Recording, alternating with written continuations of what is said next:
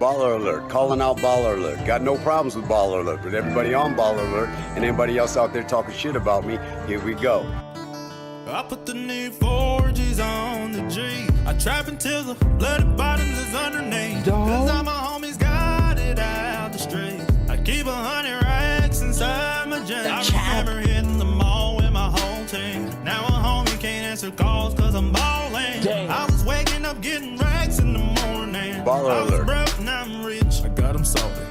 All this designer on my body got me drip drip. Sway. Straight up out the country for 1/5. If I got a Bud Light, I'm a sip. Run up these racks with my queen like London and Neil. I'm drinking. I got rich on all these homies, I didn't forget that. I had to go through the struggle, I didn't forget that. I hopped inside the Maybach and now I can sit back. These girls know me now cause I got big racks. I'm getting money now, I know you heard that. Young homie on the corner, boy, I had to serve back. Uncle fronted me some peas, I had to get them birds back. We grew up on dirty money, we gave it a bird bath. Cut off the brain, and I gave my girl a new coupe. And I'm at home now. Who knew? Baller alert. I put the new 4Gs on the G.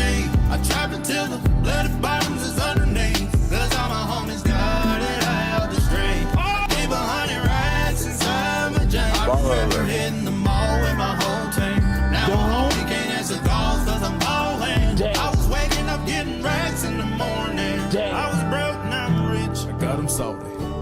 I've been waking up to get the money, whoa, whoa. Got a bad chick, a booty tatted, whoa, whoa. I'm drinking. G on my toes, twins, I'm getting them both. I put her in a new AP, that water like a boat. I was down bad on my stick, where was my brother's at? I know you turned your back on me just to get some racks. I seen you swerve back, cause I'm in a black bag. New diamonds on me, bumper flash, this ain't Snapchat. Cause I've been getting paid. Yellow diamonds on me look like lemonade. I'm drinking. Got my baby mama that new Bentayga. Tryna get a Doja like a sensei. Rolls Royce umbrellas when I'm in the rain. Yeah, man. I just mind my business. I got brothers that did the time, I ain't kidding. All these rappers just talk about it, I live it. Going up, I ain't got no sky limit. Yeah, yeah, yeah. I put the new 4Gs on the G. I trap until the bloody bottoms is underneath. Cause all my homies got it out the street. I keep 100 racks inside my jeans. I remember hitting the mall with my whole team. Now a homie can't answer calls cause I'm balling. I was waking up getting racks in the morning. I was broke, now I'm rich. I got them salty. Let me tell you something, brother. 4Gs on the G. I trap until the bloody bottoms is underneath. Cause all my homies got it out the street. I keep 100 racks inside my jeans. I'm hitting the mall with my whole team. Now a homie can't answer calls cause I'm balling. I was waking up getting racks in the morning. I was broke, now I'm rich. I got them salty.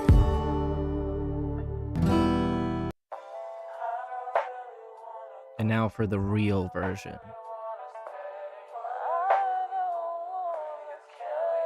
I wanna rock. Sway. Meerkat Mob.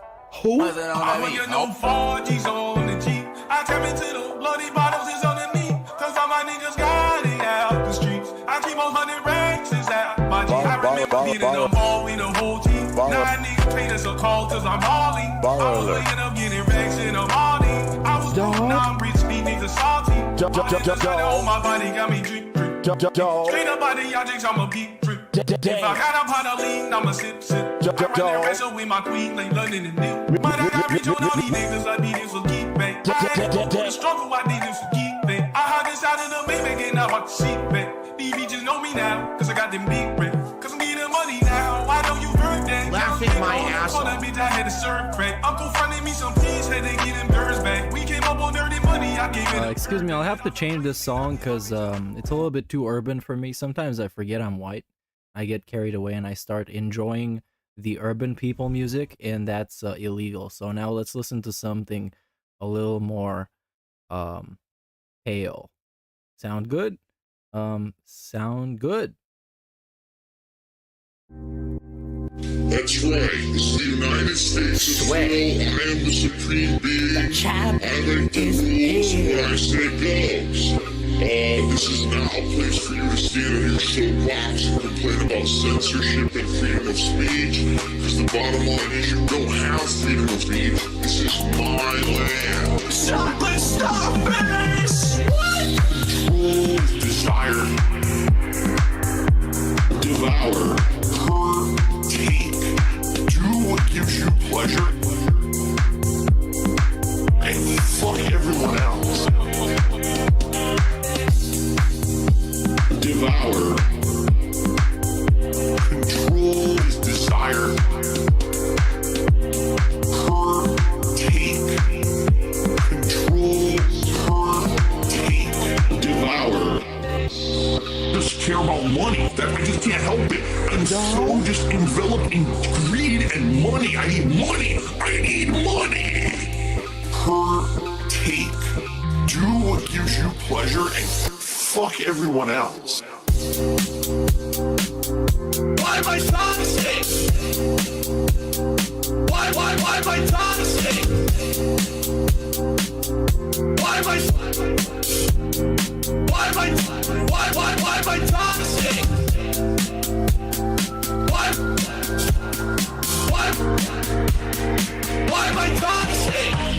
What? Control is desire. Devour. Hurt. Take. Do what gives you pleasure. And fuck everyone else. What? Devour. Control is desire. Hurt. Take. Control. Hurt. Take. Devour. What? Control is desire. Devour. Hurt. Take. Do what gives you pleasure. And fuck everyone else. Baller alert. Devour. Ladies and gentlemen, introducing the chocolate starfish! Meerkat Mob. Who? Hey, welcome everybody. Welcome to another edition of To Catch a Predator. I am Chris Hansen, and today we're gonna be catching Derek. But before that, we're gonna watch some DorkSide Phil clips. Look at him. Can you see this? Yeah, you can see it. It's on the screen. God damn it! Look at this fucking dumbass dorky thumbnail. Yeah, today's theme is dorky, I guess, or being a dork, or finding out what a dork means. But yeah, look at this fucking thumbnail. In one of them, he's literally cross-dressing, but you have the little like pixel art Ken next to it, so you can kind of tell who he's supposed to be. And on the other one, he's just like weird constipation face. Weird change my diaper vibes from this one. But anyways, let's see what clips we got to catch up on. I started up early because of that specifically, so we could watch some clips before we get into the stupidity that is the Prestream. And then we're gonna watch that, and then I'll leave. And yeah, I mean, let's see what we got. Let's start off with the dork clip first, right? I think I have it put in the watch laters.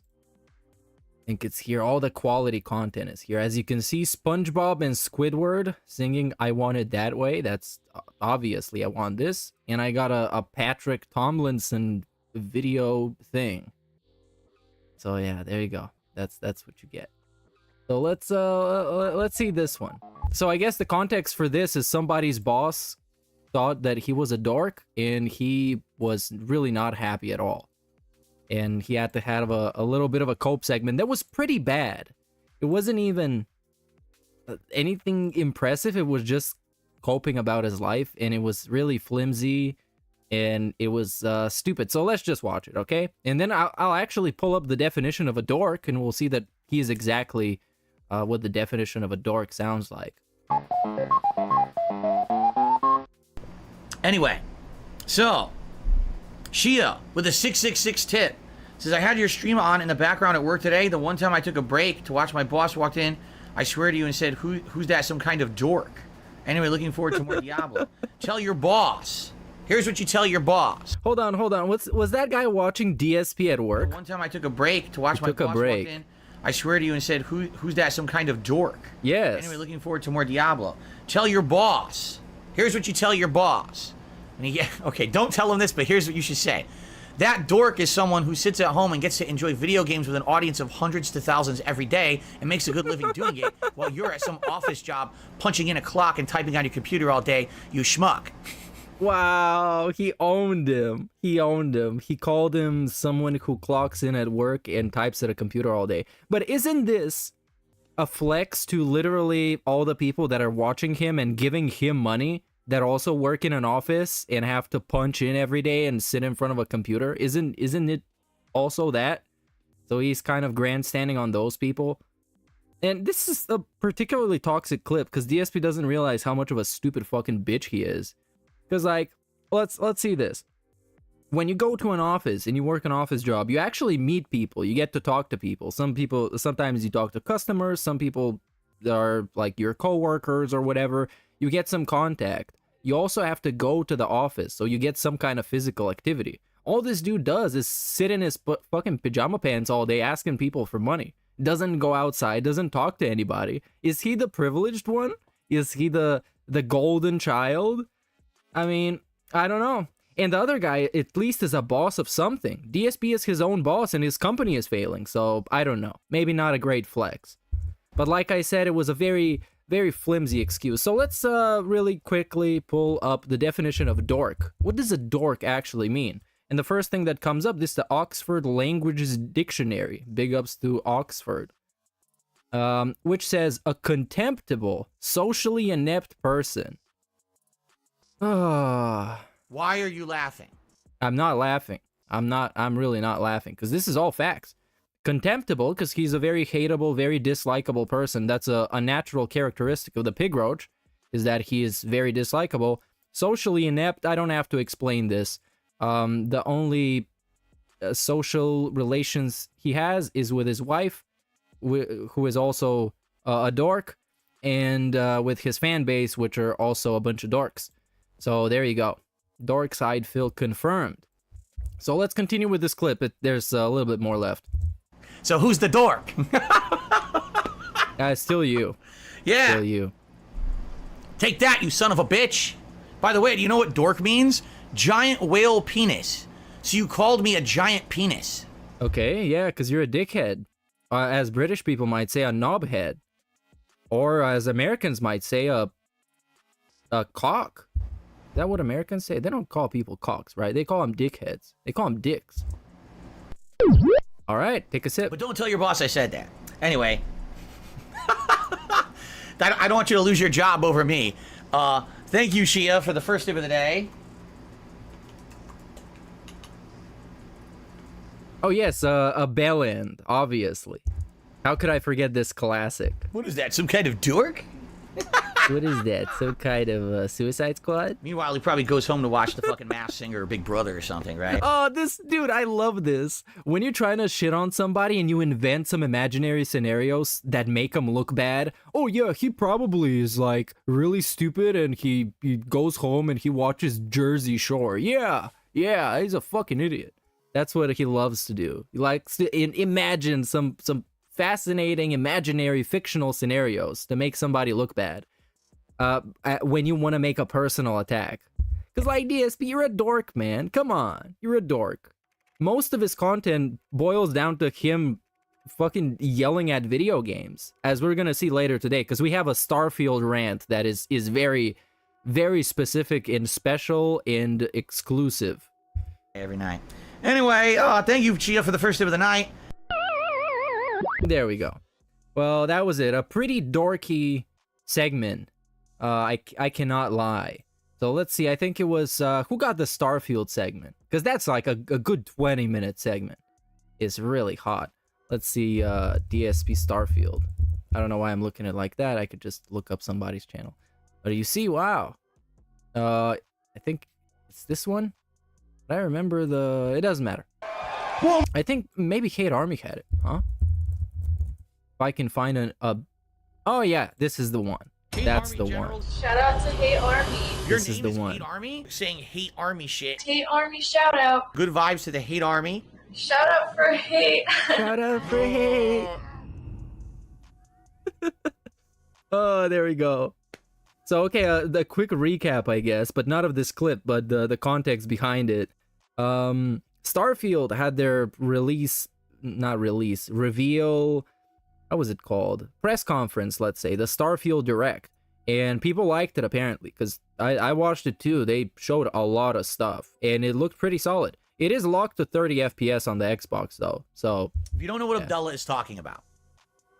But I don't know. It was a massive... I'm not pre-ordering anything, so I'll just wait to see how it turns out. 30 to 40 minute digital presentation from Bethesda, exclusively talking about Starfield. It was like a giant expose about this game. It talked about... That's not what an expose means. Let's actually look up expose. If we can not expose. Oh, there we go. A movie. Well, this is still not accurate. I know what he's trying to make. I know what he's trying to say. I know what his idea is, but an expose is a movie or piece of writing that reveals the truth about a situation or person, especially something involving shocking truths. So, you know, it's supposed to expose something, not, you know, showcase. Combat. But okay, I guess Mr. Valedictorian, he knows. Who am I to tell him? The shipbuilding, the crew building, the shipbuilding, elements, the action elements, the space exploration, the space combat, taking over ships in space. It talked about everything, okay? But the one thing they didn't talk about was the frame rate, because the entire presentation seemed to be running at 30 frames per second or lower.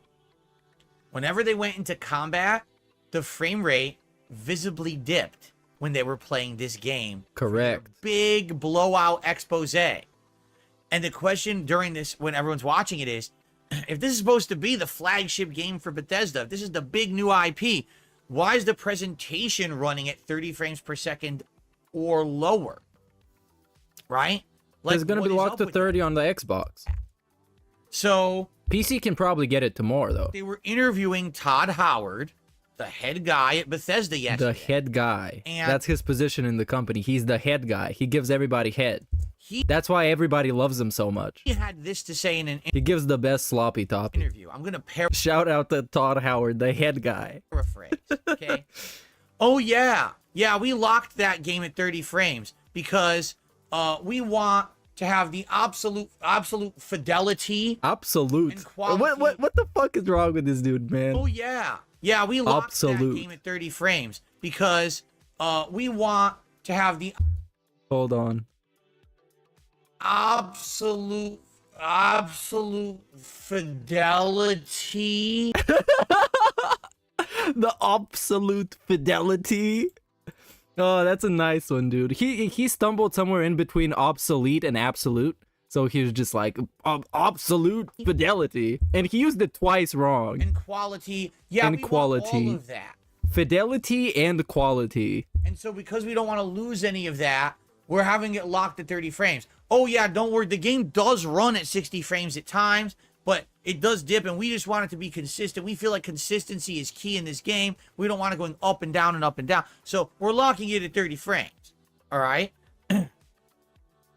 And the hilarious part about that is... Are you going to laugh? Immediately. Is it really funny? The Bethesda Fanboy Defense Force goes into effect. They come out of the woodwork. Oh, it's because the world is so big and there's so many... Yo, what's that massive pimple he has on his fucking chin? It looks disgusting. Elements in it. And must be because he's dirty as fuck. Did you see? And there's also some... Hold on. We're getting face analysis here. We're turning on the advanced detractor face analysis technology. It also runs in 30 FPS. So, yeah, give me a second here. Look at here. Here we got a absolutely repulsive pimple. And on the other side, like right under the ear, we got a massive red spot. I have no idea what this is, but it's probably facial gout. Big ups Ferengi Phil and Tushar for the subs. Because the world is so big and there's so many elements in it, And because, did you see the sandwich hoarder scene? So there's a scene where there's a woman who says, I like to go to spaceships that I've taken over and I steal the sandwiches off the ship and I bring them to my ship and I have a pile of sandwiches in my storeroom. Okay. As like a symbol of my conquests of enemy ships. I just pile sandwiches. Yeah, they're quirky people like that. I thought it was cringy, but there are people that just have fun like that in video games. There's nothing really bad about it. Big ups Andrew for 15 months who said, sups. What's up? On top. Mahomes? And the hilarious part is they're saying, oh, see, because this game is tracking each innocuous sandwich item. They got a sandwich tracking system, according to DSP. You can keep those sandwiches in there, they don't disappear. That's why the game has to run at 30 frames. Because if it ran at 60 frames, it couldn't handle that. Okay. What's the clown mode for?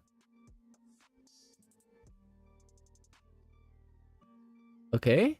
Are you gonna say why that's invalid? Or are we just gonna make a weird face and move on? I guess we're just gonna make a weird face. Okay.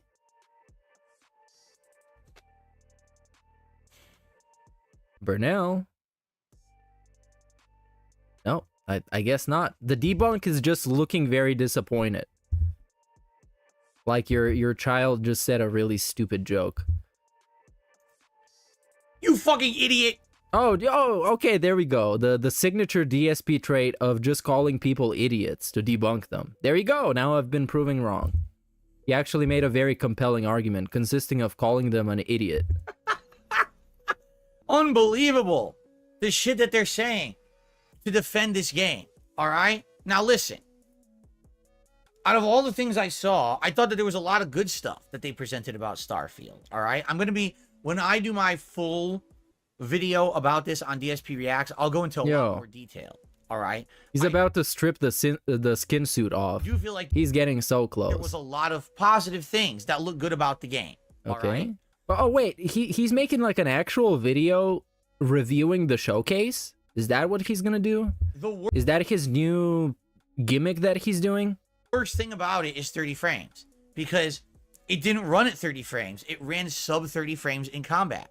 What this tells me is that they pumped an incredible amount of stuff into the game and never bothered to figure out if their graphical engine could handle it. And it can't.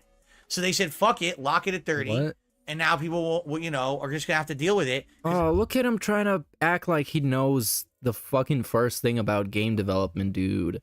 And look, I would rather it ran on 60 frames on console. I think it's about time that all games can run at 60 on fucking console. I think it's about time. But again, I don't really know why it doesn't run at 60. And I definitely know that he doesn't know. But out of all of us, he's the one who thinks that he knows. I guarantee you, the parts that run... He's very confident that he knows. 60 are probably like you're sitting in a room by yourself, picking your nose, right? Reading a data log off the fucking screen, then it runs at 60. But the moment you're stepping out into the open world and there's combat and there's stuff going on, I guarantee you it dips. And it's the graphic engine. It can't handle it. It's the graphic engine. There you go. We've been proven wrong. It is the graphic engine. They're, you know, again, they're throwing in the towel. Again, here we are. And they gave up. It's 2023. We've got these current gen consoles that we know are capable of amazing, smooth 60 frames gameplay because we've got tons of games that run at that. But some of these big AAA game devs can't be bothered. We can't be bothered to have our big AAA game run at the frame rate everyone wants as the standard. Well, then I can't be bothered to say that your game is going to be good because I don't know. I really don't. I'll be honest. Yeah, if I was going to pay for this game, $70, You're gonna do it anyways, Phil. Let me break that to you. You're gonna do it anyways. I'd be pretty fucking pissed if I was paying $70. You will pay $70 and you're gonna be pissed. And you're gonna complain about having paid $70. So this whole rant only makes sense if you're not gonna buy the game. For Starfield. And you're gonna buy the game. And you were telling me it's gonna run at 25 frames per second or 20 frames per second during combat. I'd be like, oh, unless it's on Game Pass. Is it on Game Pass? That's pretty weird. I'm gonna get it for free from the internet because I don't trust Bethesda. You're out of your goddamn mind. There's no fucking way. Oh, it's gonna be on Game Pass. Ah, come on. That's a good, nice rant about him spending money that's not gonna happen. Come on. You buy that. But here's the thing. It's a Game Pass game. So, because it's a Game Pass game and no one's actually going to buy the goddamn thing, we're all just going to use Game Pass, you know. Now, you're like, well, I guess it's a pass, right? Well, I don't know. Yes, it's a Game Pass. You know me.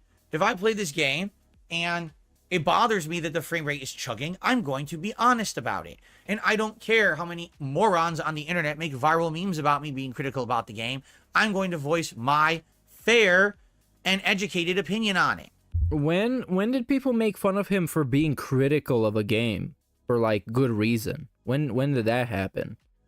Is he talking about the Zelda thing when he went viral on TikTok? Because I know there's a clip of that. I'm definitely gonna be watching that one. A AAA game from Bethesda in 2023 should not be running at I love, dude, I love this new DSP gimmick that he pretends like he's not going to talk about any kind of drama, but then it gets bottled up inside of him because he doesn't know how to let go of things. He doesn't know how to get over things. So you get him like a week before he starts addressing stuff, and then you can see exactly what he's talking about. You can see exactly what pissed him off so much. It's ridiculous. He's so hurt from shit like this. It's crazy. Sub 30 frames per second at any fucking time at all. There is no excuse for it. If it can't handle it, then downgrade the game. Maybe you went too far. Maybe you went too extensive. Maybe you delved too deep into the realm of something that you can't handle. Then fucking downgrade the game so it runs at fucking smooth frame rate. You can't have it both ways. You know what I mean? You know what they said? The dwarves dug too deep and they unearthed the fucking Balrog. Well, maybe they fucking unearthed the Balrog. Balrog. And they fucked up. Balrog? Bro, can you pronounce anything correctly? They gotta rebury the Balrog. The Balrog.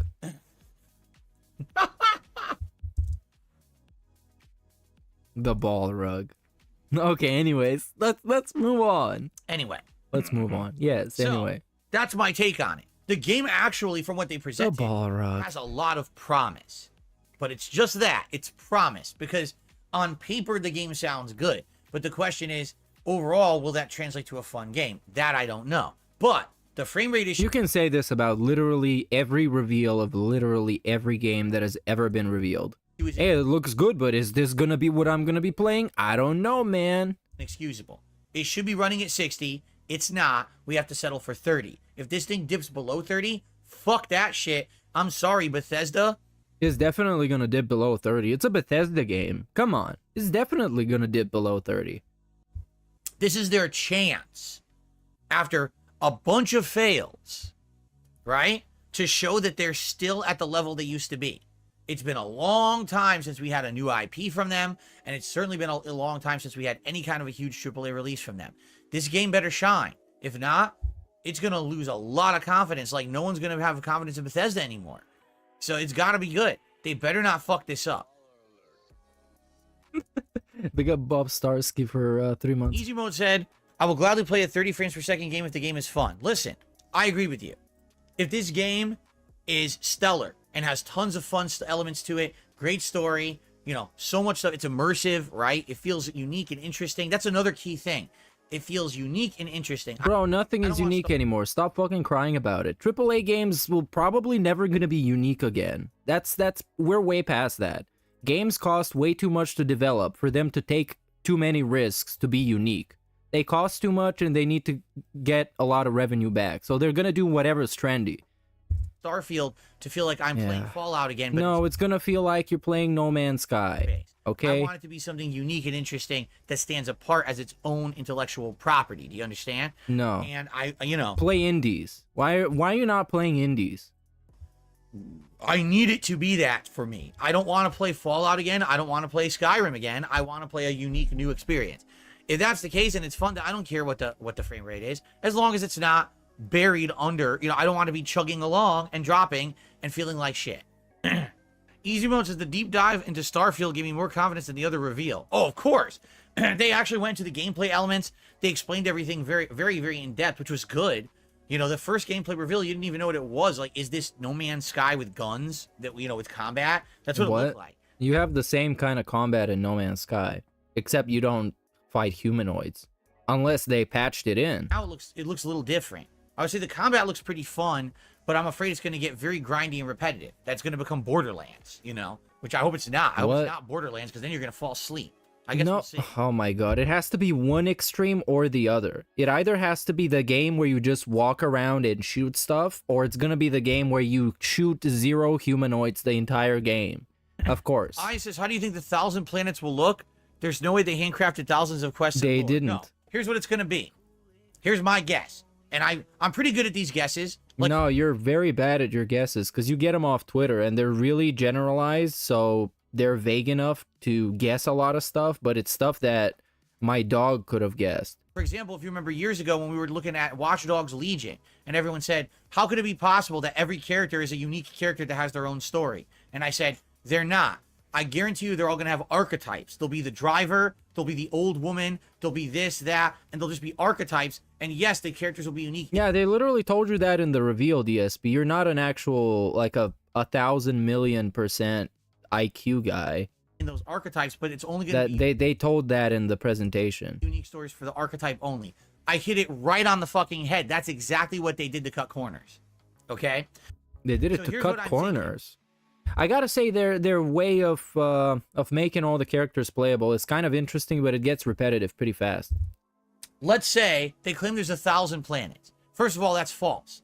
There's probably going to be a bunch of major planets, and then there's going to be moons or asteroids. But they're still going to count those as planets. Oh my god. Semantics guy. Does it really matter? Are you going to go to 1,000 planets in a video game? Are you going to go to 1,000 planets? As long as it's something that's landable and interactable. It's landable and interactable. They should hire this guy as, I don't know. I don't know. They say it's a planet. I don't know. A lab rat.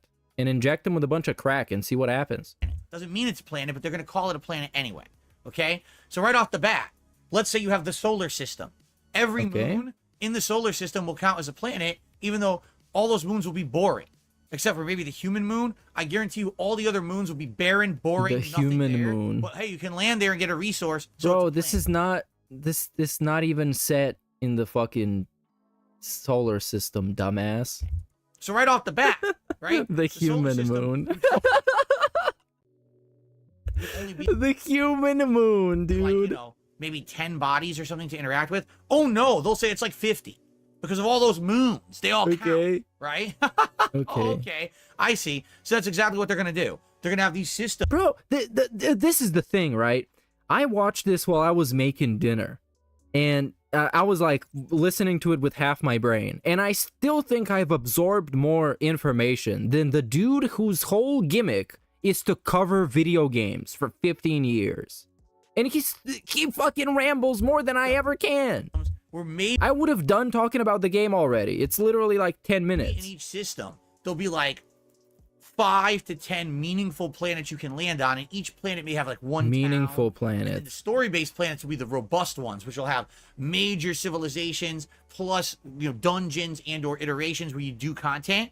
But I guarantee you that each planet, we have one thing to do on each, and then all those other things out there will just be for mining and or resources. There's absolutely no fucking way that there's 1,000 unique planets with things to do on them. That's nuts and ridiculous, and it's not even realistic, but it's their fault for saying it the way that they did, right? They just shouldn't say planets. They're not planets. They should say bodies. Like, you can land 1,000 places in the game, but by the way, probably only maybe 100, if that, will have anything meaningful on them.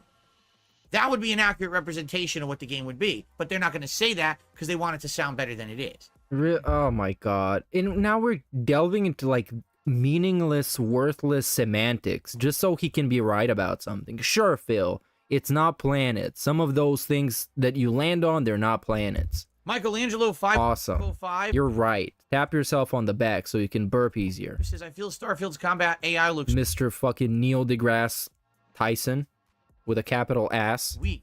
Should be the last priority these days in RPGs. They also mentioned they're using a new animation system. This might be a shortcoming. From all they showed, the enemies look terrible. Like, the enemies look incredibly generic. Nothing unique about them whatsoever. And they look like they just stand around. Right? Like, everything they showed to the combat. Yeah, the AI of the enemies looked really bad. Big ups VLX for 4 months. Alien pretending to be invested in the Bethesda games. He is pretending to be because he has to be. That's his job. It's his job to pretend to be invested in stuff, and he's terrible at it. Oh, well, I like to use my jetpack and fly above the enemies and throw mines down and blow them up. Okay, why are the enemies just fucking standing there? Because the AI is bad. They're using the same AI from Fallout 3. Right? Oh, I like to run in with my fists. Okay, why is the enemy just standing there while you punch it? Because the AI is bad. Hopefully that's not the case. Hopefully you're not like the $6 million man and you're super fast and you're running through and you're the only one with all these abilities and everyone else is just a fucking dummy that you shoot or kill instantly. I hope not. The other thing, and I'm going to be abundantly clear about this one. When you're in space, it's going to get very clear, right, dude. What's the one interesting thing about the possibility in outer space that's interesting that you think you'd want to be in this game? Black holes. Aliens. Oh, aliens. Alien races. Other intelligent life that you find yourself opposed fighting. So far, all they've shown are animals, like wild animal creatures. They haven't shown any intelligent life to fight against. It's all humans in space. I think that's going to end up being fucking boring. Because again, it's going to be like Fallout. Like, you're in fucking space. There absolutely better be aliens in this fucking game. If not, I think you missed the mark. You know what I'm saying?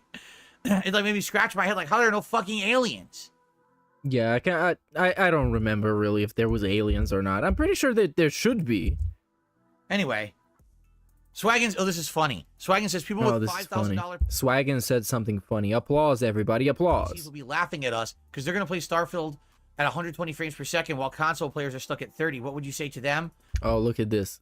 Get a load of this smugness, dude. I would say... Smugness. This is exactly dork behavior. Dork behavior. Hateable, asocial person. Equals dork. Equals DSP. Good luck. You'll need it. With the track record that we have seen with launch PC games in the last couple of years, I'd be very excited to see if you're going to get good. I'd be very excited. Another fucking mess at launch. That's all I'm going to say. Grim Ripper. Very fucking nice. Did a $2 super chat. Says, when I saw... And the thing is... fuck this. I pressed it accidentally. The thing is that there's a pretty high chance that he's going to be correct, knowing that this is Bethesda. So yeah. So yeah, let me find out where I stopped. Let me just click at a random spot. The enemies look terrible. Like the enemies are intelligent. The track record that we... There we go. Grim Ripper did a $2 super chat. Says, when I saw Starfield, it looked like No Man's Sky. I'll tell you this, absolutely. The planet exploration looks like No Man's Sky. But I think the reason is... When was the last time you played No Man's Sky, DSP? At launch? Yeah, it's very different now.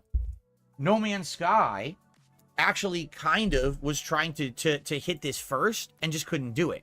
Like, No Man's Sky was ambitious. No Man's Sky wanted to make Starfield, but it was made by an indie dev team. As we saw, you know, when I did the big Internet Historian React 2 months ago, and it went through the history of No Man's Sky. Oh, yes. He watched the YouTube video about it, so he knows it all. And all of that, and it showed that Sean Murray was someone who was ambitious, but just didn't have the means to do what he wanted to do. I think they wanted to make this game.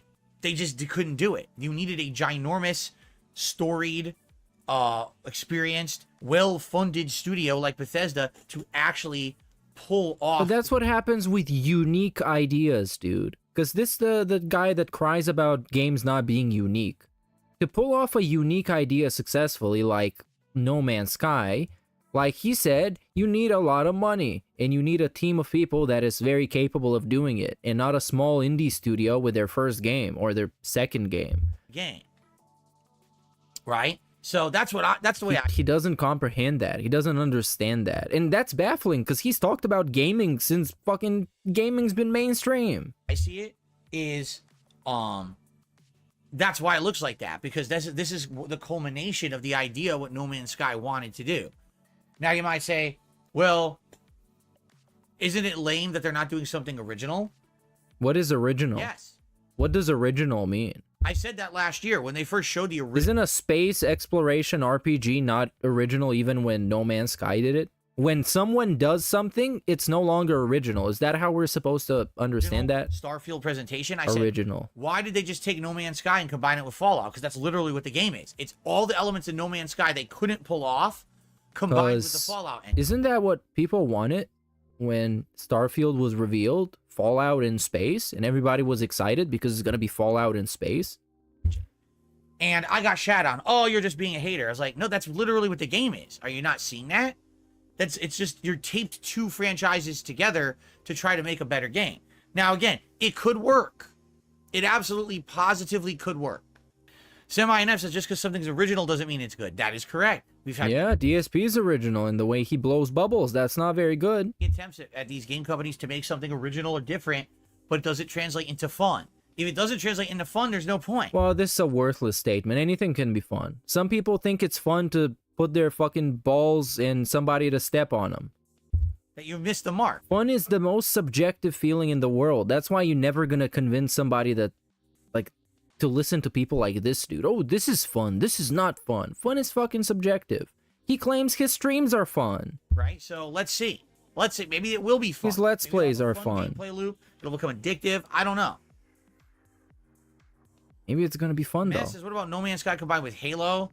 I'm not reading Halo is just a first-person shooter. It doesn't have any RPG elements or anything. This game is definitely Fallout. You can tell just by watching it. They took Fallout 4 and they combined it with No Man's Sky. CD says, I feel like the last good Bethesda game was Skyrim. What do you say to that? Well, if you got to look at the games they pumped out. So there was Skyrim in 2011. Big ups Michael for the sub. Then there was, I want to say, was it Elder Scrolls Online was the next one? They didn't develop that, did Fallout they? 4, and then it was Fallout 76, right? Right. You gave Fallout 4 a 9.75. Don't forget about that. There was 4 zillion expansions. It was 0.25 away from what DSP would call being flawless, because a 10 out of 10 game for DSP is a flawless experience. That's his standard. When he gives something a 10, it's flawless. It's perfect. Because that's how he thinks games are rated. For Elder Scrolls Online and Fallout 76, right? And that's been it. They haven't actually had like a major release in many, many years. Okay. Right? So, are you going to answer the actual question, though? Is Skyrim the last good Bethesda game? a point.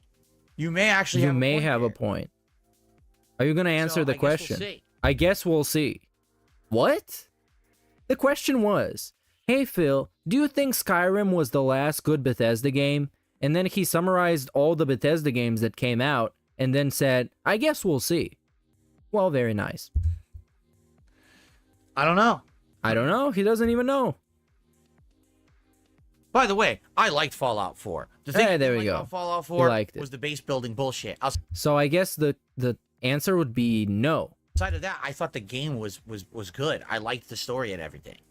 A lot of people didn't. A lot of people hated that game. I thought it was decent.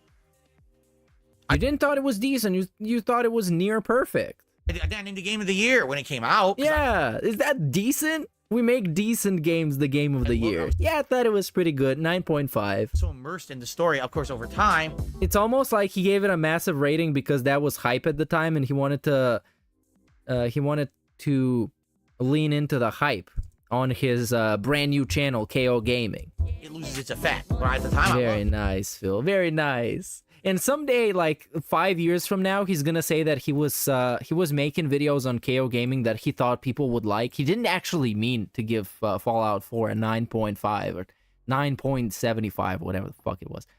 Anyways, now there's this new thing that he does, which is in Street Fighter 6. He stopped playing competitive because it was too competitive. That's what he said. That ranked, the competitive mode, it's too competitive. And people have been learning a lot. And they're better than him, and his win-loss record has become very bad.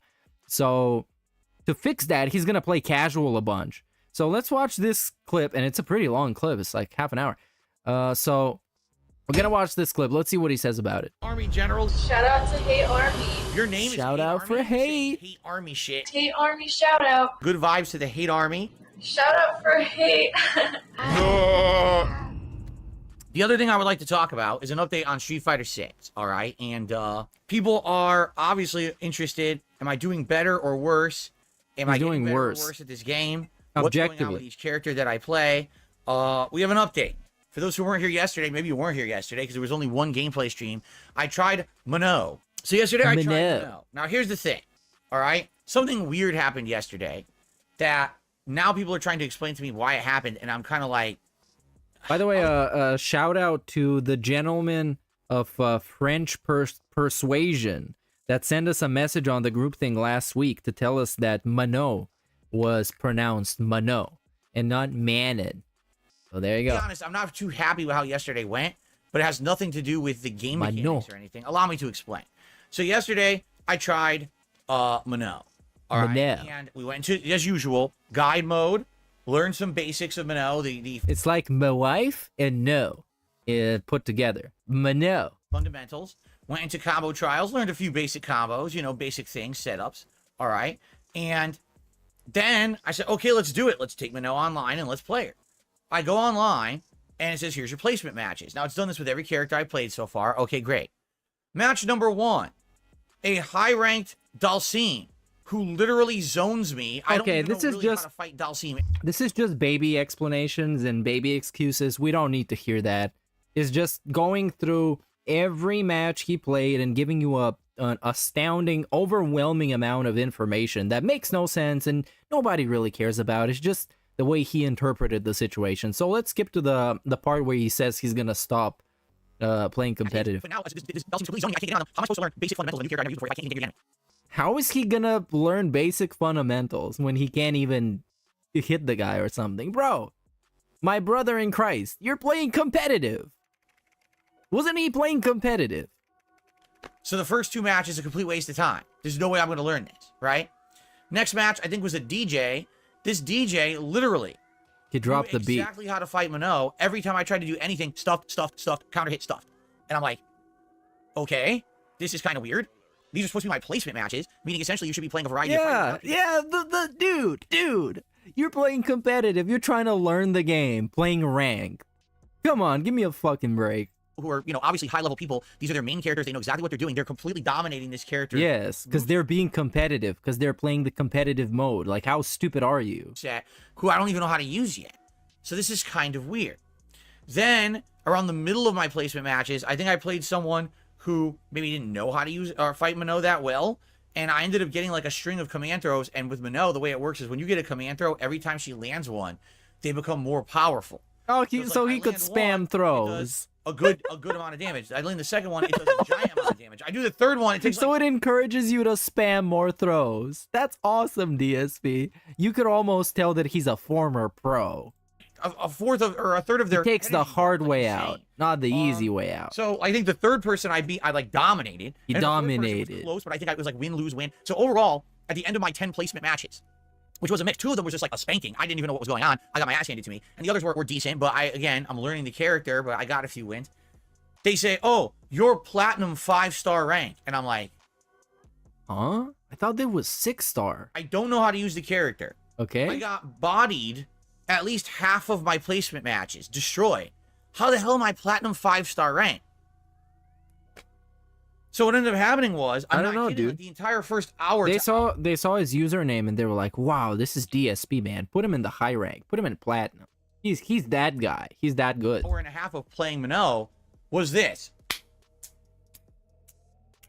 I go for a setup, they neutral jump right out of it, destroy me. I go to grab, jab, jab, jab, beating everything. And what I ended up finding out was a couple things. First of all, there's a few factors here, all right? Here's factor number 1. The game's been out a week and a half. Okay. And this is the difference in the modern era versus back in the day. Oh my god. To be released as new releases. No. Please don't go back in the day. I'm gonna fucking kill him. I'm gonna go to Renton and I will give him a nice kiss and then fuck his wife. Back in the day, you didn't. I'm kidding. I would never fuck his wife. Have people who were so obsessed with these games that they microanalyzed and. Bro, I'm gonna microanalyze the shotgun.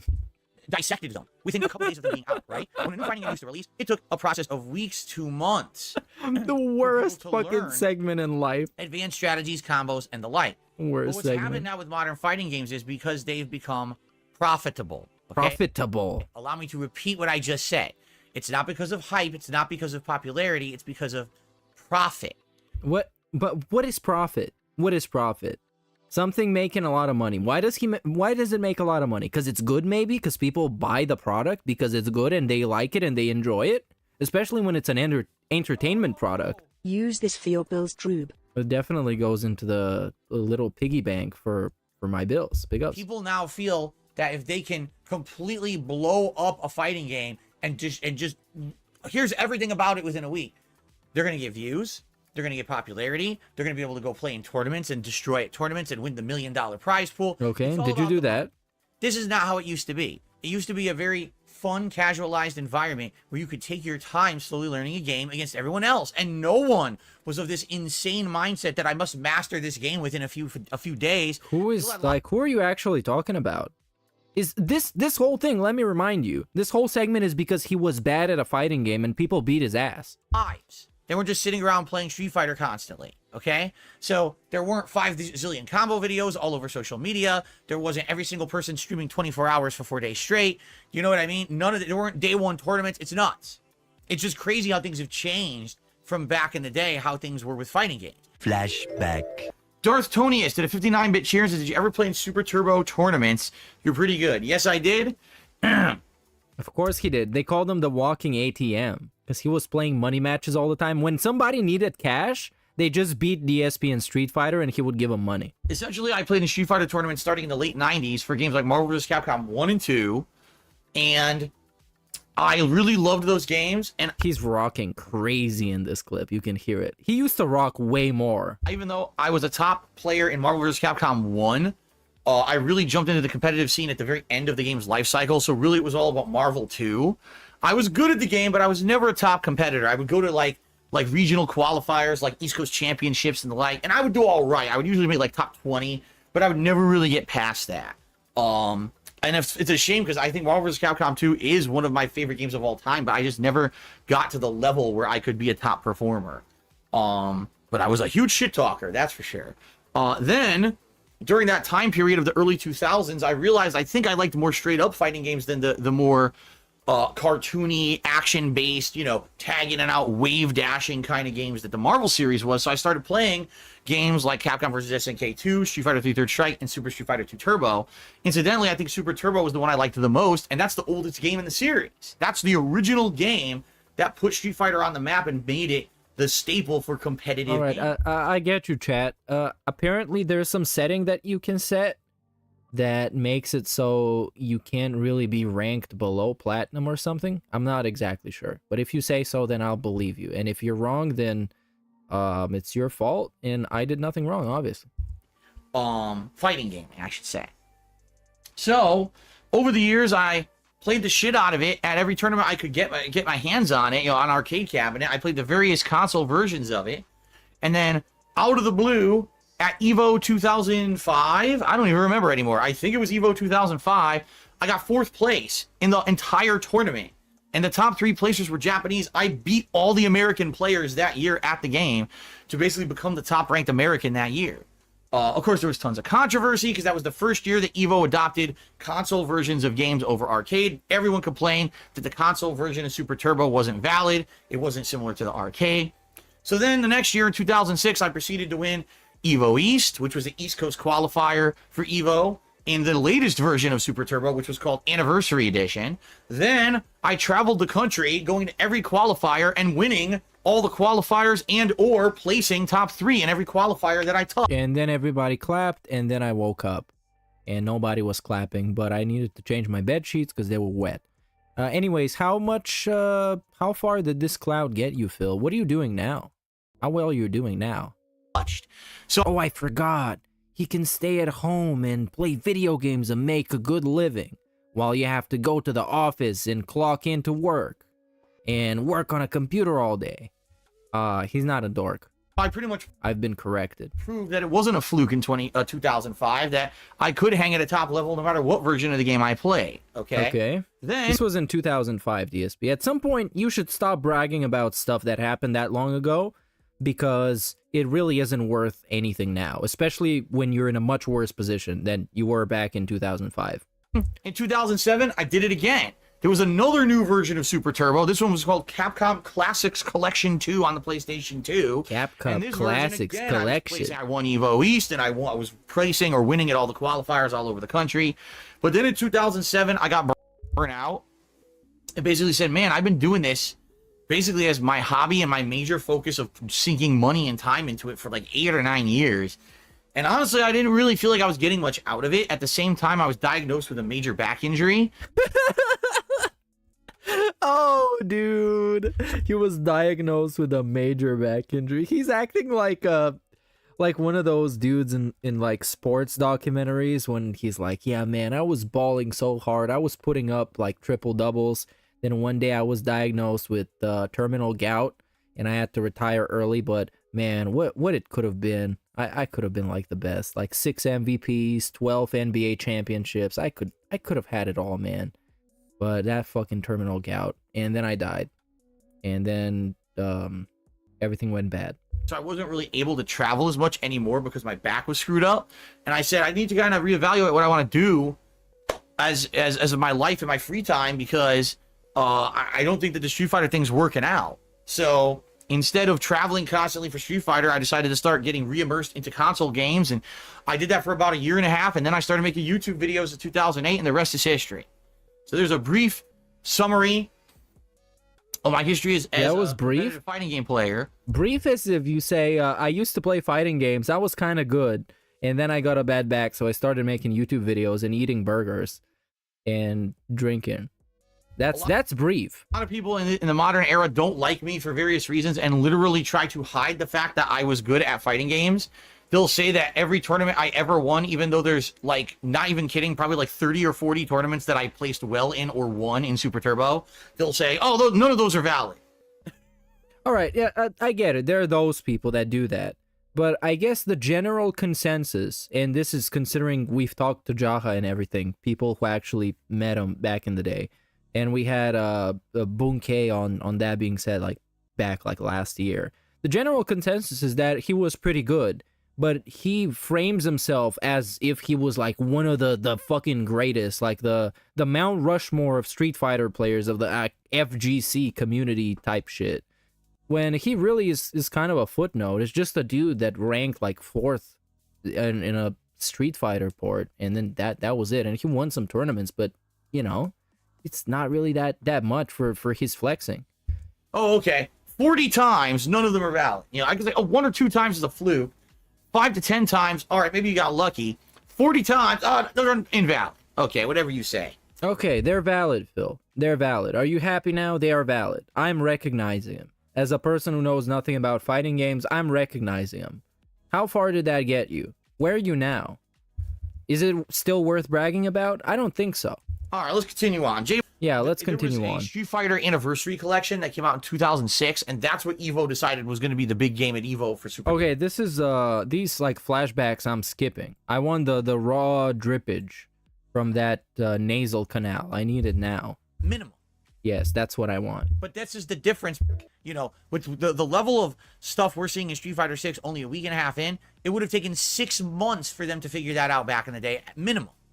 But that's just the difference between. Wait.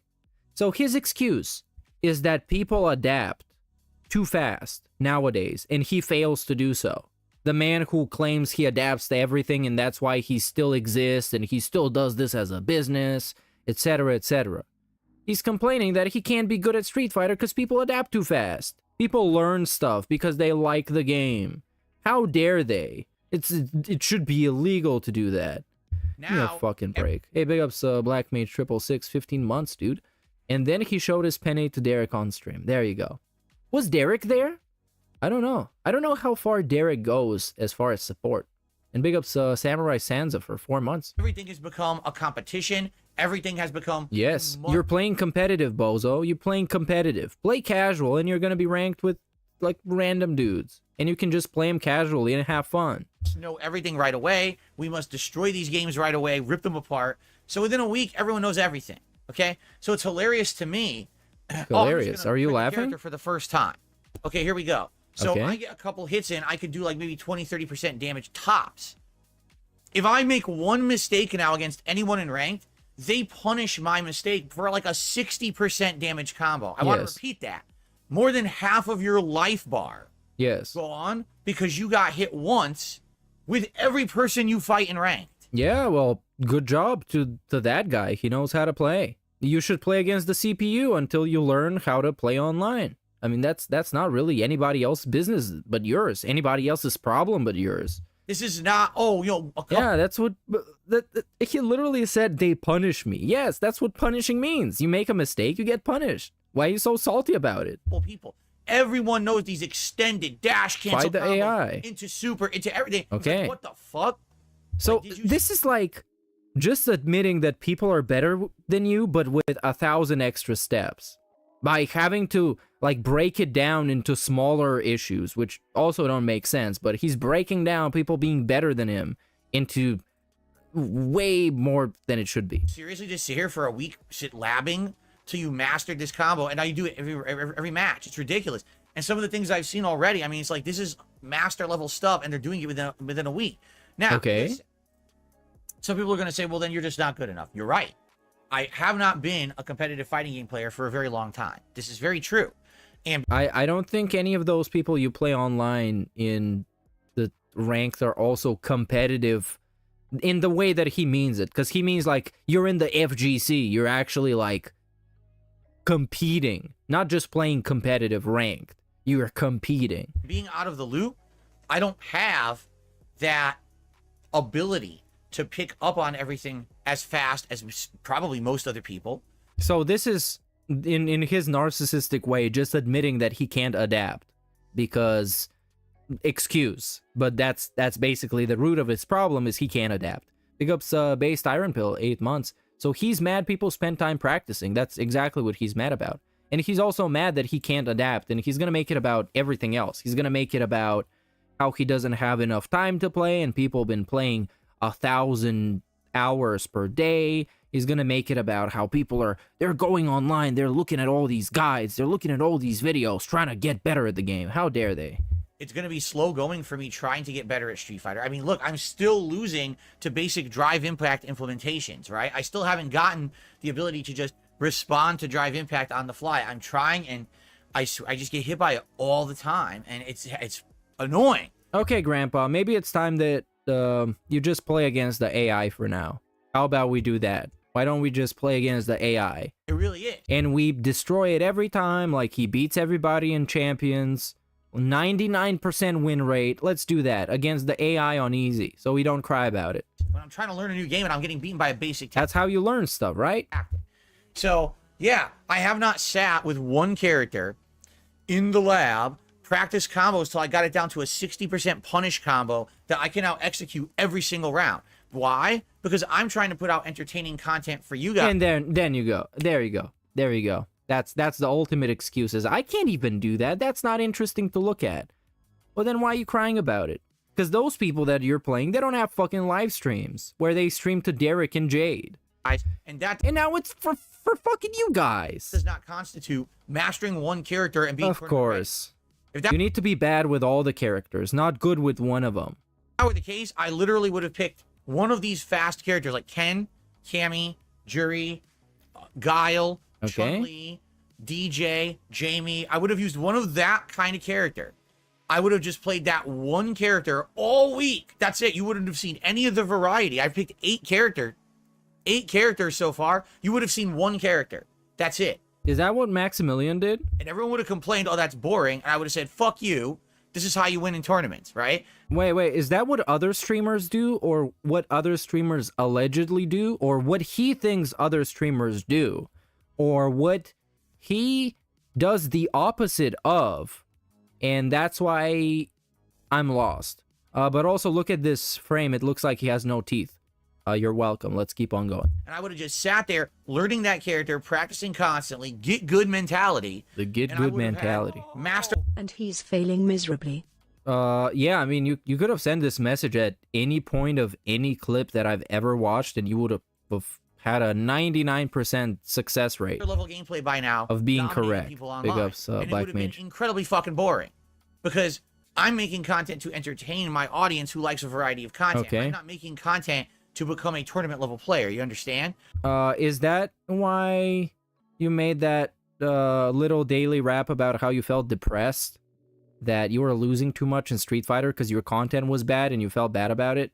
Yeah, that kind of sounds like it. I easily could have just sat there and played with the same character over and over.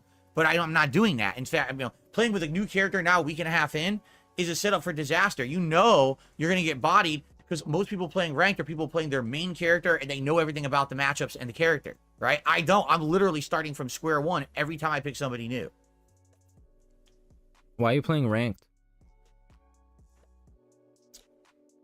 So, that's number one. I think me using a new character at this point, we're going to see me getting spanked a lot until I learn the basics of said characters. I'm pretty sure nobody else but Derek is here for that. I don't know how I'm going to hang when I don't know even setups to get to a point where there's a neutral... Okay, so the too long didn't read is that he's bad at the game. And it's nobody else's fault, but the fault of the viewers because they want to be entertained, and he tries to make entertaining gameplay and content, and that's why he's bad at the game.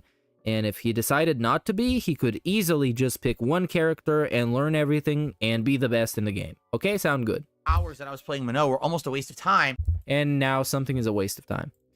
So let's see him spending some more money at the game. Shout out to Hate. Shout out for Your Hate. name is Hate Army? You're saying Hate Army shit. Hate Army shout out. Good vibes to the Hate Army. Shout out for Hate. Hey, oh, you beat up the shopkeeper. Fuck him. I actually leveled up. Now, do I have points that I can put into my character for leveling up? Rewards? Oh, guys, this is the new fighting pass that just launched today. Let's keep buying a fucking battle pass. There's two versions of it. There's the free and there's the premium. Come What I'm trying to on. figure out is, if I wanted to buy the premium, how would I do this? Purchase premium pass. Laughing my ass off. Use Come on. fighter coins. Oh, God.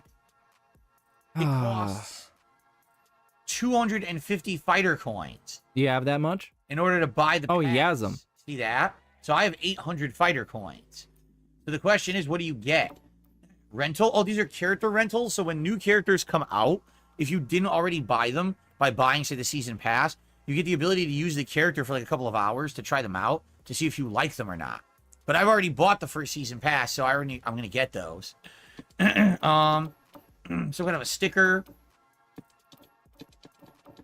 What is this? New frames for the in-game camera. New titles you can assign via battle settings, like Alluring Mermaid. Here, an emote. And avatar clothing. It's a freaking rubber duck floaty thing. Here's the premium stuff you unlock. So here you unlock fighter coins. See that? Okay. Wow. Did he put in more money in the game, or he just spent the money that he already got? You actually unlock 100, I think he has those coins already, because he bought that big pack. 70, 80, 90. You'll unlock 250. Wait a minute. So if you buy the premium pass, but you complete it, you actually get your coins back. So it's basically free as long as you No, it's complete not it. free. I guess the question is, how do you complete it? Challenges. Is this it here? Dude, Visit it's free. Battle Hub, have one Battle Hub match. Oh from a my god, cabinet. this dude. Win 3 Battle Hub matches from a cabinet. Land assisted combos. Dude, it's free. View 1 tutorial. Now, this is just what you got, right? And these you get by playing the characters. See, you earn as you play the characters. Like Manon, I got this yesterday. Or Mano, excuse me, I got this yesterday. The Kudo points. So, it doesn't really explain how you earn Yeah, this, just does buy it Is already. it really saying You how want to buy earn it. You're not a free type of player. You're a premium type of player. Come on. You know you want to get it. You know you want to buy it. You know it's good. Come on, man. It's good. So good. Is it kudos? It's kudos. So as you play the game, you'll Come on, you'll man. Please earn buy it. kudos Please. Get it. naturally. And how long do we have? If I buy Please. this, how long do we have to complete it? Until July 2nd. Well, I'm gonna be playing Street Fighter 6 a lot between now and July 2nd. I'm gonna be doing several. It seems like every time I play a character, I earn like 1,000 kudos. How many? Yeah, is the dude. max? We Like 10? know you're gonna get it. Okay. We know you're gonna get it. I think I would make it. What do Come you guys on. think? You think I would make it? You think we should experiment? What do you It looks guys like you get some think? interesting items. You get avatar items. Did I buy the microtransactions? What do you guys Look at think? this. You get a pair of like swim Wow, you get awesome rash guard bottoms for somebody. trunks for your avatar. Swimming trunks. When you go swimming in the video game, you can wear them and look great. You get Blanca icon. Yeah, look at this. You get a Hawaiian shirt. Wow, it's a Hawaiian shirt. Look at Oh, that. that's a Blanca shirt. Whoa, it's a I hate Blanca when shirt. this pig says you see.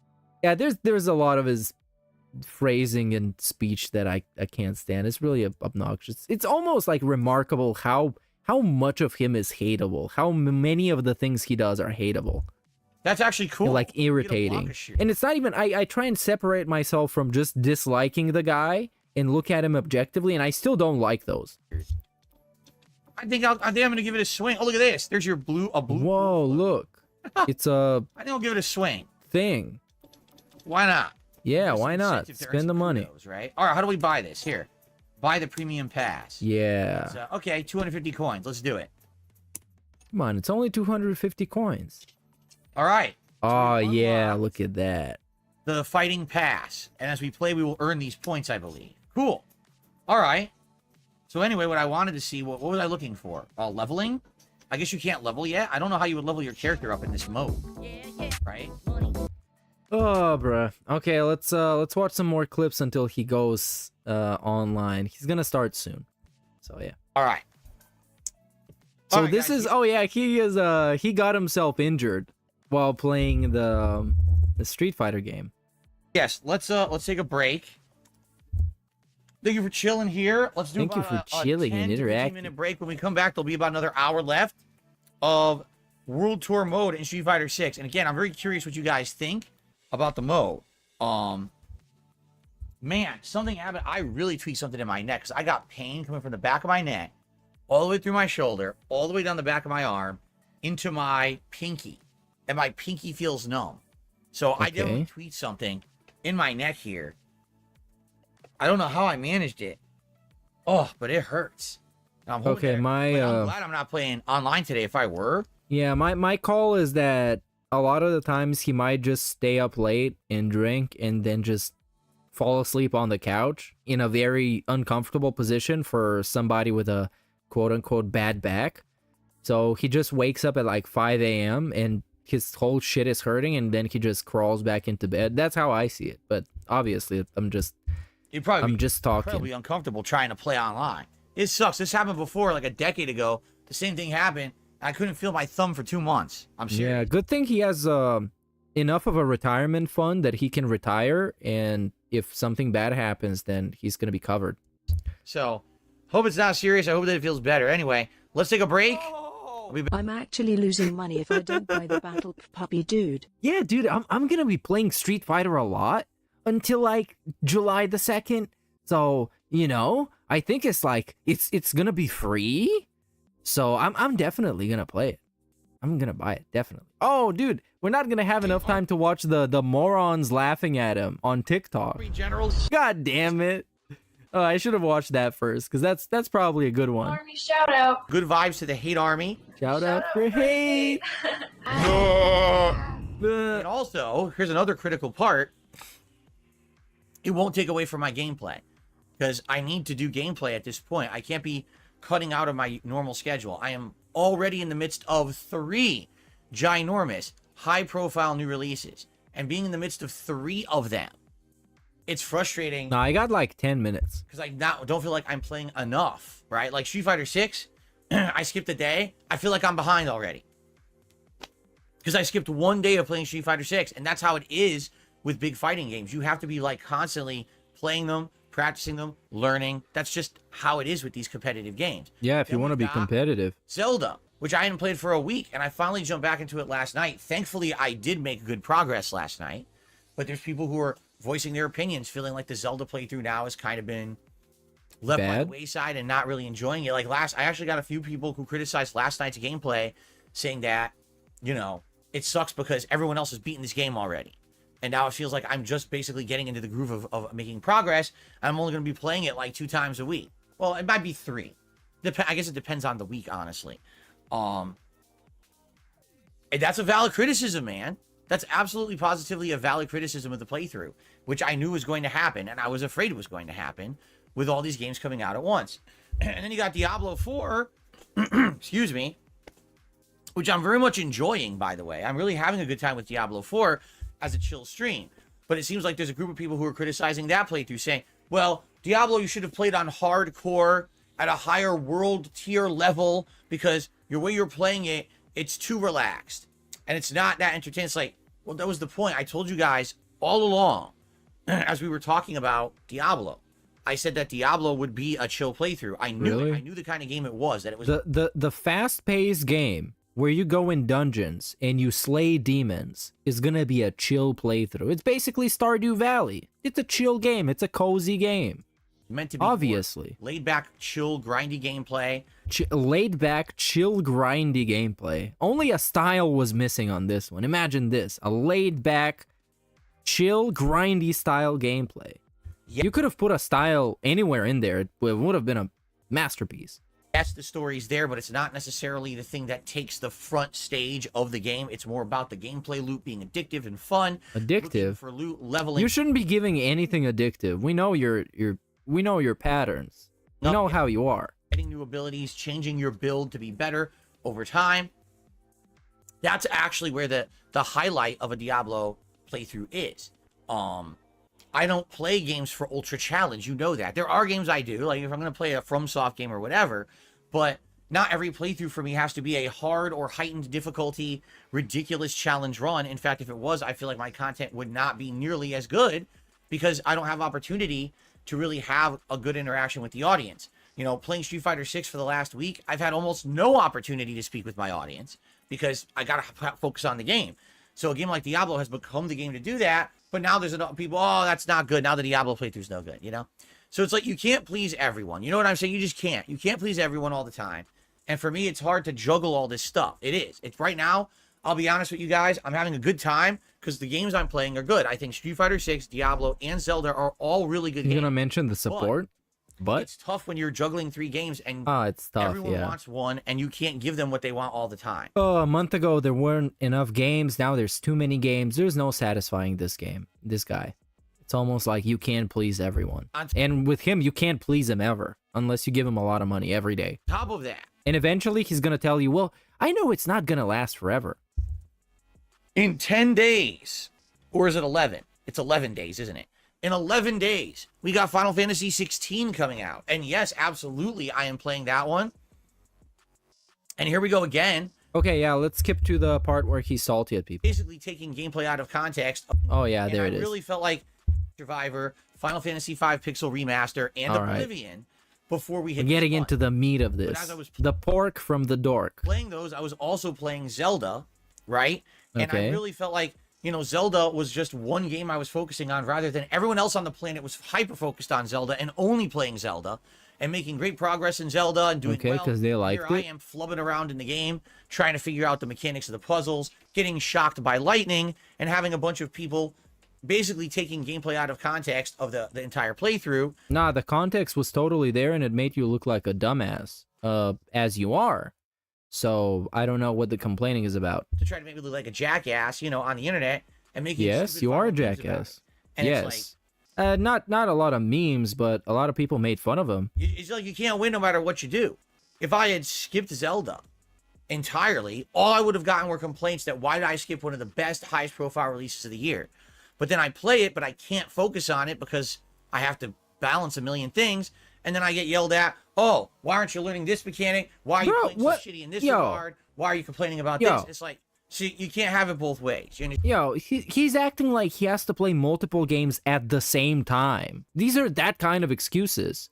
And also the snort sacks in this pause are immense. Like, look at the one on the right. Holy shit. What the fuck? But yeah, he's talking about it like he's playing Zelda, and at the same time, he got a new console and a TV where he's playing Diablo, and he constantly switches controllers. You can't think of 3 fucking games, like playing them like one after the other every other day? Understand, like, come on. That's a ridiculous excuse. Ridiculous. It really can't, and that's the problem. It seems like everyone wants me to be playing these games at some kind of a high level. No, it's not. The thing that they made fun of him for on TikTok was him wearing an armor that was completely made of metal and riding around on his horse in a thunderstorm where the thunder hits you, like the lightning strikes you, and it hurts, right? Because he's made of metal. And he couldn't realize that, and he was making a bunch of complaints about the horse, about this, about that. And all kinds of like normal, average gamers and average Twitter users, TikTok users, they saw him and they're like, this dude is fucking stupid. They're not expecting him to play at a world-class level. They're just laughing at him missing such basic shit in the game. And doing well, and if not, time to make fun of him. Well, yes. I can't do everything. That's your whole thing, man. That's your whole thing. I'm sorry you don't want to embrace it, but you can run away from it. Him running away from the fact that everybody is just trying to make fun of him, and that's the only way they can get entertainment out of him. Running away from that fact, it's not really doing him any favors. It never has. It only nerfs him and makes him more salty. For everyone. But that's totally fine with me. That makes him even funnier. I can't please every person. I can't play every game. It's tough right now. It really is. Like, I'm happy that we have so many good games to play. I just wish we didn't have them all at once. What happened to the first 4 or 5 months of the year? I mean, just think about it. In the first 4 or 5 months of 2023, we had Dead Space Remake. That was it. But instead, I mean, last night, I'm in the Goron Village in Zelda. So, quick recap, because anytime now he's going to go live. He is salty that people made fun of him on the internet for being bad at video games because there's too many video games that came out and he's playing all of them at the same time. And he can't focus on one, so he forgets mechanics. And then he makes a fool out of himself and people laugh at him. And they shouldn't be doing that because he's just doing his own thing. He never did anything wrong. He did everything correct. Why you can see the pot? Because you're not playing Street Fighter 6, Diablo, and Zelda all at the same time. You have one mindset of just playing Zelda. You know what you're looking for. Like, in your mind, you know what the pot looks like, and you know exactly what it is on recognition. For me, I'm playing so much shit at once, I don't even know what the pot looks like anymore. I've forgotten what the cooking pot looks like. He doesn't even know how it looks like. So I'm running around town. Well, maybe... doesn't that mean he's ruining his own playthrough? Isn't that what it means? Because then when you're doing too many things at the same time, eventually you do all of them sloppy. So then his Diablo playthrough is going to be sloppy and people are going to complain that it's on a too low difficulty.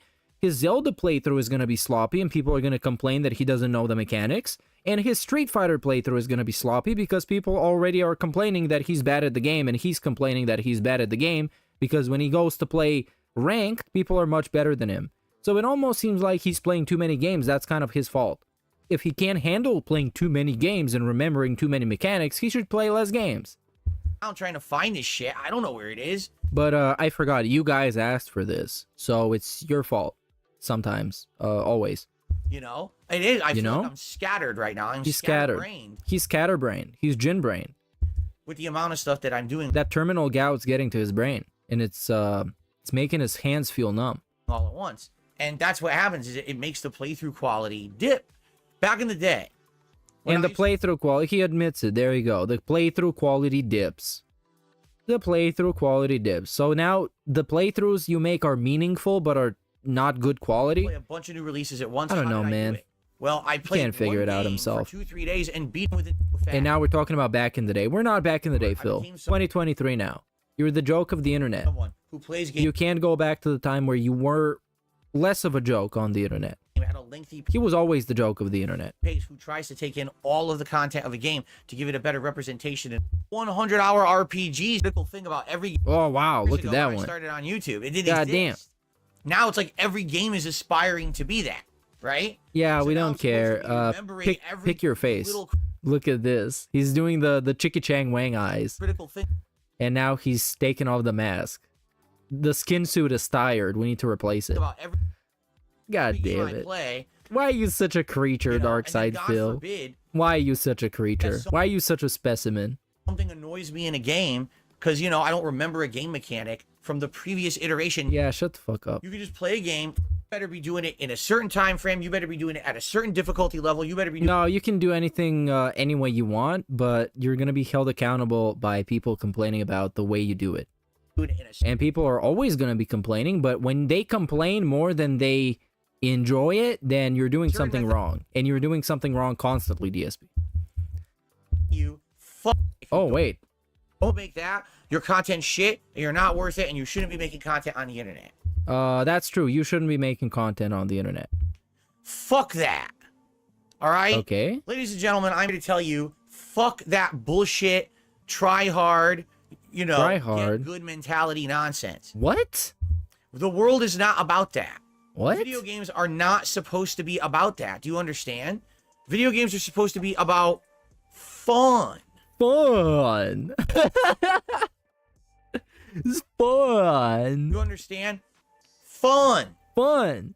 If you're having fun playing a game, it doesn't matter if you're good or bad. It doesn't matter if you beat it in this amount of time or this amount of time. If you do all the content or 10% of the content. As long as you're having Bro, he's making straw men. That's what this is about. For people in chat being confused. Why is he so angry all of a sudden? Because he's making up a straw man. He made up this straw man imaginary fictional character.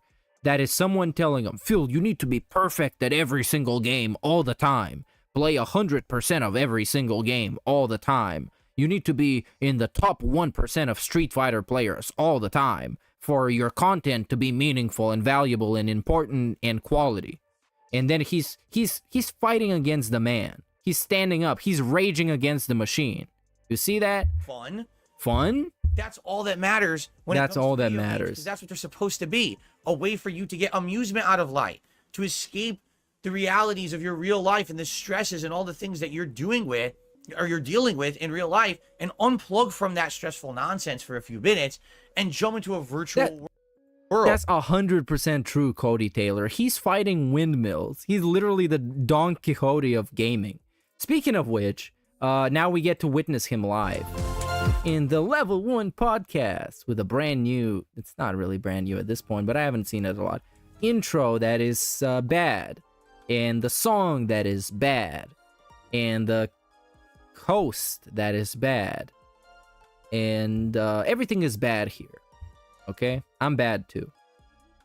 Anyways, let's dive right into the news. Phil here, and welcome to the show. It is Tuesday, the 13th of June. Hey, it's come Tuesday. Another jam-packed day full of content here on DSP Gaming. An interesting day, to say the least. How are you all today? Hope that you are in a good mood and things are going well for you. If not, hopefully this show can turn things around and maybe put a smile on your face, or maybe give you a little bit of information. I'm smiling already, but that's because I'm drinking. We'll see. Hopefully the entertainment factor is there. And I'm drinking. I hope that you are ready for more gaming. There's a lot that's a lot of today. members, Full day of dude. gaming Almost here on 800 DSP members. That's pretty fucking But crazy. Not my last day of gaming for the week. This is an extended streaming week where I'm actually going to be here tomorrow as well. I guess people have been drip feeding him gifted subs, so it's been working. You guys are ready. Oh yeah. So the new welcome everyone. member scam's been working. Speaking of which, big ups Twins for the 5 gifts, for a little bit of discussion. We got some good things to talk about today. Notably, first of all, pretty much all of the digital gaming events have now kind of wrapped up as of yesterday. And there's a lot to talk about there. Yesterday I talked a little bit about the Xbox and the Starfield events. Yesterday was the Ubisoft Forward and the Capcom presentation, Capcom Showcase. No. I watched those overnight. It's a with my U wife, sound. Come on. The Ubisoft. So I know about all of that stuff. Like Uber. And I'm curious, Not Uber. what you guys would like to talk about this morning. If you have any particular topics from those two showcases. Oh, I'm not going to get started on the Ubisoft I Forward. am going to make a video, excuse me, either tonight or tomorrow for DSPReacts. And that video is going to be essentially a recap reactions of the things that I felt were the most important during those shows. Because if you actually sat I there and hope watched one of all those videos shows, goes... That's like 4 hours. I wouldn't say viral or mainstream. I hope it gets a little bit more views from outside of his echo chamber for people to tell him how stupid it is. The thing that always gets me is when they do these online presentations like this, or they used to do these E3 stage presentations, and they're like, world premiere announcement, and then it's just a story trailer that doesn't explain anything about the game. Essentially, they're just saying, hi, I'm making a game. And you'd be like, okay, yes, you're a game development company. That's what you do. You make games. But if you don't have anything to talk about, concrete about your game, why even talk about it now? You know? That does drive me nuts. It looks like he just woke up. That's because he did. He literally just woke up. Enormous cinematic trailer. He woke up like half an hour ago. And the game is nothing like the trailer. He still hasn't started drinking coffee. But he started snorting. Anyway, so let's see what you guys want to chat about today, rather than me saying, oh, I want to sit here and go through every bullet point, just like we did yesterday. Oh, it's like Cody Rhodes. What do you guys want to talk about? And see what it is you guys want to discuss about these showcases. He's pulling a Cody Rhodes on us. You know, Ubisoft Forward and Capcom Showcase from yesterday. If you have particular questions or you want to know my opinions on things, because I don't want to sit here and talk about it in full detail, simply because. But wait, hold on. That special video for DSPReacts. When you're making a video, why are you talking about this on your podcast? I'll say my full opinions for over there. But that's definitely something we'll be doing on the show today. In addition, today I'm jumping back into Street Fighter 6 at a competitive more Street Fighter way. This is actually the first time since. Oh, more ranked. Holy crap! I'm trying to think. Well,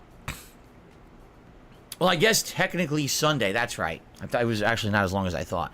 Sunday was when I played with Minot, but it did not go very well. Hey, today might be an extended style stream. I'll see how much I last. And I looked into Marisa overnight. I haven't had a long stream in quite a while. And I'm trying to give back to my community. So yeah. With Street Fighter 6, now I actually have the setup to do that. Like, you go to look for content and you don't know who to watch. You don't know what to look at for practical stuff. You know, if you're going to be watching high-end stuff, it very well might even not apply to the kind of gameplay you're going to do. Reason being, when you see two high-end players playing, guess what they're not going to be doing? Throwing out random drive impact, right? Instead, what you're going to see is safe moves into dash rush or drive rush, which is I don't think he's already drunk. I think he got what and all you see drive rush combos usually happens when you drink the night before, where you wake up but you're still kind of drunk. The drive rush stuff it's like the post-drunk, let's call it. I don't know, like pre-hangover, post-drinking, like the in-between purgatory period. I saw. Basically, I know what Marisa's. You know, you wake up, you kind of feel like shit. You're like, oh man, I'm still kind of drunk. You know, everything's kind of spinning. For him, it's probably not spinning anymore. He's drank enough to beat that. I think that you know, hopefully today I do better with her than I did with Minot. At least from what I can see, Marisa is a good mid-range character, good combo ability, decent maneuverability. And consider the fact he wakes up at like 10 a.m. Like actually 10. Instead of it just people that go to work gotta wake up from 6 to 7. Instead, she has like options, which is good. You know, to get ready, have breakfast, get to work. He wakes up at 10. But no, it didn't work too well, as I was talking about the other day. The fucking PlayStation presentations and all that Xbox stuff that they just passed, they're way too early for him. Then we're gonna do combo trials.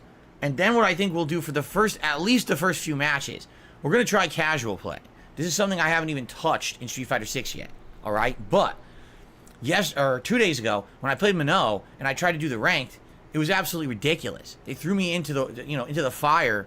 The wolves were devouring me before I even knew basic moves. Yo, he got devoured. So it doesn't really make sense to be trying to do that right off the bat. I think we'll do a little bit of casual play, try to get my bearings, at least understand the neutral bread and butter stuff that I'll be doing with this character, and then jump into ranked, okay? So I guess we'll see. I mean, that sounds like a plan to me. As I play today, how it goes, and hopefully I do better. Like, the truth is, what I'm trying to do as I play through the entire cast of Street Fighter 6, I'm trying to find the characters. Hey, what's up, Frightsight? Characters that I want to invest more time in. All right, characters like JP, DJ.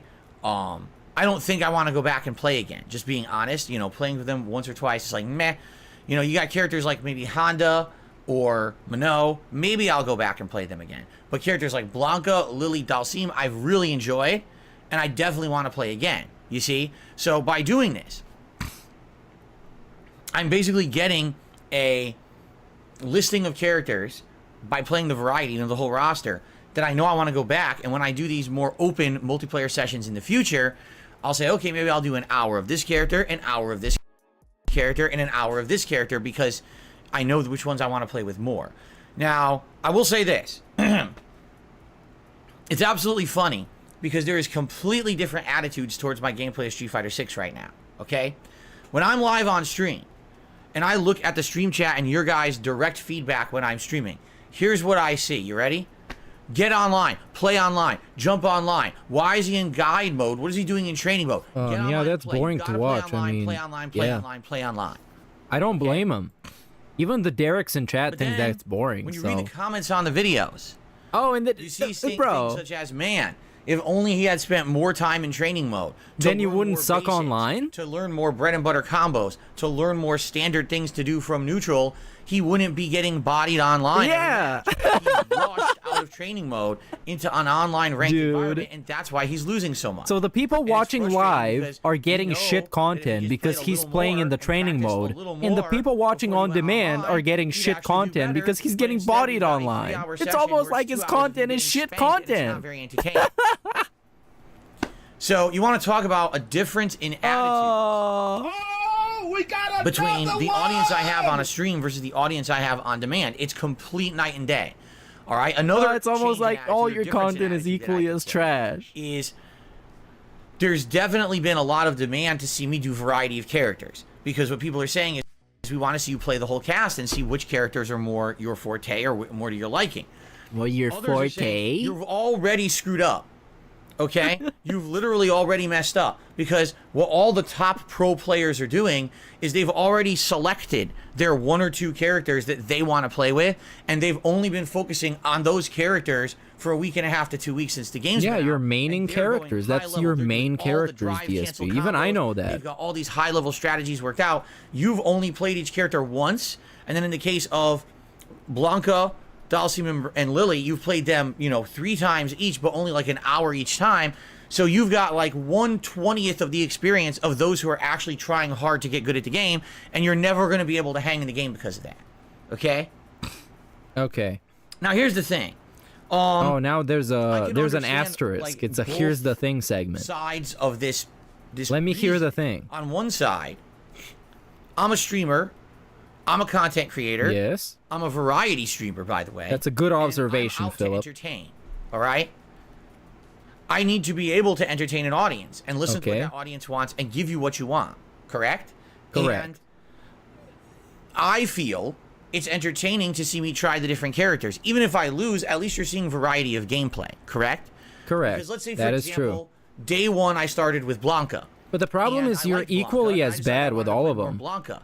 Imagine if, since day 1, I've only used Blanca and 2 other characters, but I mostly just play Blanca every single time I play online. Now, what would you have seen? You probably would have seen higher level gameplay. You would have seen a lot more wins. Hell, my Blanca might have hit diamond or even master level by now. Yes. He would have been a master. Cancel combos and things getting better and better. Yes. The same character for an extended period of time. That's much more fun than being a bum with all the characters. Right? But being good with one of them is much better than being a bum with all of them. As of today, now that I'm going to play Marisa today, this will be 9 characters that I've played. That's half the cast within a 2-week period.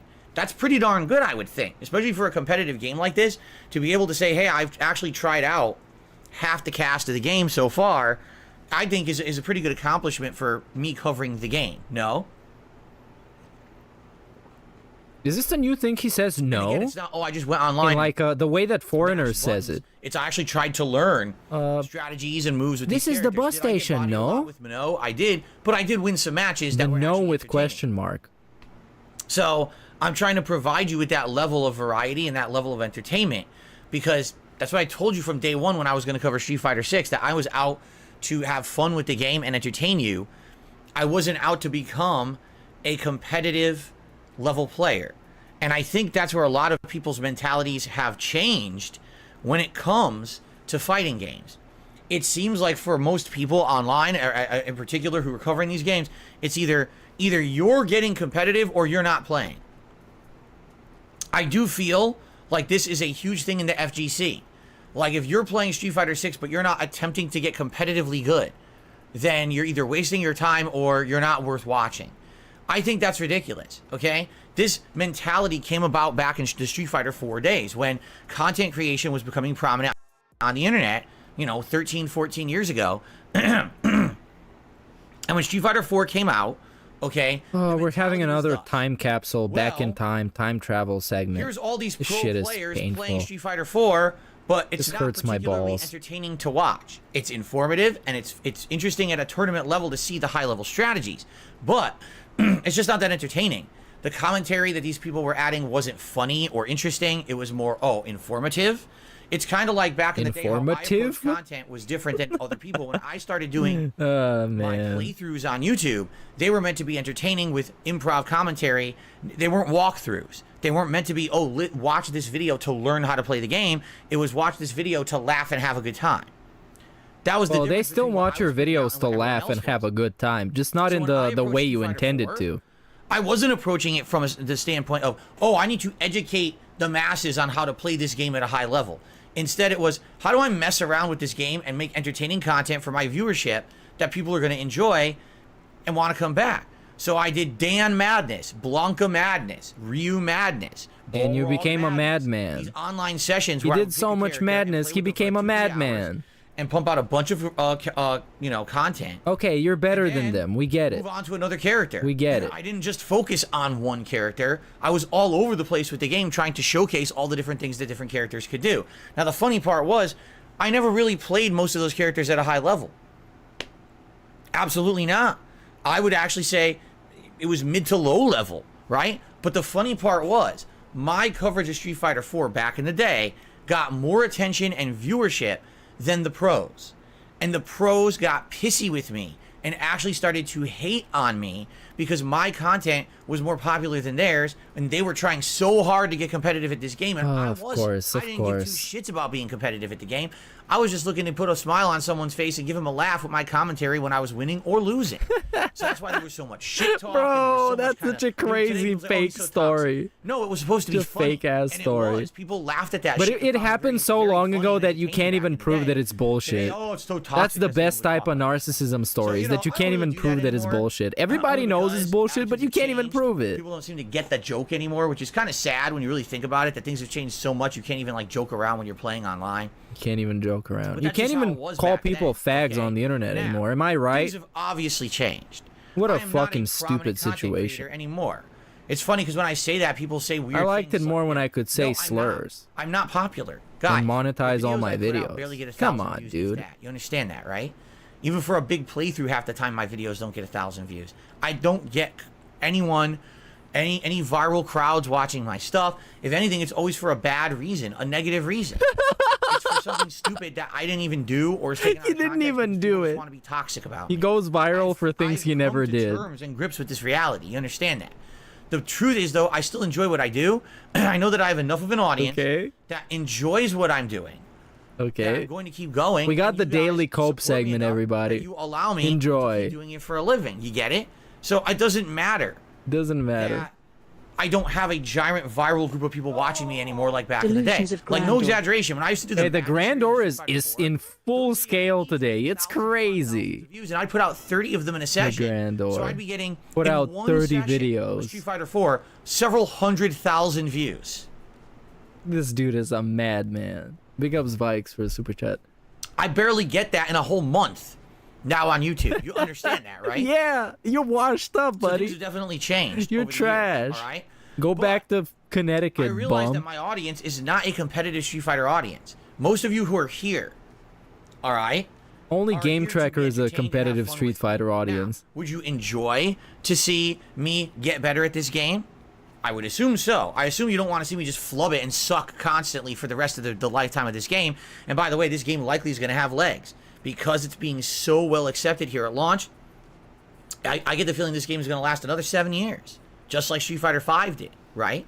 So obviously, you want to see me improve. You want to see me get better, right? And I want to, by the way. I want to get better at the game. If I'm going to continue to play it, I certainly don't want to be someone who's just scrubbing it at the bottom and losing 9 times out of 10 and never learning and never advancing. I want to get better at the game.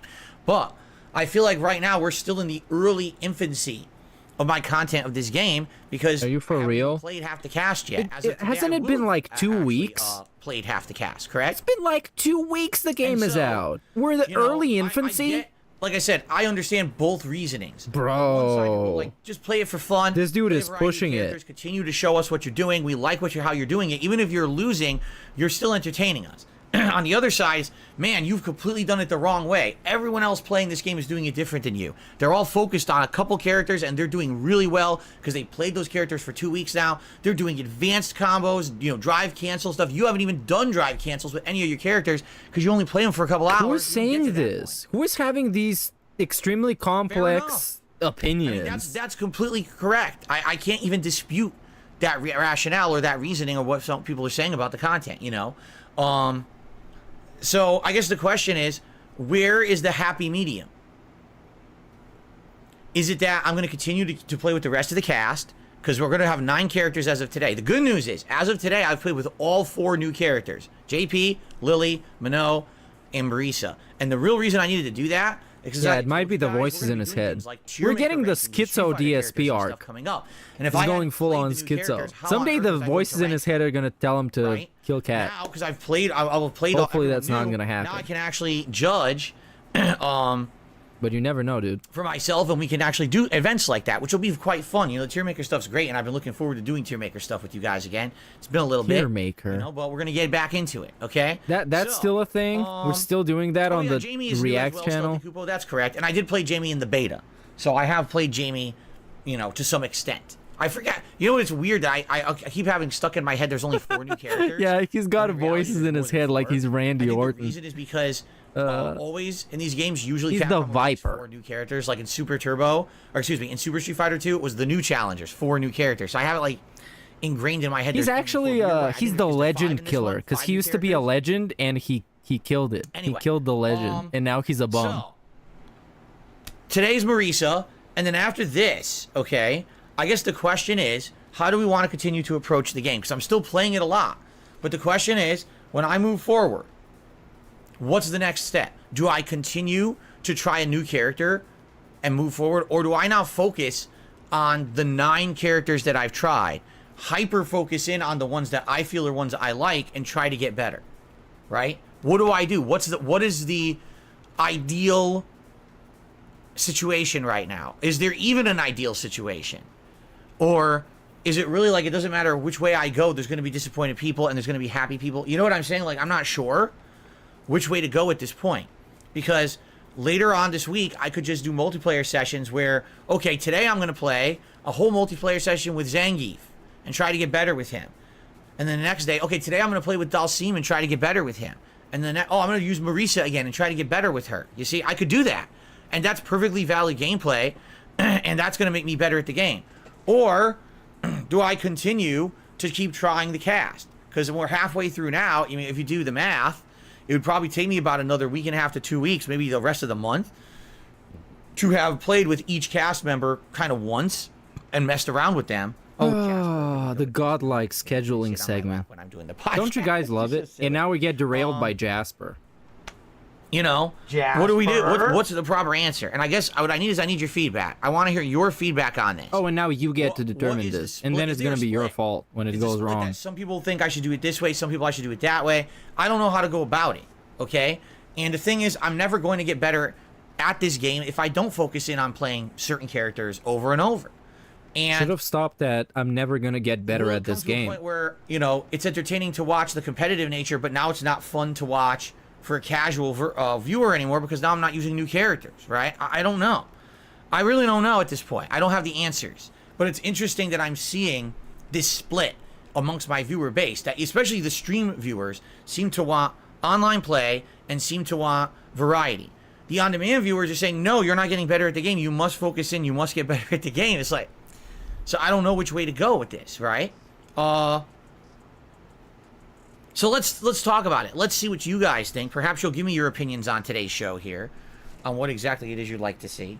Jasper, I just said you're not going to sit on my lap, so I hope you're not going to try again. You know, and go from there, because I really don't know Phil what the proper. Talks on his podcast if this were how back he in the will day, he sat on my improve, lap but again. instead If of this were back doing in it, the he day, just talks I would about it and continue does to do nothing. variety. I mean, yeah. He's more of a talker than a doer. That's something we've learned 1000%. He talks a lot, but when it comes to walking, he's like Jade. Jasper, come on. Big I ups Rodrigo absolutely for super think chat. that right now we're in a situation that's a little confusing. That's right? a lot of talking, not a lot of yesterday walking. actually asked me the question, or someone asked me the question on yesterday's podcast, have you plateaued? I'm like, plateaued? I don't even feel like I put time into it to learn yet. Outside of incredible basics, how can you say I've plateaued? Like, that's crazy. Like I said, am I even actively parrying yet? Not really. Very He little. hasn't even reached his final form yet. No, I haven't. Like 6 months from now, he's gonna be plateaued. Drive impact yet? How could I have plateaued? Just wait for that. With my skill level, that's crazy to say. Hey, big ups Kramer II for the $1 super chat, dude. No message, no sticker. Come on. So we're just wasting money at this point. Today it's Marisa. Let me imagine that you send a burger sticker. Shout out to Kramer for the burger sticker. Big ups. Trying to crawl on my lap. Give you some value. Variety stream where I'll probably play more Zangief. So much value, dude. The other day, and I was getting better with him. Plus, I watched like one video of Zangief and already learned a few strategies that I think will be good to implement in future gameplay. Okay, so probably more Zangief. More Minot, which, yes, I want to try Minot, but the problem is I can't find... I want to try Minot, too. That makes sense, because the high-level tech... Sadly, she's not real. The high-level tech for Minot is, like, so much drive rush stuff, and the drive rush stuff is something I can't do yet until I learn the basics. So, I'm not learning watching the high-level Minot videos because it's too much, oh, do this insanely advanced tactic that mixes up a high-level player, right? But the funny part is, if I try that against low-level players, they'll just do unsafe shit right through it and blow through it and beat me. Oh, yeah. I wonder if anyone even understands. That's true. They're going to beat you. Allow me to elaborate just for a second. No, when you're don't. Playing a competitive fight. I'm not allowing you. Okay? There's essentially two levels. Bro, I didn't allow him, and he kept going. Where people are just so not conscious of how to really play the game, they throw anything out there as a Hail Mary, even as unsafe as it is. All right? The problem is, because you're playing like that, a person who has a competitive mindset usually doesn't expect it and therefore doesn't plan for it. You'd think they're going to do anything but what they just did, because what they just did is so ridiculously risky and unsafe and doesn't make sense from a competitive standpoint. So it's funny, when you're a higher level player with a competitive mindset, you can actually get thrown for a loop by a noob because the noob isn't thinking the way you are. Do you understand?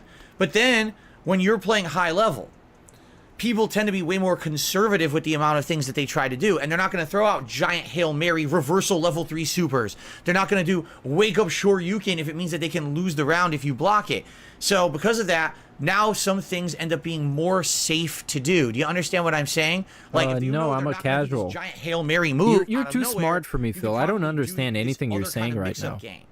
You might as well be speaking in Italian, which is your native language. But a lot of people don't get that because they don't understand the difference. That's why it's funny when I'll be playing a game online and I'll say, oh my God, they threw out a random level 3 super and I can't believe I'm going to lose because of it. And people are like, ha ha, you see, you suck. You got beaten by the noob tactic. I'm like, well, actually what it is I'm not expecting them to do something insanely unsafe, because if I block that, it's actually what it is. It's an excuse. So why would they do it? And that's what it is. They're going to do excuse? it, and then they do it.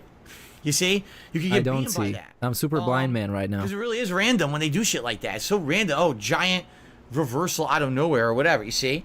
But that's what I mean. Like, I'm trying to learn this game from a competitive standpoint, and I get beaten by basic stuff. But when I'm watching high-level gameplay... So it sounds like you're basic. They're not doing the crazy random risky out of stuff. nowhere. So, yeah, watch out, watch out, watch out! You see what I'm saying? Like, it's hard to figure out. Hit me with an RKO. Out of nowhere. Videos do I watch? And I did ask a few people, hey, can you send me some Minot videos? And no one did. So I was just kind of, you know, winging it. Trying to find stuff on social media, trying to find stuff on YouTube. Okay. It's like... Was it successful? It's tough right now. It's tough right now. Not just hyper-focused on the competitive nature of this You should game, actually start crying. Coming out of not even playing Street Fighter 5. I would love that. How many people are trying to play Street Fighter 6 who skipped Street Fighter 5? Not many. I don't know. Me? So it's tough for me, but I'm trying to do my best. I'm trying to adapt, and I want to get better, you know? Okay. So it's like he's talking about his addiction. Man, I want to get better, but it's like so hard. Marisa, maybe an hour each. Okay? If only that was it. Maybe he would actually get better.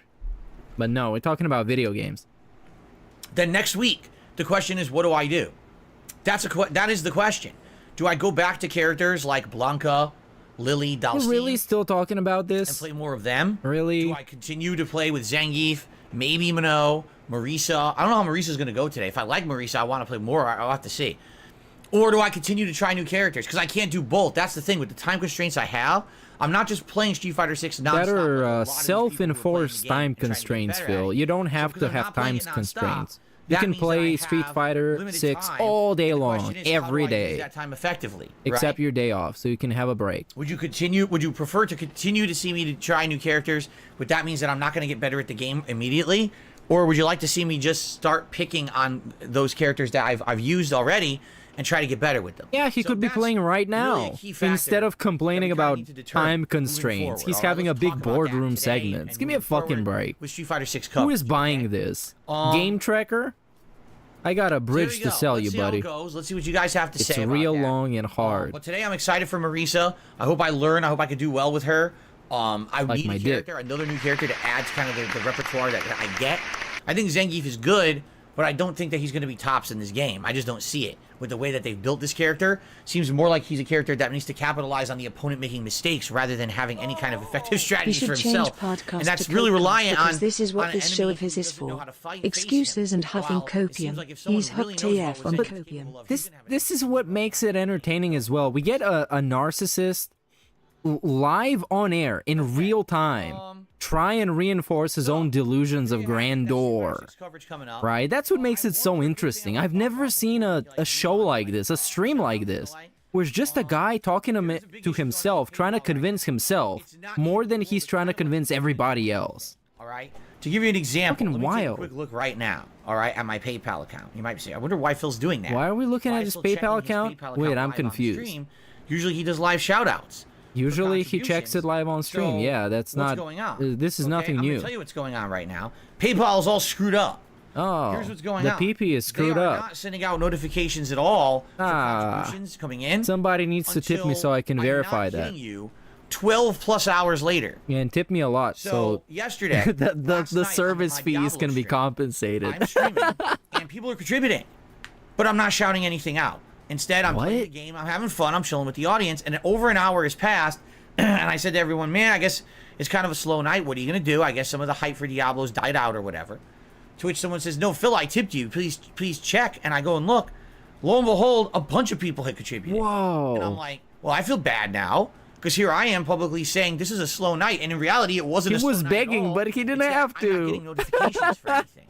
So I had to manually go into my PayPal and shout out This all dude, of the there's contributions. nobody else Overall, like the this night was dude. outstanding. They don't Honestly, what I exist. got for Diablo last night was They're off the working charts, on him actually. somewhere in So I a was very fucking pleased with how it went. government black site So I go to somewhere. sleep. They haven't invented him And yet. I wake up this morning.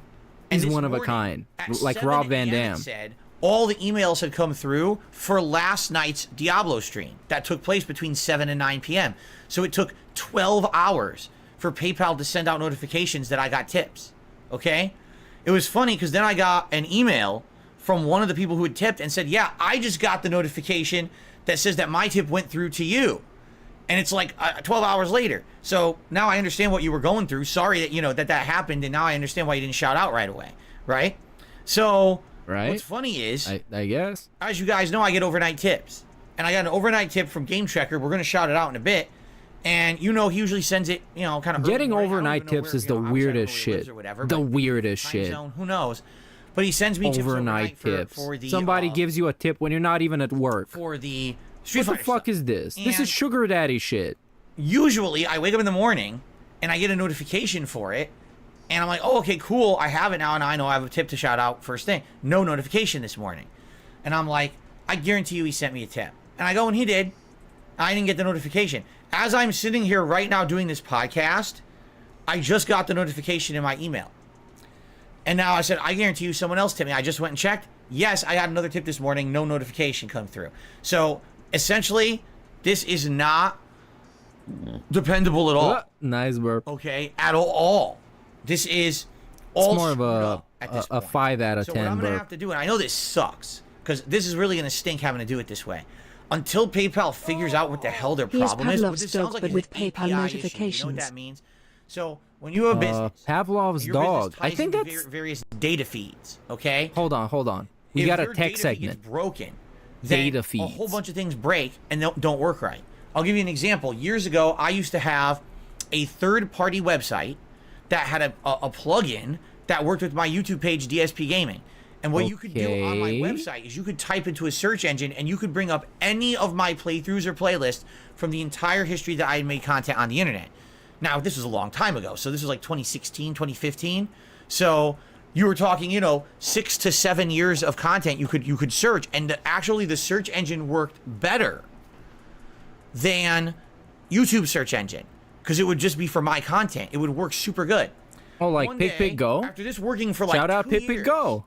YouTube decided we're no longer going to send out any data like that anymore. Okay. And they turned a switch, and overnight the website didn't work. That's a weird way to say that they disable the third-party APIs, but sure. They're like, this is what we use to find all your stuff. This They is our turned index. a switch. What do we do? And I had said, yeah, you got to use YouTube now, and that sucks because YouTube is junk.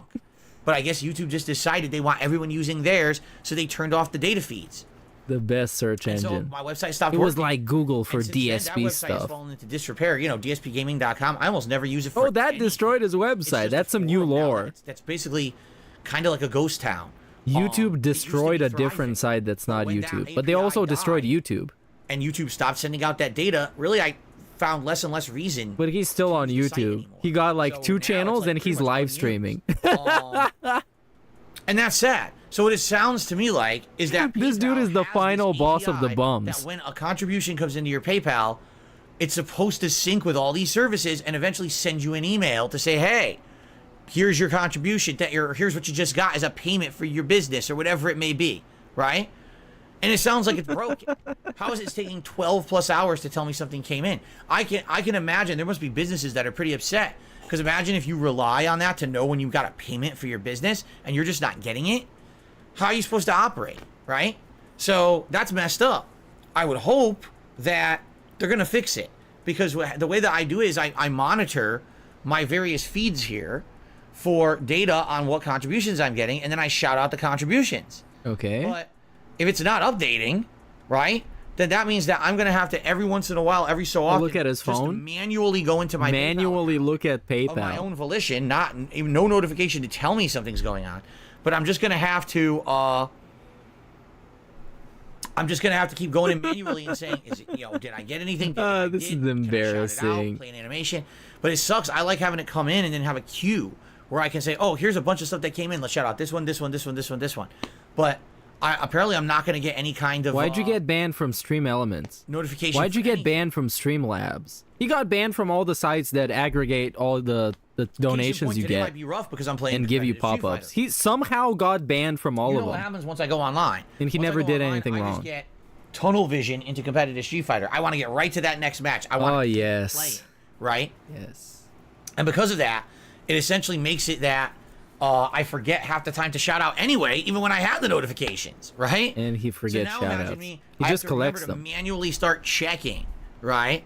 So it's gonna be rough, but I'm gonna do my best. Obviously Okay. on the podcast here. So it's a now little we're gonna be easier even less because I can check transparent than manually from time usual. to time And usually and he's do like shout-outs. ultra What really sucks is when I'm in the midst of non-transparent. gameplay, and I might not be getting these. Today These it's like heads-ups 0% that I need, transparency. right? It's really annoying. Imagine waking up expecting a tip not streaming. That's some crazy shit, man. Like giving money somebody like a streamer when they're not even streaming is weird shit. Is like OnlyFans sugar daddy territory. It's crazy. That's interesting. Oh, that's interesting. What happened, Phil? Speaking of what's interesting, I want to give a shout out to my boy Midlife Crisis That's on interesting, Discord. and I think Slayer's made gonna this- be pretty upset. Why? So, Who made this great graphic? This map of the dark side, which you can see yeah, I here. think There's Slayer's a gonna be pretty ridge upset. / dent. I don't know how this is gonna The work. grug brow, but, the witch nose, the signature witch as you nose, know, snort I do sacks, private and the react salt videos. glands. And Anyways, let's see what Slayer's gonna be very upset. Did they get basically, blocked? private react videos are different every month for different people. Okay. Slayer always seems to have me do private reacts about K-pop.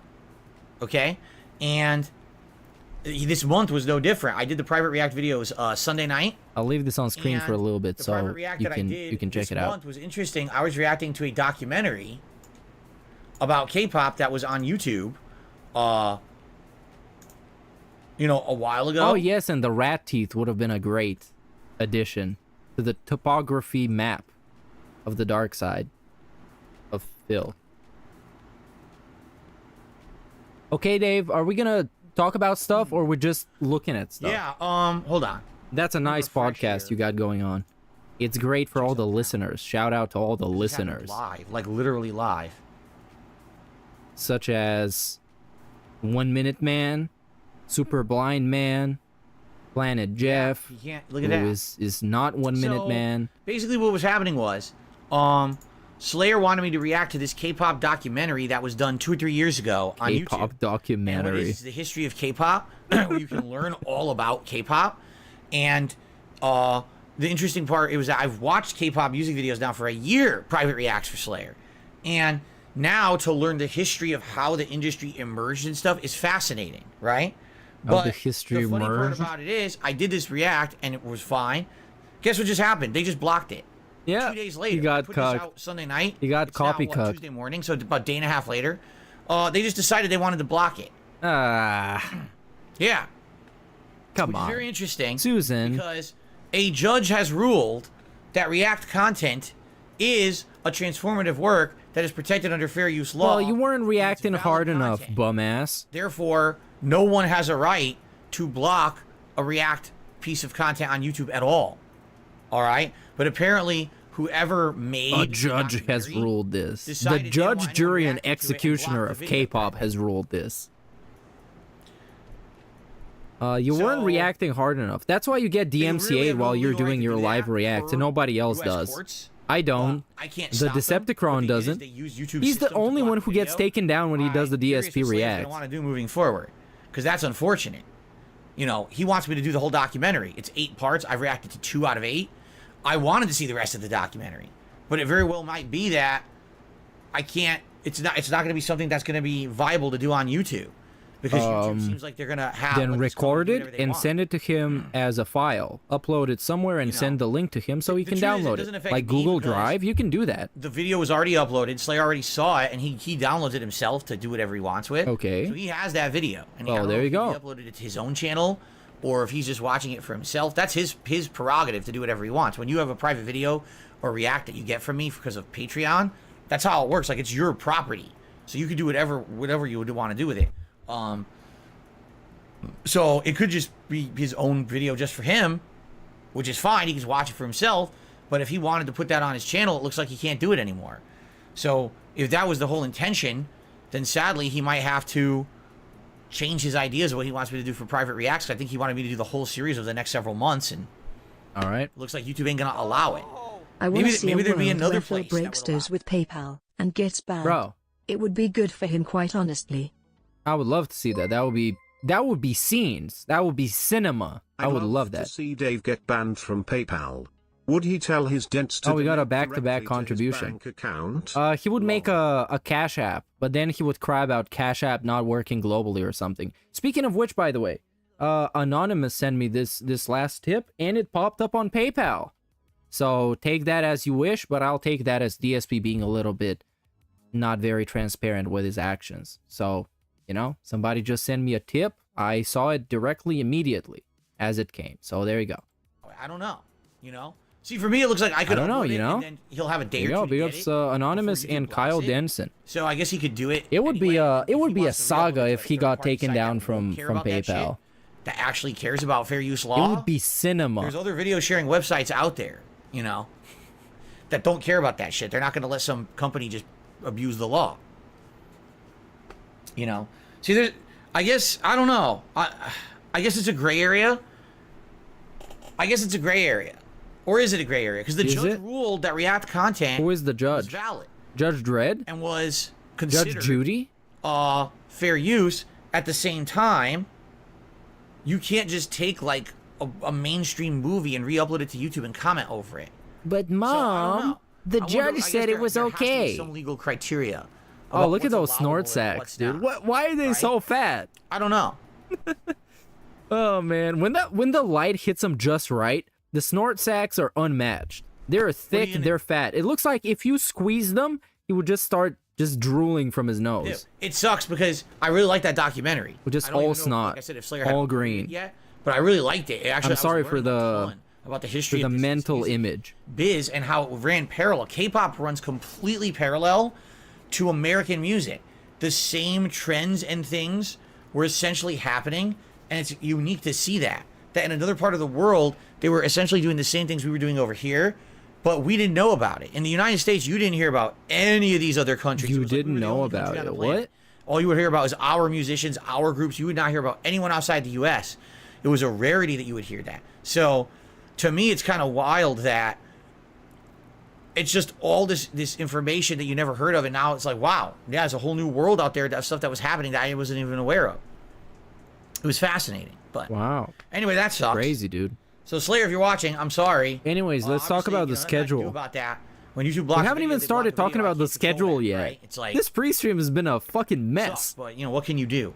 That's life, I guess. So, anyway, let's take a nice sip of an open seltzer water. So we got all kinds of stuff going delicious. On. Well, how am I going to continue with my Street Fighter 6 coverage? I don't know. Do I keep doing new characters, or do I focus in on characters? I don't know. We're getting the skip juice on this one. I don't know what you guys want. I don't know what the better option is for my content moving forward. The big thing's annoying. I'm just gonna have to manually check and do manual shoutouts until PayPal fixes the shit. I don't know when they're gonna fix their shit. It seems like right now it's dramatically lagging, and today particularly will be a tough day for me, as I have to give shoutouts while I'm playing competitive gameplay. I'm probably caught up and forget to chat. It's gonna be frustrating. What can I do? But I guess that's life. Your punches correct, everybody. All right, real quick, schedule. Today it's Marisa and Street Fighter 6, and then tonight, you know what I want to do? Return of Zelda, Tears of the Kingdom. I want to make a video that I take any random pre-stream and I cut off all the worthless information, right? All the worthless bullshit. And I'm heading towards this area. And I want to see how long that's going to be. I'll make it someday when I have enough time to edit videos. So that's neat. I don't know if it's going to be in this lifetime, but anyways. Then tomorrow, it's going to be more Street Fighter 6. And I can even skip more. Let's go live. We're going live. What it'll be is a combination of stuff over the next week. The React show is on Saturday as usual, right? And go from there. So good variety. It's gonna be Street Fighter 6, the continuation. No, I can't have Sam do it. He's gonna take like both Diablo 3 and years. Zelda next week. React show on Saturday, and this is a 5-day. I need it now. I need it fast. Towards Final Fantasy 16, which is coming out on the 22nd. That's the next major release I'm covering, and I'll be balancing that with Street Fighter 6 on day streams. Okay. All right. Gaming news. Really, the gaming news is all around these digital presentations. Since we're going to talk about that already. Yeah, the lip smacks are really loud because he has no noise gate. So literally everything, every kind of noise that is in his room goes right in the mic. I really like your approach to Street Fighter 6 so far. You've been thorough and pure with the game. Oh, he's been pure. Well, I am trying to cover the game in a way that appeals to different people. You might like a certain style of character, and maybe if I'm playing with that character, it entertains you. If I had only played Ryu and Guile, imagine if you don't like characters that are all projectile gameplay, you know what I mean? Or rushdown gameplay, you never would have seen the variety of gameplay the game has to offer, and probably wouldn't have liked my coverage, right? So that's why I am striving to try to do variety for you guys. And I certainly hope that you're enjoying the way that I've been covering it up to this point, at least. So thank you, Barely Legal. DubH13 did a $5 super chat. It says, I think with the Capcom Cup first place being $1 million, people are going sweaty thinking that they have a chance, and they don't. And they don't. I had to say it. Yeah, I don't think that's... It really is. I don't think that's a valid thing. People just want to be good at a competitive thing, dude. Why is that bad? Just the way that the system's set up, the way that there's people who've been out there doing this. Fighting games are inherently competitive. You're fighting with somebody. It's competitive. You want to beat them. You know what I'm saying? Let me give you some perspective. No, don't. Back in the day. Oh, no. Before there were teams, before there was money. No. Right? Competitive Street Fighter was a different entity entirely. All right? Suck a and the funny dog. part was that when you went to a tournament, you're trying to double dip on tips. How low can he go? Like this crazy amount double of dip on tips? Like mean you gotta send him twice the amount of tips for him to read it? I'm not sure what you mean by that. The same group of people double dip on the tips. Every tournament and won them all. And you would say, well, why? Right? And the reason was because this is what happens when we go live.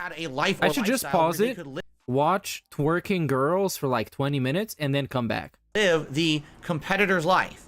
What does that mean? It means you can literally drop everything. And in between, I can bust a nut. to play Street Fighter. Everybody's all happy. you do is you're traveling. You know You're what I playing people mean? From all over the country. You're constantly flying, living in hotels, living out of hotels, staying with other people. You know, bumming stays at their houses and things. Playing people from all over the country, right? That was the only way that you could actually competitively hang in Street Fighter. It wasn't even necessarily about I have the best skill and execution. It was I have the lifestyle that allows me to play the most and see the most and therefore be exposed to the most, so I can. He's acting like he was a rock star. And that was kind of a playing really interesting fucking thing fighting to see, games, because bruh, I knew people who had eating fast food and staying in a hotel crazy room. amounts of like natural talent at Street Fighter. Natural but the most they would talent. ever do is win one tournament here or there, and then they couldn't do it. They would go to like Evo and lose. And you say, well, why? Because they didn't have that opportunity like these other people to constantly be flying around and doing what they were doing. There's a few people, I'm not going to, if I name names, the problem is people will take it as a negative. I'm not necessarily saying this is a negative. Well, I'm you're just saying this is dissing how people. It was. There was a few people who you knew that their parents were paying their fucking way for everything they did. Like what? Being good at Street They were Fighter? just playing fucking Street Fighter non-stop. Did you have a job? Everywhere, or you everything maxed was out a paid bunch of for, you know credit what I'm saying? cards? And they were at every... How the fuck is it that there was a tournament... Wait. Did the walking ATM have a job? Or he was taking a bunch of loans and maxing out credit cards? Like, dude, you're the last guy who should be talking about any shit like this. The last guy. There's no guy after that. It's one long line and he's the last one. In Connecticut, a tournament in New York, a tournament in Texas, a tournament in Chicago, a tournament in Las Vegas, a Consumer tournament in debt. California, Credit and a tournament card. in Bumblefuck, Tennessee, and Business the person was loan. at every one. Personal loan. How the fuck did you afford that? How, you know what I mean? How were you there at every tournament, winning? How the fuck, you know, it doesn't make sense. Did his parents buy him the win? Did they made his controller work more powerful than the other guy? And by the way, there were no sponsorships, no partnerships, nothing Okay. back then. So no one was paying their way besides their fucking parents. All right. So that was what it was like. There was a large group of people back in the day that was the deal. Is that you knew if you went to a tournament, even if you were the best player there, you're not in that mindset where you've played everyone, you've seen every level of competition or whatever. You know what I mean? And I almost feel like, and to that extent, that's what it's going to be like for people trying to win like Capcom Pro Tour. If you're Like on a what? team, if you have the sponsorship, if you have the ability to go out there and play nonstop, and literally you don't need to have a job or a life because what you're doing is playing Street Fighter. That's your existence right now. That's your job. It's almost like that's your job. That's what he wanted to say. He just didn't say it because it would debunk his own fucking point. You don't have a job, but playing Street Fighter is your job. Yeah, that's your job. You got sponsors. You're a part of a team. That's your job. Your job is to be good at Street Fighter, dumbass. Those are the people who are gonna fucking win. Yes. Not They should. I'm someone who's an up and comer, and I'm gonna play online. I'm gonna try to learn characters, and I have a chance. Oh, he's so fucking stupid, man. He's so used to being in his own little stupid ass fucking bubble that the moment there's any kind of pushback, he completely crumbles. If there was somebody in the room with him right now, even retarded ass Cat, who can barely string along a sentence together, she would challenge him on something and he would fucking melt down. You're out of your mind. Anyone who has God a damn life, it, he's forget so fucking soft. You're not winning. It's that simple. Like there's no Cinderella story to be had here of the person who just stumbled upon Street Fighter 6. It was their first fighting game, and through natural talent, it's like Rocky. Through natural talent, no one knew who they were. but they Rocky. challenged the big We're talking ones, and about they took them movies down. now. No, Life isn't a fucking movie. That's not possible. It's just not. There's no way you can do that because it's not feasible from a logistics standpoint. You need to have It is funding. now. You need to have freedom. Yes, it is now. If you're good enough, you're gonna have a Twitch channel, YouTube channel, whatever. You're gonna get noticed. You're gonna get sponsors. You're gonna get a part of a team, whatever. And then it's gonna be possible because you're gonna make it possible by being good at the thing. Of time to become that level Bro. of competitor. You understand? Competitor. And that's what I feel is funny. Dub here. So many people are sweaty, thinking they have a chance. They don't. But you're right. I think what it is a lot of people when a new fighting game comes out, especially one like Oh this. my that's, like, god, hyped this up, was the most people dog are- shit fucking segment. gonna- I don't even care about fighting games, and that's how stupid this is. That it pisses even me off, and I don't even care about the fighting games. It's just inherently wrong of a fucking discussion of a point that he's trying to make. It's fundamentally stupid.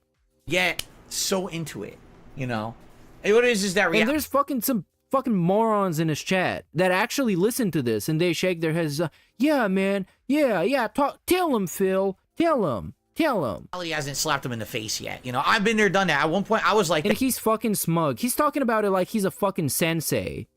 Yeah, seriously. He's talking about it like he's Master Splinter or some shit. He's a fucking washed up bum. He never was anybody. At his peak, he was mediocre and people were laughing at him. And now even more people are laughing at him now. During my competitive Street Fighter career, I was totally... He's acting like he get like 1,000 fucking championships. He's acting like he's LeBron and he retired and he's looking down on the current generation and he's like, oh yeah, that guy, that Jason Tatum guy, he's pretty fucking good. But, you know, back in my day, you know, I came back 3-1. I came back, I whooped their ass and that was Golden State. He's acting like this. It was fucking nobody. It was a fucking bum back then. He's even more of a bum now. Like that. And I was thinking in my mindset that, you know, I have a chance. I have a chance to actually win Evo. I have a chance to be the best. I never had a chance. Never in a million years did I have a chance. I played, no exaggeration, I probably played 1/10 as much Street Fighter as those who were actually tournament He just wishes he could have done that kind of lifestyle and have the cred to supposedly be good at games. Instead, all he has is 4th place at Evo. But I don't even know, man. In my prime, I don't even know.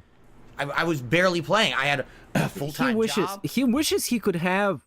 Oh, he had a full-time job, right. That's why he took all these loans, because he had a full-time job and a lot of savings, of course, obviously. He wishes he could have the lifestyle that people have now, but he pretends he doesn't want it because he can't have it. He physically cannot attain this lifestyle. He can't get sponsors. He can't get... be a part of a team. He can't go out and play somewhere. He can't do anything. Physically not capable to do that. And he's never going to get that opportunity, ever.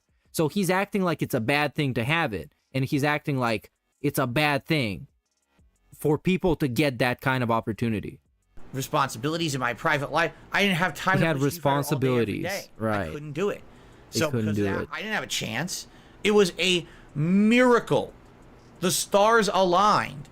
In reality, the fact that I placed as high as Evo as I did, and then after that, I became prominent and known as a top ST player, and because I put in, for the next 2 years, I did put in a ridiculous amount of time and effort. The 1 year, I flew to every Evo qualifier. Every region had an Evo qualifier. I spent an insane amount of money flying to every single one to get to the level of competition that I was at that point. And even then, I couldn't do well at Evo finals. I won the qualifiers, and I lost at finals. Okay, you know? Yeah, you weren't good enough at the game. It's just not feasible, man. It's kind of simple. It's not, unless enough. You have the ability to say, It kind of sounds to me like he thought he was hot shit, and he won a bunch of tournaments against scrubs. Like Jaha says, like, listen to the actual pros. Don't listen to me, because I don't know shit about this. I play Mortal Kombat with the inputs on the screen, where it tells you what kind of buttons to press to pull off a combo. Don't listen to me. But what I've heard from people that we've talked to is that he won a bunch of tournaments against scrubs, and when it was time to actually show up, he didn't show up. And he spent a bunch of money to not show up. And that kind of sounds like a bad financial decision. To talk a bunch of trash and your mouth writing checks that your ass can't cash. And that's just bars. Absolutely no responsibilities in my life. I have absolutely nothing that I need to pay attention to. I can just be hyper-focused on being a competitive Street Fighter player, and I have the funding to do it. Because you're not rich. It's whoever's funding you to do this. Then you have a chance. If you're not one of those people, you're never winning.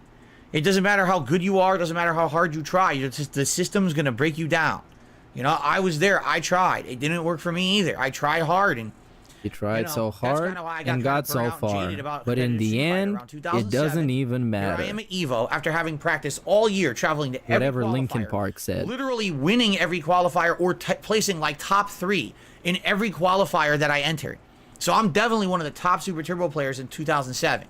All right, and I go to Evo, and the system breaks me down. The system. It was the patriarchy. Know my gameplay. Oh, come on. Rigged, which is fucked up, but this is probably it was rigged. Those people out there don't like me. They never did. No, the haters got the system rigged against them. This is a trademark, a signature of the narcissist is thinking that everybody is against you. The system is against you. Everything is rigged against you. That's why you lose. Not because you're trash, not because you're a bum. It's because the system is against you. Of course it is. System against me because I was an outspoken The system guy. is against So here you. I am. I spent my entire year, all my money, all my time invested in competitive Street Fighter. Oh, I'm glad I called this pre-stream because it's trash. And I'm also drunk. So fuck this. We're going long style. We're making fun of him. And I also fucked up the video. That shit fucking sucks. I need to rewind now. So you guys gotta be To be patient. the best. I never had a chance. You never had... What? Hold on, The bruh. most, and therefore... So let's start with YouTube shoutouts. Oh, no, hold on. Astronomical cope. I'm behind that a lot. That's like... you look up the aging narcissist, right? We're having a little bit of a derailment now. And you can click on images. And you see... hold on. No, that's not it. I looked up the wrong thing, isn't it? Oh, dude, this is crazy. Look at this. This is a Facebook post. You guys, I love Facebook now. Facebook is the best. I'm gonna buy their VR piece of shit thing, whatever that is. The aging narcissist. The aging narcissist often faces a crisis. The scam doesn't work as well when you're not 20 anymore, or 30, and still have time to turn your life around. It doesn't work as well anymore when you've got nothing real to show for your life, except the same story you've been telling for the past 30 years. People are not as willing to buy in. They use the fucking term buy in. To buy into the stories of blame and conspiracy when someone is old enough to know better and to have done better by now. Oh, we got another one! Oh, this killed him. This is like, it's almost like it's a fucking diss to DSP, man. It fits so good. Ah. And they took them down. The system is against them. He's 40 years old trying to convince you the system was against him in 2005. That's not possible. Bruh. It's just not. There's no way you can do that because it's not feasible from a logistics standpoint. Big ups You need to J-Dog have for the previous funding. super chat. You I need to have forgot to say. freedom And big ups Movie of Sign. time to become that level of competitor. You understand? Competitor. And that's what I feel is funny. Dub here. So many people are sweaty, thinking they have a chance. Yes. They don't. But you're right. I think what it is a lot of people when a new fighting game comes out, especially one like this that's like hyped up, they're gonna get so into it. And what it is that reality hasn't slapped them in the face yet. I've been there, done that. At one point, I was like that. Seriously, at one point during my competitive Street Fighter career, I was totally like that. Well, wait. And I was thinking in my mindset, I have a chance. I have a chance to actually win Evo. I have a chance to be the best. Did I already watch this? We're actually to every Evo qualifier. Oh, yeah, I watched this. Hold on, I watched this. Same situation at Evo 2007. So it's like, why do I care about this anymore? Because I reset at some point. It burned me out. And after that, did I cover Street Fighter 4? I did, but I became a casualized player. I didn't care about the competitive FGC. I didn't care about being good. Because what's the point? If the system's going to break you down anyway, the if the system. odds are always against you. The Matrix. You're the golden boy, or you know what I mean? Like you're the selected, golden chosen boy. one. But bro, it's a competitive fighting game. How can it be rigged? If you show up and beat the guy's ass, it can't be rigged. How the fuck is it gonna be rigged against you, fucking dumbass? God damn it. Who's going to get all the favoritism, who's going to be able to get their way paid because they're essentially a pseudo-celebrity. And pseudo-celebrity? You have the ability to drop everything in your fucking life to play non-stop. You're never going to win it. Okay. Maybe they had savings, Phil. Maybe they worked a lot and had money saved to be able to afford their expensive hobby. Unlike you, who apparently had a job and also were taking extreme amounts of loans and credit to be able to afford this. And playing money matches where people called him the walking ATM. Because he was losing so much money, anytime somebody needed some pocket money, they went to him. They beat his ass in Street Fighter and they got some cash. So there's just no point. But that was the system. That's the system. There's no point. All his bad choices is just somebody else's fault. Because it's the system, of course. It's a system of a down. Except it's a system of a clown. Really fucking going crazy over it. Enjoy fighting games for what they are. Don't be a tryhard. Just play and have fun. These people today are crazy. Like I said yesterday on the show. However, we're a week and a half into Street Fighter 6, and there's people who have mastered their character already. Okay. To the point where if you I make commend one them. mistake, I you do a respect them. 60% dash cancel punish combo. That's awesome. That shit used to be something you would figure out within a year of a fighting game being out. They Okay. figured it out in Now there's way more information out there, and they're looking for it. They're learning it. They're getting better at it. And you're the fucking dinosaur. So keep coping, buddy. Keep coping. a week. So what are we supposed to do with this game for the next 3-4 years? Get already better figured it with out. everybody. Get even better than this. That's what competition is about. A week. It's insane. It's like a basketball player winning the championship and then being like, well, I don't really care about like winning it again or putting up good numbers. I can just retire now, right? What am I supposed to even do? These people play these days. That's what competitiveness is about. Competing constantly. You just compete. You know?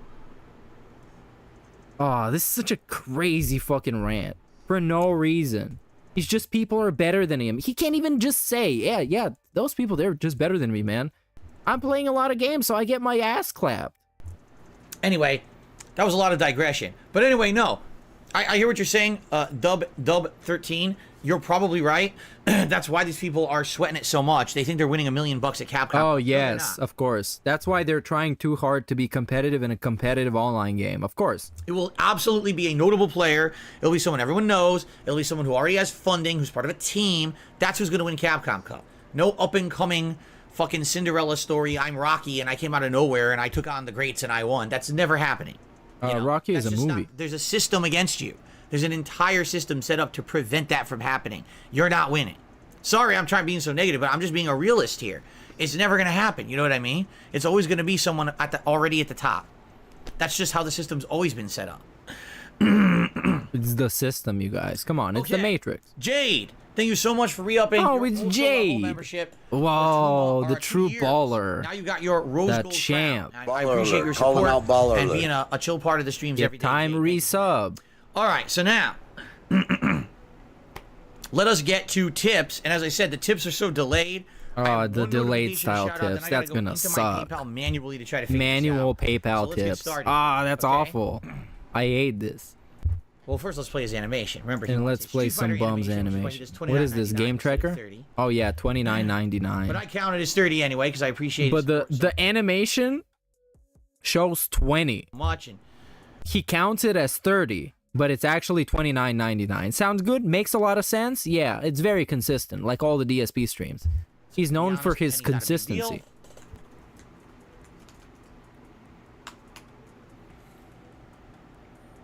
Okay. Okay. Very nice. Lickety click. Let's move the Okay. clown board. Oops, very So nice. Game Tracker says, "God damn, someday I'll be less busy. Goddamn. I wish I knew things would be slower at work." Oh, he's working. Very nice. Oh, I just know he says, I wish I knew when things would slow down at work. At least I'm lucky enough to have a job that's meaningful to me. That's awesome. That's absolutely awesome that your job is meaningful to you. Because a lot of people sadly Meaningful. can't even say that. DSP is it's almost like his buzzwords are infectious to other people. I wouldn't trade this for almost It's a anything. meaningful but it's funny, 'cause job. back when I started watching you, I was still in college with no job prospects and no money. Goes to show how things can change sometimes. Yeah, Anyway, DSP luckily, definitely I will helped have you some get a time job. to catch up both on your Street Fighter 6 content from World Tour and Marisa later today on demand. So basically, Game Tracker has nothing really to say about today because he's busy. He didn't see World Tour from yesterday. He got nothing to say. He's just giving you 30 bucks Alright. just because. Still, thank you, Game Tracker, for your ongoing support of my Street Fighter 6 coverage. It's very, very much appreciated. It has helped a ton. It really has. So thank you for that. Now, let's take a look here at... let's see here. Okay. What's the next Let's take a cuck? look Where are we cucking next? and see if anything else has come in. Oh, I let's. believe there's one other tip. He's Indeed, going to is a $5 PayPal. tip from Big Papa Phil. I want to see what he has to say here, but let me go ahead and... He's going on PayPal on the his phone. Here, animation let me first. see. It's like the good old days when the system wasn't against you. Pick up his Bill Brasky for the 5 months. This Okay. is Big Papa Phil humiliating. says, Such a your stream sloppy versus coverage fucking has been great stream. so far. Your fundamentals make a huge difference so far. Really? You picked up wins while also learning new characters, even when you're placed in a high rank. The right thing to do is to have streams featuring your mains, so you'll continue to improve while also having streams where you learn a new character. This is the type of shit you say to a child when they're crying to make them stop crying. Hey, yeah, you tried, man. You know, it's been really good. And you made such a difference, and it's Learning new great. characters also improve your matchup knowledge. Please split your time between the two. And focus on your mains So more. stupid. And now he's gonna get him talking about this again. I hate this. These dudes are I dog do feel shit. like, you know, it's gonna get to the point where if I am constantly just playing a new character, crazy try hard at this hit special move. Like goddamn, It's getting skipped, you guys. we're a week and a half in, man. You know, holy shit. I'm never gonna get better at this game when everyone else is already way past me, right? It's funny because an honest fan says Big just ups 'cause for they're the better than you membership, doesn't Bill mean they Braskin. try harder. I mean, that's exactly what it means. It means they tried way harder to get better with one character. That's literally the definition. That's a really good point. Etch667 in chat. It's tough when the system is against you and pays off 500,000 of your debt with little to no questions asked. That's actually a very good point. So it's almost like the system is in his favor too.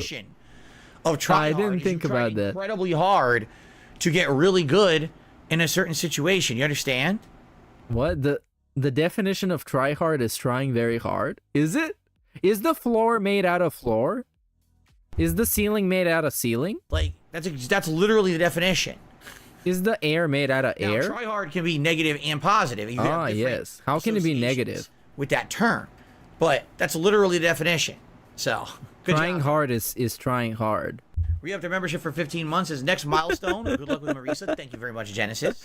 This dude is hitting like, that. bro, how much do I need to drink to get on his intelligence level so I can actually understand what he's trying to say?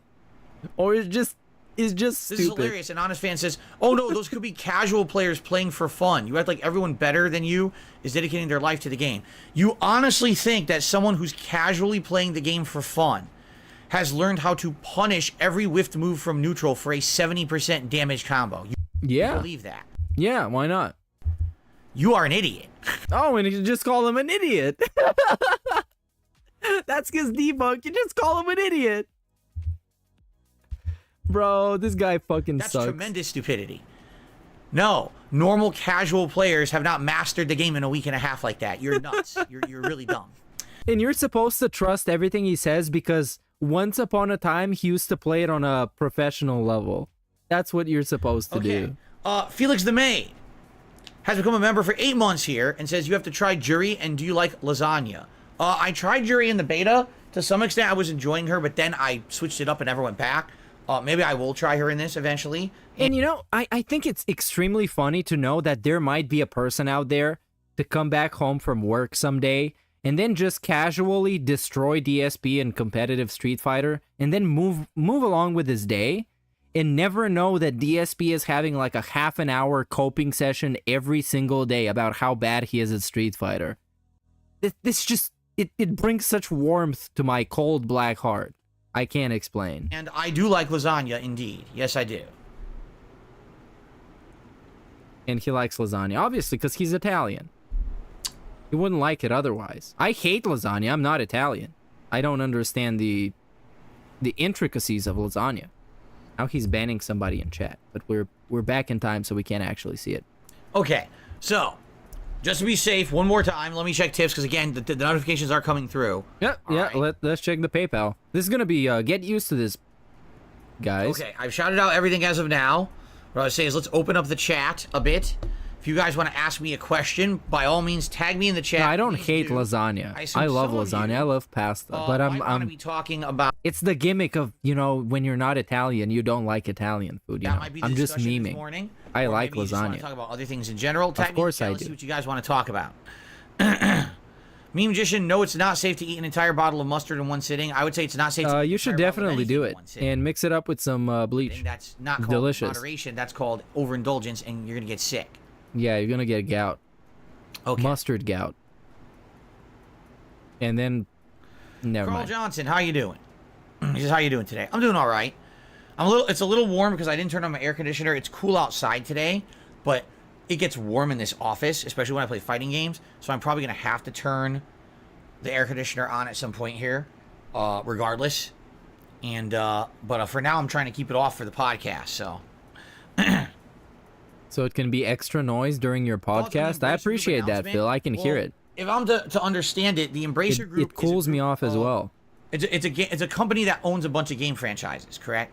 And I think that what they did is they came out and they said, if I remember correctly, okay, they're basically scaling back, that they feel like they've really made bad strides in the wrong direction and they're losing a lot of money because of it. So they're going to scale back, they're going to lay off a bunch of their people, and they're going to focus on... This is all like a fever dream. This is from what he remembers, For example, I think Embracer which is like an unreliable narrator, basically. Yet they're not making any Lord of the Rings games. They got this, you know, rinky-dink company pumping out shitty Gollum and fucking Moria games instead of them actually making quality Lord of the Rings games. So I think what they said is they're going to stop a lot of their efforts to make these other games that are pulled in other directions, and they're going to focus on more important, higher quality stuff, such as Lord of the Rings. Am I correct? Is that what Embracer Group has said? I think that's what I've higher quality stuff, such as Lord of the Rings. Think about that. What? I mean, thing is, what do you Embracer mean? Group. I'm not too familiar with what games they've put out. Could anyone say in the chat what games Embracer Group has put out? Let's look it up. Embracer There's a company Group. that feels like they basically went way too diverse with what they were making. It could almost be like, you know, we made so much, but none of it was good. And what's the point? Would you rather have one? There's so much text here. I hate that's it. An IP that everyone likes, and it comes out and it's a big seller, or would you rather have 20? There's so many games that don't do very well, right? Right. So to me, that's the way I'm seeing it. And I don't know, like if they make a bunch of good Lord of the Rings games, that'd be sweet. At the same time, do we really need a bunch of? This all developer studios, especially coming off the heels of Gollum, right? I don't know. It's sad whenever a company too much text. I can't figure it out. I'm stupid. That's just sad because those game devs aren't to blame. They're the ones doing the grunt work, trying to get those games out there. And it's sad that people lose their jobs because of management making bad decisions. I hate that. Oh, the management's fucked the company, but it's the line level worker that gets hurt, right? You never hear, oh, management made a bunch of really bad decisions, so now the management is fired. It's funny how you never hear that, right? Even though they're the ones that did the wrong things, they don't get punished. The people under them do. It's really weird how that works, huh? But anyway, oh, Jasper, you surprised me. Yeah, like with the helicopter company. This reminds me of the helicopter company from 2008. Yeah, I don't know. I guess we'll see what happens. Say it. What are they gonna do? Come on. I hope people don't lose their jobs. You wanna. You do, right? I mean, if I'm understanding the situation, if not, let me know. Okay. Ian did a super chat. He says, "Did you see what happened with Nick Merckx?" Oh, Nick Merckx. He got murked in Call of Duty. I have no idea what you're talking about. Can someone? And he has no idea on the latest events. Nick Merckx? Nick Merckx made a tweet that got his skin deleted from Call of Duty. Can anyone explain that situation? CJ says, in gaming, it's a trickle-down situation. The crap just trickles right down to the workers. Oh, it's not just gaming. Man blames devs daily, every but corporation feels is bad like for them this. fired. The people yeah, bro, he straight up says that people shouldn't have a job when they make shitty games. The people in and then they get fired, and he's like, what? How does that work? And when he shits on developers, he explicitly says, "Man, these developers are fucking idiots." I don't know anything about who is Nick Merckx. I've never heard of this person. Only thing he did was say, "Leave the children alone" on Twitter. The store for say protect the kids. Huh? What did Jade said this? He had a skin in Call of Duty. He said something that was taken as anti-trans and got the skin removed. So it's politics. Oh, it's politics. Did I hear trans? That's politics. Skin out of the game. He said LGBTQ should not be taught in school. He didn't say that. He objectively didn't say that. Okay, can I ask a question? An honest question. Does anybody care? Right. If you are Who cares about this? Who's in the game space, like your content, what your job is to make gameplay, all right, and entertain an audience. Oh, is he gonna say "shut up and dribble"? Doing it. He's gonna say it. You have sponsorships, and you have collaborations. You have all these things. Okay. Why would you talk about politics? Oh, shut up and dribble. Okay. And shut this up is not and dribble. a direct like slam against Nick Merckx. Please don't take it that way. But if you are reliant there we go. on this stuff to make a living, right? Then why would you do this? That's my question. Because I'm gonna. By the way, I'm not gonna say he didn't even make a political statement, bro. He said, "Leave the children alone." Talk about. He didn't even make a political statement. Why would you, bruh, talk politics? Because this is what happens. politics. Everything is politics nowadays. Talking politics, even though I have saying "leave the children alone" is politics, and you shouldn't be saying it. And it wouldn't matter. I have no sponsorships to lose. Okay. You understand? Then why don't you have any kind of a stance on anything? I'm not doing any collaborations with other content creators that will say, "Oh, I can't work with you." It doesn't matter. I'm just me making my own content for my audience. But you have no stance on anything. So, he just wants people to be happy. For me, that's what Nick Merckx said. He just wants kids to be happy and be left alone. Their livelihood isn't that what he said? Dependent on getting income from these kind of things. You would think you would say, I'm not going to dabble in that because it's too risky. You should just shut up. Because at any point, if you feel that something is a problem, you should just shut up and move along, right? And they're going to spin it into cancel culture, and that's the end of me, right? It's happened a lot. And if that's the case, if what you're describing to me is exactly what really happened, sadly, I hate to say it, if you're someone who's a content creator reliant on a sponsorship, a partnership, and that kind of income, you have to swallow your opinions. Oh, okay. Just shut up and dribble. Okay. Make political content. You're in the space to make gameplay. So make the gameplay, and sadly, you have to be quiet about everything else. Is that fair? I don't think so. I think everyone has a right to voice their opinion. But who is going to stand for what's fair and what's not? You should be able to separate the art from the artist. But bro, hold on. He just came off a massive fucking tangent about quote-unquote the system. And now somebody is talking against the system. And he's telling him to fucking shut up. And swallow his opinions and not say anything about it. Is a great. Are you fucking serious? This is in the back-to-back segments. Gamer at a game, and that's the content you put out that you enjoy. Then why would you hate them because they have a political stance on something that you disagree with, right? But sadly, that's not reality in the United States right now. In the United States, everything you say and do, they're gonna hold it against you, and they're gonna make you. You're gonna cancel you, right? I mean, shit. He didn't even get canceled. That's the thing. Nobody made a big deal about any of it outside of Activision, who took down his skin. And now, this is what fucking pissed me off. He didn't even know what this segment was about until somebody in chat told him, well, allegedly, he said something about the kids on social media and they removed his skin. And now he's talking about it like he knows what he's talking about. Nobody fucking canceled the dude. They just took away his skin from the game, and then everyone stood up for that guy, who all he said was leave the kids alone. I'm playing for real. And now DSP is on the system side. He's dick riding the system now. Fucking Zelda. I'm digging around in the game. I get struck by lightning. No way. Say something stupid about, I hate this lightning mechanic. Why is it? And now it's about him being on fucking TikTok. Are you fucking kidding me, bro? No! Or the game developers were dumb to put it in there or whatever. I don't even know what I said. I really don't. Because it was such an off-the-cuff remark that I'm not even paying attention. I mean, who cares about what I say in one of my fucking video games?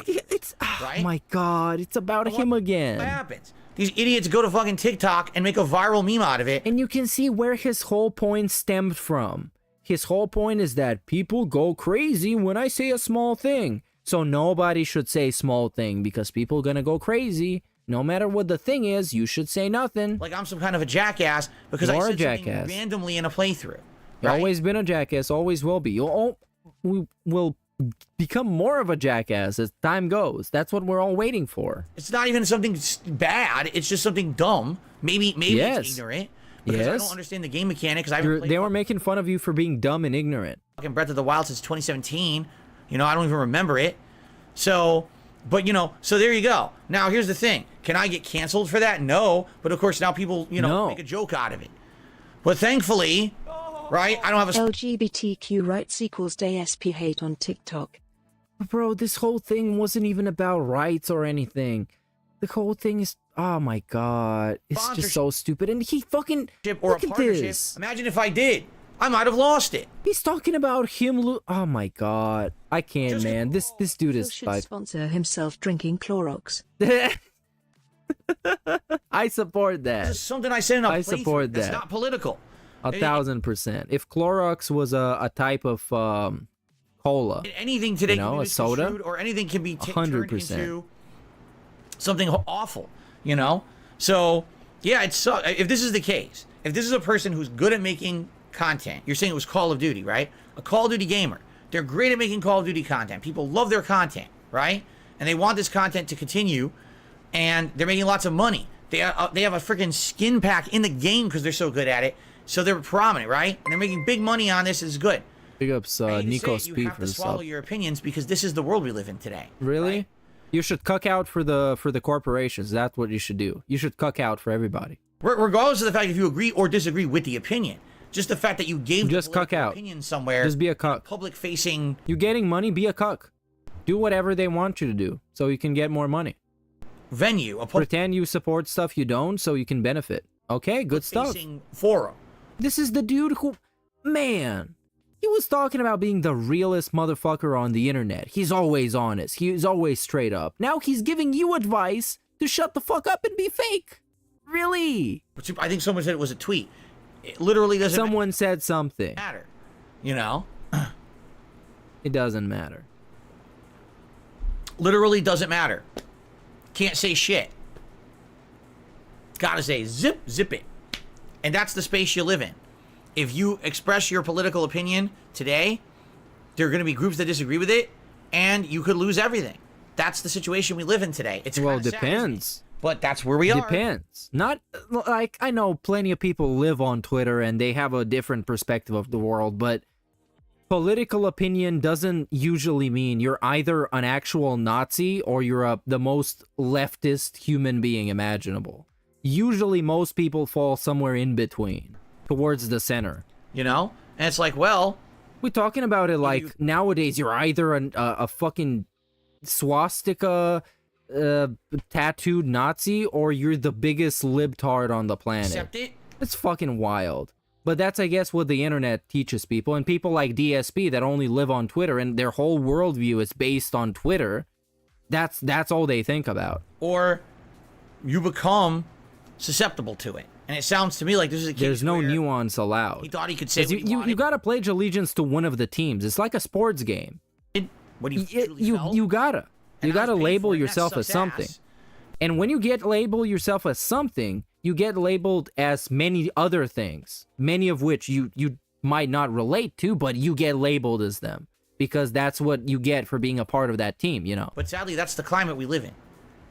But you know, that's definitely something that we've been talking about. As they say, Who says the that? pendulum swings both ways. So does the door. Yes. The door swings back and forth, right? And there's always extremes. Just in my lifetime, I've seen extremes one way, then the other way, then the other way, then Like the other what? way. It just keeps going back and forth. Actually, I'm doing it backwards because it should be a pendulum swinging this way, right? And, you know, maybe things will change in the future. Maybe they won't. What is the personally, what? I think What? that people should be, you know, torn apart and canceled for something they said that has nothing to do with the content that they're putting out? No. Like, if he was making Call of Duty content and started talking politics in it, that's one thing. It's a different thing to say, oh, I made a comment on Twitter randomly, and now you're canceled for it, right? Like, He's that's not canceled for it. He's literally not canceled for it. Nobody supports this outside of fucking Activision. ridiculous. Like, so everything I say in my life, I need to... Yeah, I'm not saying nobody as in 0 people. I'm saying the amount of people supporting him being held accountable for something like this that he said is absolutely negligible to the amount of people supporting him. be completely microanalyzed and micromanaged. That's pretty ridiculous. And by the way, again, I don't even know what he said, nor the context, nor, you know, I'm not disagreeing. I want you Why to are we understand doing that I this am then? from an objective perspective. Objective perspective. You don't even know what a perspective you're having on is. Right? He's being objective of something he knows nothing about. I don't get that. I never have. But that's the society we apparently live in today. Apparently. He doesn't even know the society he I guess we all lives have to in. live with it, right? Like I said, at least for me, thank goodness, I don't have that. You guys So are the I reason felt Logic Isaac Kimler was okay because it has nothing to do with his content? Well, that was a character, you see, and it wasn't even an originally character. It was a character by somebody else. It was a Howard Stern character that he stole. You see? So it's perfectly okay. I get to make content. You understand that? Your support every day is why I'm here. And now Because it's I about don't him have again. It's literally him kissing his fans' ass so they can send him more money. The liability of Wow, a sponsor dropping me, godlike. or, a collab up. And this dude tries to tell you that he's objective. And everything has the lean of making you give him more money, or him looking like a better guy, or him projecting everything that's happening on something that actually happened to him before. Opportunity being lost. Because I don't have to worry about that. I can just be me every day. Wow, it can be I don't him. give a shit about a bunch of people on TikTok saying nasty shit about me. What did that And now affect? it's about Nothing. TikTok Nothing again. At all. Who gives a fuck about them, right? So We're not even you know, talking about the guy we know nothing about crazy. now. that's the life we live, though. And these people who are making a living online, this is the risk that they have every day. All right. Natsu Eli re-upped their membership for 2 months as Street Fighter 6 Blanca wants to know Awesome. about Blanca-chan cosplay. Good for them. Lies vs. Soul did 2 super chats trying to basically become inflammatory here. I'm not even going to read anything you said because you know that's incredibly stupid. Why not? And, I'm not going to read. What did he say? reiterate. Now it makes me interested. I want to go and check it out, but that was a long time ago, so I can't actually see it. Ah, this sucks. What does it say? Let's co-op Baldur's Gate 3, please. That was one of his super chats, and the previous was... I can't even see it, so there you go. Arkham's Best did a super chat. Says one day a DSP News Politics channel would be nice. Yeah. And It's again, never if happening. I do that, it's got to be indie. It could never have sponsors. You know that, right? Indie? You No, understand you're that, never having sponsors ever again for anything. right? That I would never be able to do something like that. And by the way, if I ever did, I will right now. It's 2023, so let's make a note. Today is June 13th, 2023. Oh, that's correct? going to be interesting. I will say this right now publicly to everyone here on the internet, all 400 of you that are watching and all probably 10,000 that are watching this after the fact on Reestreams and people commentating. Hey, big ups. All right, I will say this. If I ever make a political show, everyone's going to hate me. Yeah. Literally every person. Yeah. Because I'm not left and I'm not right. All right? And a lot of people don't like that. They like, oh, you have to be on this side or this side. That huge streamer who said something innocuous and was punished is just like me being an idiot in a video game and getting rightly made fun of snort. Absolutely. I agree with you, and that was an absolutely objective perspective. Big ups to the Respecter man. You have to be all the way over here Contribution. or all the way over here, because if you're not with us, you're against us, right? And in my life, that's never been me. For me, when there's an issue or there's something that needs to be important to discuss in politics, I will look at things from all perspectives. I'll try to understand all perspectives. No, you don't. And a lot of times, I feel the best way to approach these things is from that compromise position. No. You just talked about an issue that you knew nothing about, that somebody told you literally one line of text worth of information about, and you pretended like you knew the issue, and then you made it all about yourself. You literally don't do that. You just showed that. Where if you truly want to help people rather than advance one side or the other, only help this group, only help this group. If you truly care about humanity as a whole and the purposeful advancement of everyone together, then you have to find that medium where we all can benefit in some kind of a compromised position. Most people in 2023 today don't think that way. It's actually become even worse. It's become more polarizing to the left or right, left or right. And that's just on Twitter, DSP. That's just on Twitter. You should go outside, touch some grass, talk to some human beings, and you will see there's way more nuance out there than you can see on the internet. But you actually have to talk to a human to figure that out. You're not going to see that on Twitter, because the algorithm is showing you extreme left or extreme right. That's what it's showing you. If I do politics, it's essentially going to be me. Because why does this happen? Because the algorithm is optimized to show you the things that people watch the most, and they watch the sensationalist extreme stuff the most. So left or right, there's no nuance in between, because that doesn't get a lot of attraction. Trying to evaluate things from both sides to come to that medium position and figure out what really is best. And not to say that I'm going to think that I'm any smarter than anyone else, but a lot of these political things I hear today are just so ludicrous, right? They're so ludicrous. What Tell it is, them why. It's about not having moderation and going too extreme. If people would just realize that a lot of these things aren't bad, it's just that people go too extreme with them. Like what? Right? These ideologies that you hear about, they're not awful ideologies. It's that people take them too far.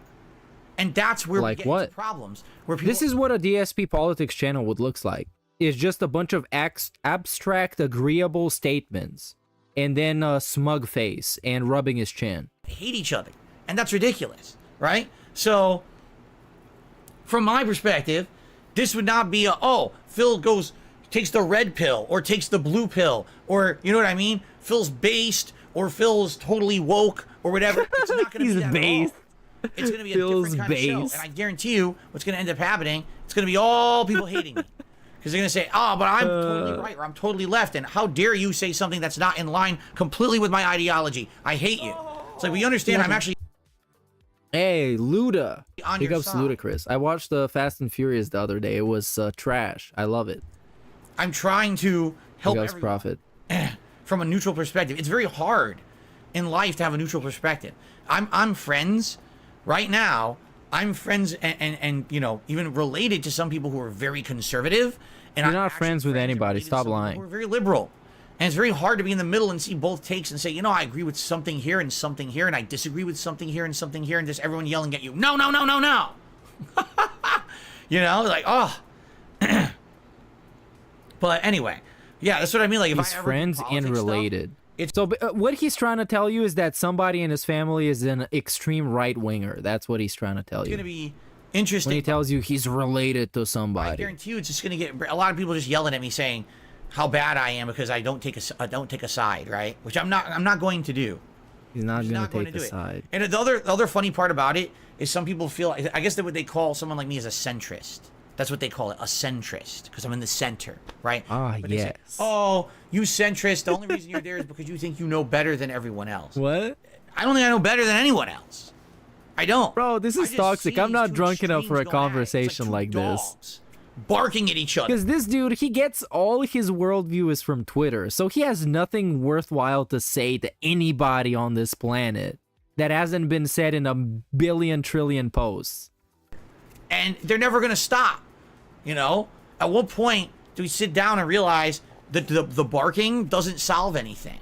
Right now we have a governing body in the Capitol of the United States, and whenever they want to get a law passed, they literally sit there like petulant groups of children yelling at each other. Okay. No, you, me. But what about you, me? You read the things they say, publicly, the things they post on their Twitter and stuff. It sounds like a 7-year-old wrote it. Yeah, that's because you're looking at Twitter, you dumb fuck. It's like, this is our government. These are the people in charge. They can't even sit down and have a civil conversation. They act like a bunch of kids. And they're the people who are running everything. That's who we've elected. These fucking idiots. You know? See, I wonder why we can't get laws passed to fix problems when they're all a bunch of immature people only looking out for their own self-interest. Gee, I wonder. Like you? Why our government's like... I don't know, bro. You're the guy who makes everything about yourself. So, I don't know about those other people making it about their own self-interest. It is, right? It's kind of weird. And you also don't vote. So, your complaints are not as meaningful as everybody else who votes. So anyway... Because actually, they at least try and be a part of the system. They try and be a part of the change. I don't know. You should run for president. Again, that being said... hey, shout out. That's why I'm not a political guy. You guys don't come to me for politics, right? You don't. They don't come to you at all. I wonder what Phil's take is. That's why you end up addressing the thousands of people watching you on Reestreams, because yours, they don't cut it. On this LGBT issue, I wonder what Phil's take is on gun control. I wonder what Phil's take is on healthcare and blah, blah. No. No.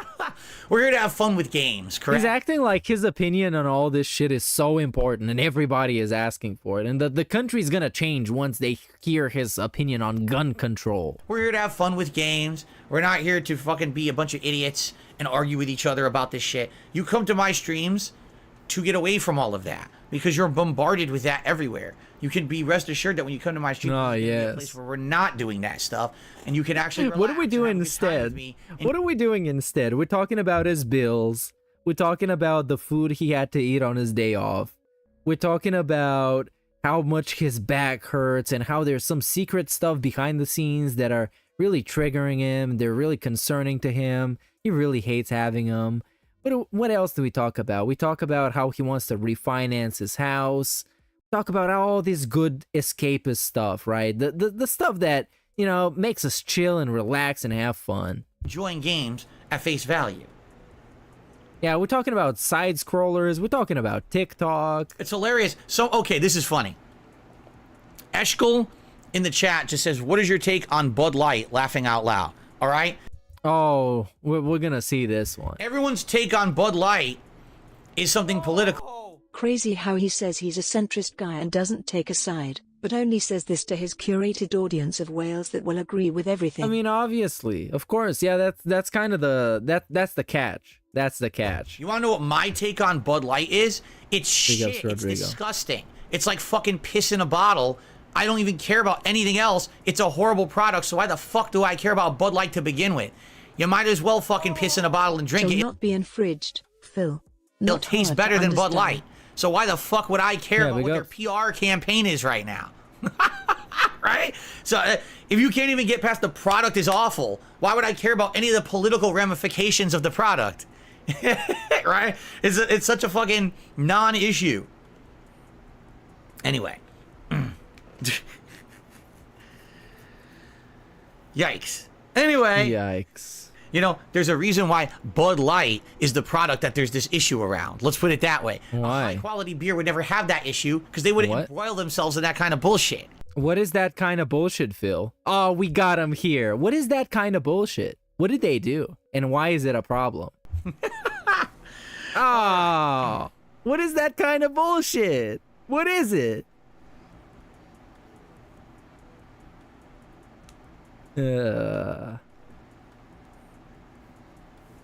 Alright, so anyway. Oh, he got caught within like 30 seconds. If he was talking to Destiny, he would get annihilated. Cast. If you guys have like a final question or something you want to What's kind of bullshit, Phil? What's that kind of bullshit, Phil? What's that kind of bullshit? Why do you think it's that kind of bullshit? I guess I should check one more time for tips because again, I'm not getting notifications on What tips is the bullshit? Why it's bullshit? So just to be safe, I will. What happened? Why are people mad, Phil? Today. Why do you we think? got a tip. Look at this. Absolutely, there's been a couple tips came in here. Hold on. Oh, we got a tip vibe check. So Play Cool did a tip. So I'm surprised you really enjoyed Final Fantasy 15. Had the idea. Oh no, we're talking about Final Fantasy 15, Started to play the game myself first time a few days ago. Combat was disappointing at the start. I think I like it more now. Bromance of the game is enjoyable. The demo for 16 is out. I'll try it some other day, but hopefully combat. Yeah, will be go much fuck better. yourself, Has guy even who more sent him control what money. the player does. For the next part doesn't. Oh, don't be loud. Okay. Yes. There you go. There you go. Okay. So tip. Play Cool. Yeah, let's put him up on the whore board. What did I literally just say? Thank God we're not doing politics today. Oh my God, we're not doing politics. Fence-sitting centrists don't solve problems. Look what has happened to Tim Pool Spiral. You're just saying you're a coward to be yourself. What? What? I don't even know what you're talking about. I mean, if you read him in the fucking weirdo voice, of course it's not gonna make any sense. I got no idea what he just said. What that means. I am not involved in any of this. Do we understand? I literally said I'm not involved in any of this. And you immediately what has happened to the temples? Politics. This is how people would be. And then you you gave me kind of confirmation. Oh, bro. Thanks for the confirmation, I guess. I'm curious because I don't know honestly if political stuff would work for me. Why? No, it's not, because you have nothing to say, man. I would never get a sponsor, you know? Your whole world is Twitter and your stream chat, and I don't know which is worse. I literally would never. So give up. No, just talk about video games, talk about movies. At some point, you can talk about some other shit, man. Don't talk about politics. Once get a sponsor. And like, I'm not going to talk about politics. I don't know shit about shit. I've been someone who's been doing it for 15 years. There's people who love my style. Like I said, I make curated content for an audience that gets me and likes me. That's why I get to do this for a living. I don't know if I'm going to a new audience. Because I for audiences. I know you can get any kind of product, or anything like that. So it would be very different for me. Let's see here. Lies for Soul did another super chat. He says, let's co-op Baldur's Gate 3, please. I don't even know if I'm playing Baldur's Gate 3. I don't know anything about the franchise. Thank you for the super chat. And Ian did another super chat. He says, Bud Light is the Street Fighter Cross Tekken of beers. Well, there you go. That's a fighting game analogy for it, I guess. Yeah. No, you know what? No, all right. I'll go even further. Ready? This one you might not understand because it's an older reference. Bud Light is the Capcom fighting jam of beers. That's a good one. That's a good reference right there. It's even better. Anyway. Well, that's a good reference right there. Admiring your own references is great. It's fantastic. No, I not love Cammy it. today. Today we're using Marisa. Today we're going to attempt to use Marisa. Oh, big ups Marisa. The queen. Play Cool says, Angry Joe always has problems when he tries to go political on Twitter. Boogie always has people calling him out. Bro, everybody's being, gonna talk shit to you on Twitter. It's fucking Twitter. In politics. Get over it. It's not a real place. Expand Dong says YouTube announced today they're lowering people crying about fucking Twitter. 1,000 to only 500. Nobody's realized that the way to deal with Twitter is just call somebody a retard, then mute them and carry on. Why are you getting so fucking hung up over Twitter? Twitter. Subs. God damn it. Twitch are acting opportunistic. Will the incentivize? This is like grown ass people, like 40-year-olds, going around in threads on Twitter, trying to convince each other shit that nobody will ever be convinced of. It's maybe that I've been around sports Twitter too much, which is just filled with endless, meaningless straw man and discussions that will never get resolved, never get to any kind of conclusion. It means nothing. It's just endless bullshit. Like, why? Smaller. There's people that are twice my age doing that shit. This is ridiculous. Haters. I don't know. I actually have absolutely positively no idea what the criteria was to begin with. You know, I always, since the start, was big enough to qualify of for course he's everything, anxious. He's talking about, he's talking about shit he can't talk about. He doesn't know how to talk about it. Criteria were, if they're trying to make it so more people can monetize on YouTube, it sounds to me like they realize that there's opportunity there. Why else would they do it, right? Does it have to do with Twitch imploding in the last few weeks? I don't know. Maybe. Maybe not. Who knows? If so, this would be the quickest reaction YouTube's ever done to anything. Because typically YouTube's at least 2 years to react to anything. You know, TikTok's big. Oh, in 2 years we'll do YouTube Shorts, right? So, maybe it is, but you know, that's kind of interesting to see that they actually did that so fast. And electricity went away just to see Philbert's true place. The village dumb as everyone wants to beat up or excel, but is just entertaining enough for a quick laugh. All right, guys. I think it's time to end the show for now. Thanks for a good podcast, a chill podcast. Let's adjourn. I'll take a brief break to use the restroom, and come back. And we're gonna do Marisa today. Go into the guide, into the combos, and then probably a little bit of casual play before I actually take her to ranked and see how I do. Thank you for a great show. Thanks for chilling with me as always. I hope that you guys enjoy. And I really would like your feedback about Street Fighter 6. Would you prefer to see me continue to use a new character? Or would you prefer to see me now sit down and start focusing on the characters I have tried to try to get better? I really need your feedback to determine what to do for the rest of the month. Please give it to me. I demand it. But in the meantime, thanks for watching the show, and I'll see you tomorrow. Okay. All right, guys. So, let's quickly get set up, but I am going to... All right, sorry there. Restroom. I had to switch my office space. Right away. That was Nice. AFK for a second. When I get into fight, Be right back. I get so into them, I usually don't even take a break, which is pretty bad. I should take a break. I don't know why I don't. I'm also hoping that my shoulder and arm hold up, because like I said yesterday, All right, I'm back. Neck, I tweaked it somehow. Is everything plugged in? I think it is. Yes. Mode yesterday, and it was getting progressively worse. Yeah, I saw that that last super chat. Give me a second. It holds out today, and it's not an ongoing issue. I hope that right now it feels all right. I feel a little bit of tenseness and pain, but it's not like bad. Wait, there's no break? So I hope that it holds Whoa, that's crazy. I wish society collapsed and electricity went away just to see Philbert's true place. Well, you probably wouldn't see him there, huh? But I appreciate the sentiment. Yeah, I agree with it. Okay. The village dumb as everyone wants to beat up or exile. And then we'll start. Let me mute the mic. It is entertaining enough for a quick laugh. That is that it is. It is. So I guess he's playing the game now, but I don't really have much to add to it. So we might as well go back to watching clips, because we're long styling it today, and he's gone to the bathroom. But this is a quick bathroom break. It's almost like, I don't know, man. He makes me think if he's actually going to the bathroom or pretending to do that and actually going to check up on his wife or something. It's really strange when he does it. It's really strange. Heard good things. A lot of people seem to be a fan of the character. What I'm hoping is that basically she has a good mid-game that's not based on like mixing up or like, let me put it this way. With Minot, I'm not saying Minot is bad, But with Minnow, it's like, you gotta fool someone to get thrown. And a lot of the people who I played in ranked just knew everything to stop the throw. So without the throw, she's not that good. You know what I'm saying? So I hope that it's not based on tricking into a throw or anything, but there's actually like good mid-range attacks and strategies you can use that are more stable or consistent than how Minnow was. So I guess we'll see. Let's see. Shout out to Rafflebozo11 who did a super chat and said, thanks for the stream, Phil. You are welcome, Rafflebozo. And then I believe, let's see here. Rena just did a super chat. Thank you to Rena. Like I said, with tips, sadly, I have to manually check. I don't know. I'll check for a tip quickly before we get started here. We gotta do the manual style checking of the tips. The checkination of the tips. I'll check quick, but out as of yesterday. And this is gonna slow down the streams even more. Imagine this. People were complaining in the videos they couldn't hear me, so yeah, people were complaining. I'll adjust on the fly, okay? Because it's like now he gotta check it out. He gets a $1 tip. Okay. He's gonna pause the game, respond to it. Yeah, I don't know. What do you guys want to do? I guess we can go back to clips because like this, I can't really add much to it. Are we good? Otherwise than telling you that he's getting his ass clapped.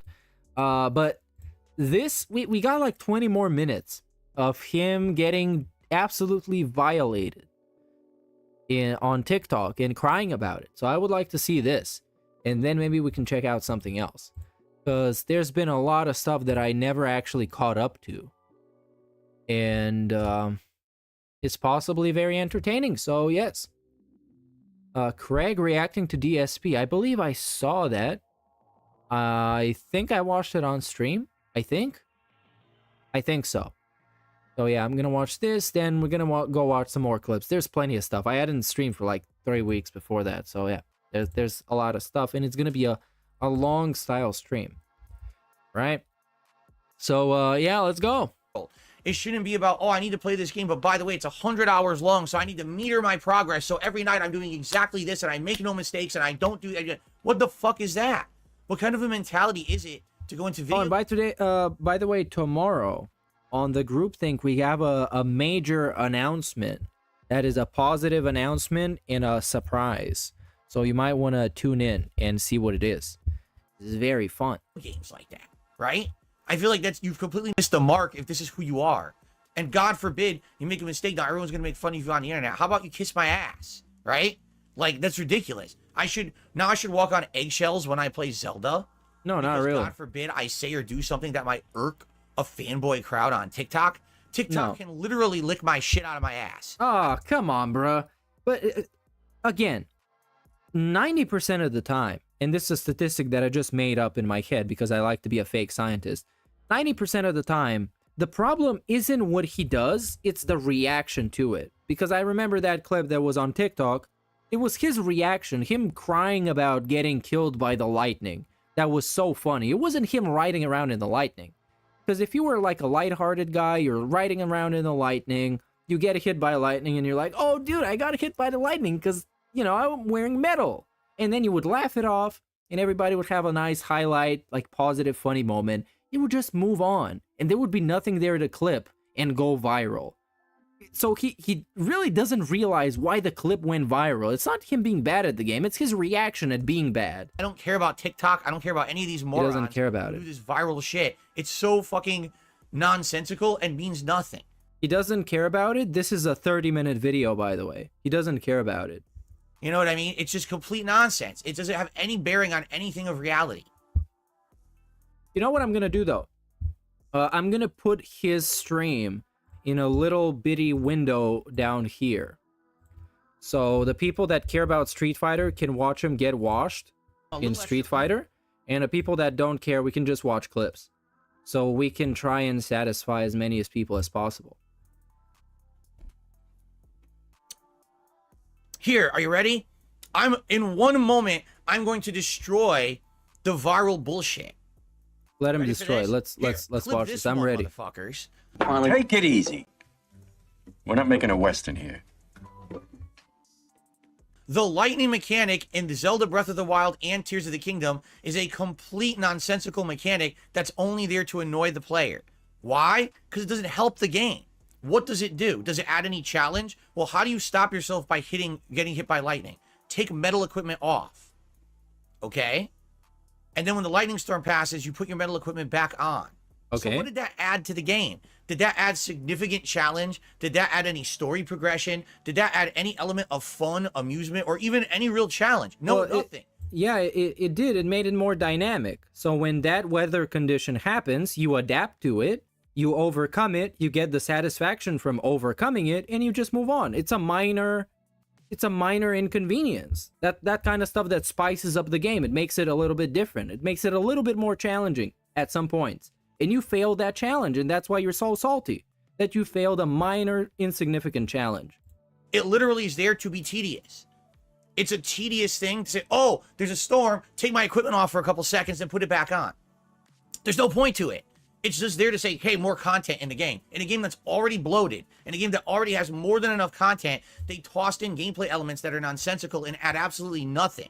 Yeah, it's annoying and it's easy to get around, but at the same time, you have a perfectly valid reason to criticize it. It doesn't do anything for the game. It doesn't make my experience better. It doesn't make it harder. It just makes it more annoying.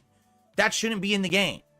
Anything that's in a game just to add annoyance factor, to say, oh, there's more content in the game, shouldn't be in a video game. Because a video game's about enjoyment. It's not about adding levels of tedium to make your game... Again, this is bad feedback and bad criticism, because enjoyment is an incredibly subjective term. Because different people enjoy different stuff. And some people might have really enjoyed that mechanic being in because it spices up the gameplay loop. I don't care about the fucking sentient lightning, like Thor's hammer is being... And yeah, big ups Eurobeat for 14 months, dude. Raised, an OG. Strike me out of the sky. It adds nothing to Tears of the Kingdom. It adds nothing to Breath of the Wild. It's a waste of everyone's time. It should be criticized. And if you criticize shit like that, they won't put dumb shit like that in video games anymore. But no one does. Oh, it's Nintendo, so kiss it's, the butt. Okay, it's not productive criticism. It's not constructive, because you don't tell them how they can improve. You just complain about it. So it's pretty much whining. Okay? But now we get this great segment. Oh, Miyamoto. We get this, which on Twitter I posted. And if you criticize shit... Watch this. Yeah, this is the part. Video games anymore. But no one does. Oh, it's Nintendo, so kiss the butt. Oh, Miyamoto. Oh, Miyamoto. All right, Nintendo, come on, crap on me some more. Open wide, everyone, open your mouths and suck on these turds. I just don't understand, man. Oh, Miyamoto. Oh, thank you for striking me with your sentient... This, with the little rat teeth that he does here. You see the rat face? I don't understand it. Oh, Miyamoto. It looks like a little hamster trying to drink water. Look at this. A little hamster. He's just drinking water. He's just chilling, relaxing in the little cage. He's just drinking water. Oh, thank you for... Oh, thank you for the water. Striking me with your sentient lightning. That's the dumbest thing I've ever heard. Start calling dumb shit out and actually focus on the things that matter. This game... instead, he's just a scamster. He's not even a hamster. Tears of the Kingdom has tons of great content in it. Really, tons of great content in it. It's a great game. Overall, my playthrough, I'm very much strongly praising this game, saying I really like the game. I do feel the game is bloated. I do feel the pacing is off, and it does have a lot of superfluous things like that you have to remember, which is stupid. Why do I have to remember a bunch of tedious little things that just make my playthrough more annoying? Why can't I just enjoy the game at a streamlined pace? If Phil was a hamster, he's going in the sock and being used as a nunchuck. Hey, yo, that's toxic. I don't endorse that behavior being carried upon hamsters. DSP, sure, if you can find a sock big enough, then go for it, but not hamsters. They did nothing wrong. They did everything correct, and they're cute. But big ups for the super chat. That's really the problem. There's no streamlining or proper pacing in the game because of the way that they've designed it to be truly open world. But hey, overall, I'm having a great time. I'm like 32, 33 hours into the game. I really like it. So why on earth do I become the scapegoat as someone who sucks at the game and basically doesn't like it? Scapegoat? It's not true. You've taken one moment out of context of a playthrough and turned it into something it's not for viral popularity. Well, good for you. Didn't affect me in any fucking way. Yeah, it did. You did. You're clearly butthurt about it. Clearly. This is a 30-minute segment. I don't care, and I don't care. I'm not gonna walk on... It's like when Taylor Swift doesn't care that she broke up with her boyfriend. That's why she makes 5 albums about it. Eggshells playing Zelda moving forward. I'm gonna play it how I want. I'm gonna say what the fuck I want. I don't care about you. Dude, I don't care. And the best thing that I can say to my audience here, all right, it's this simple, all right? Take all that nonsense, that white noise, and take it out of your life. And I mean that. This is going to be personally applying to everyone out there listening. To your own personal lives, you have to take all that nonsense and just ignore it. That white noise shit that you hear, just like you're ignoring it, everyone making fun, all that nonsense, it's never going to go away. In life, there's always going to be people who try to bring you down. There's always going to be people who try to make you look bad no matter what. If we're talking about leading by example, he's doing a really bad job at it. Like, he's really bad at leading by example. All the things he preaches, he doesn't practice them. You want to know why? Because it makes them feel better about themselves. Oh, I didn't get hit by lightning, so haha, now let me make fun of someone who did and like, laughed and made fun about it. Fuck you. How about get a fucking life and focus on yourself and stop looking at everyone else around you and trying to bring them down so you should feel like a better person, right? I don't care about how other people played Zelda. I'm not watching anyone else's playthrough of Zelda and making fun of them. You know what I'm saying? I'm here to enjoy the game at my own pace and like it for what it is. I do like it. Bro, in this same segment, wasn't it, maybe it was a different segment, he was talking about how people were playing Street Fighter and that they were trying too hard because they thought that someday they would win the big one and they would win the millions and a lot of money and a lot of clout. Seems like you're caring about how people are playing a video game. The thing that you're saying right now you don't care about, seems like you care about it a lot. And you're trying to bring them down so you can feel better about yourself and sucking at Street Fighter. I really do enjoy it. I have criticisms of it. I have the right to make valid criticisms. You can't tell me that lightning is a good mechanic of the game and it adds anything. It adds literally nothing. It's just an annoying thing you have to remember among a million other things you have to fucking remember, right? It's dumb in that regard. But in life, you're always going to have this element of people who are making this white noise around you. My best recommendation in this case is to ignore it. If you haven't, just ignore it like I do and constantly talk about it. All these idiots on the periphery always talking about DorkSide, Phil, and DSP, and this negative about him, and that negative about him, and that. You notice I don't care. I'm just sitting here. He doesn't care. With the stuff I'm doing, right? Trying to finish up those playthroughs in May. I've been so busy with new releases now this last week and a half. And the thing is, you know, the thing is, most of the people, at least under the tweet that went viral, shout out to Poems Mystery, because his tweet went really big. He got like 12 million in total, I believe, views in all of those tweets. In the people responding to that tweet were mostly people who didn't really know much about DSP and were kind of shocked that he still exists and that he's still bad at games. There weren't like people super invested in him. They were just like, oh yeah, this guy, he still exists. He still plays video games badly. LOL. And they just moved on. Shit about any of these morons saying this stuff. But what irks me is when I go to play the game again last night for the first time in a week, and I get people coming in saying, oh, your playthrough sucks now because now everyone's making fun of you. And of course, yes, there was a bunch of responses with the gif of him jerking off because, of course, you kind of have to do that. It kind of is a thing. Now, you're joking about it, and now you're not making any progress anymore. Now you don't even remember the game anymore. It's like, yeah, it sucks. It sucks because I like the game. And I know that last month, if I hadn't been trying to wrap up other games, if I wasn't wrapping up Jedi Survivor and Final Fantasy V and Oblivion, if I wasn't in a big, like I called it, the home court press to finish all that before Street Fighter 6 came out, I probably would have been able to put a lot more time and effort into Zelda, and I probably would be nearly at the end of the game now, like most people, or already have beaten it.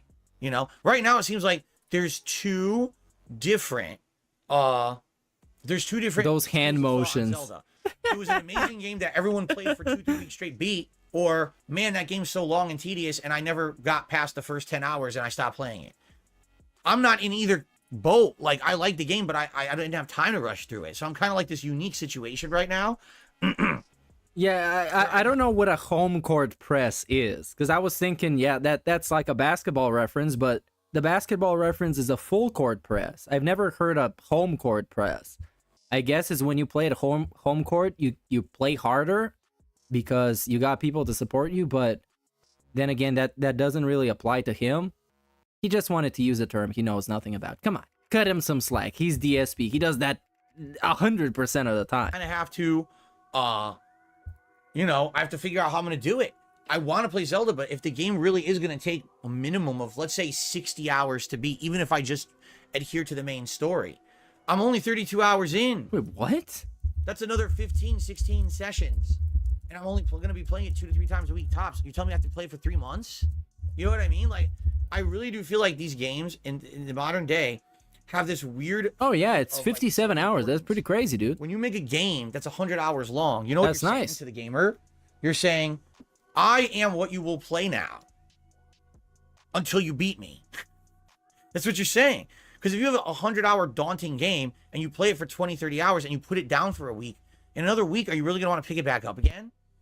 No, you're going to want to have that momentum. And if you lose that momentum, then you kind of lose your desire to really play it, right? And that's what really, I think, what's going on here with Zelda is it's a game that's so lengthy with the amount of content that it has. It's like, you must play me.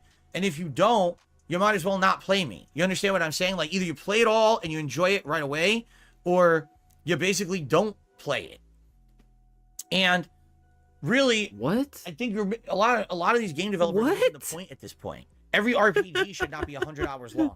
Zelda? Okay. In case in Sure. point, Zelda was never. This is like a 30-minute segment where he just showers you with so much bullshit. You just have to accept some of it. Just say, okay, next. The RPG that was designed to be 100 hours long.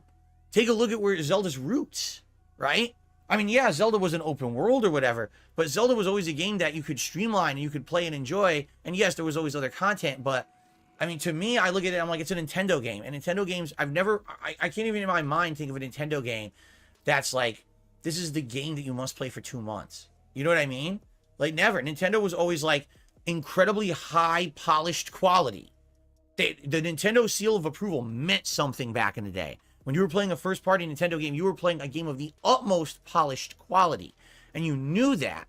And it might not be an incredibly lengthy experience, but you knew that was going to be an incredible, memorable experience. You know what I'm saying? Zelda Tears of the Kingdom is like, hey, clear your fucking schedule. You ain't playing nothing for a month, man. You know, it's funny because I see people now who are not hardcore gamers who are just playing nonstop. They're people with lives or whatever. Okay. And they're posting up, oh, I'm just finally getting around to the end of Zelda. And they've been playing it since launch. All right. Isn't that a good thing, though, that you're getting a lot of mileage out of your purchase? And it's like a quality experience? And it's the only... Isn't that a good thing? Only game they've played for a month. And they're finally just getting to the end of it, right?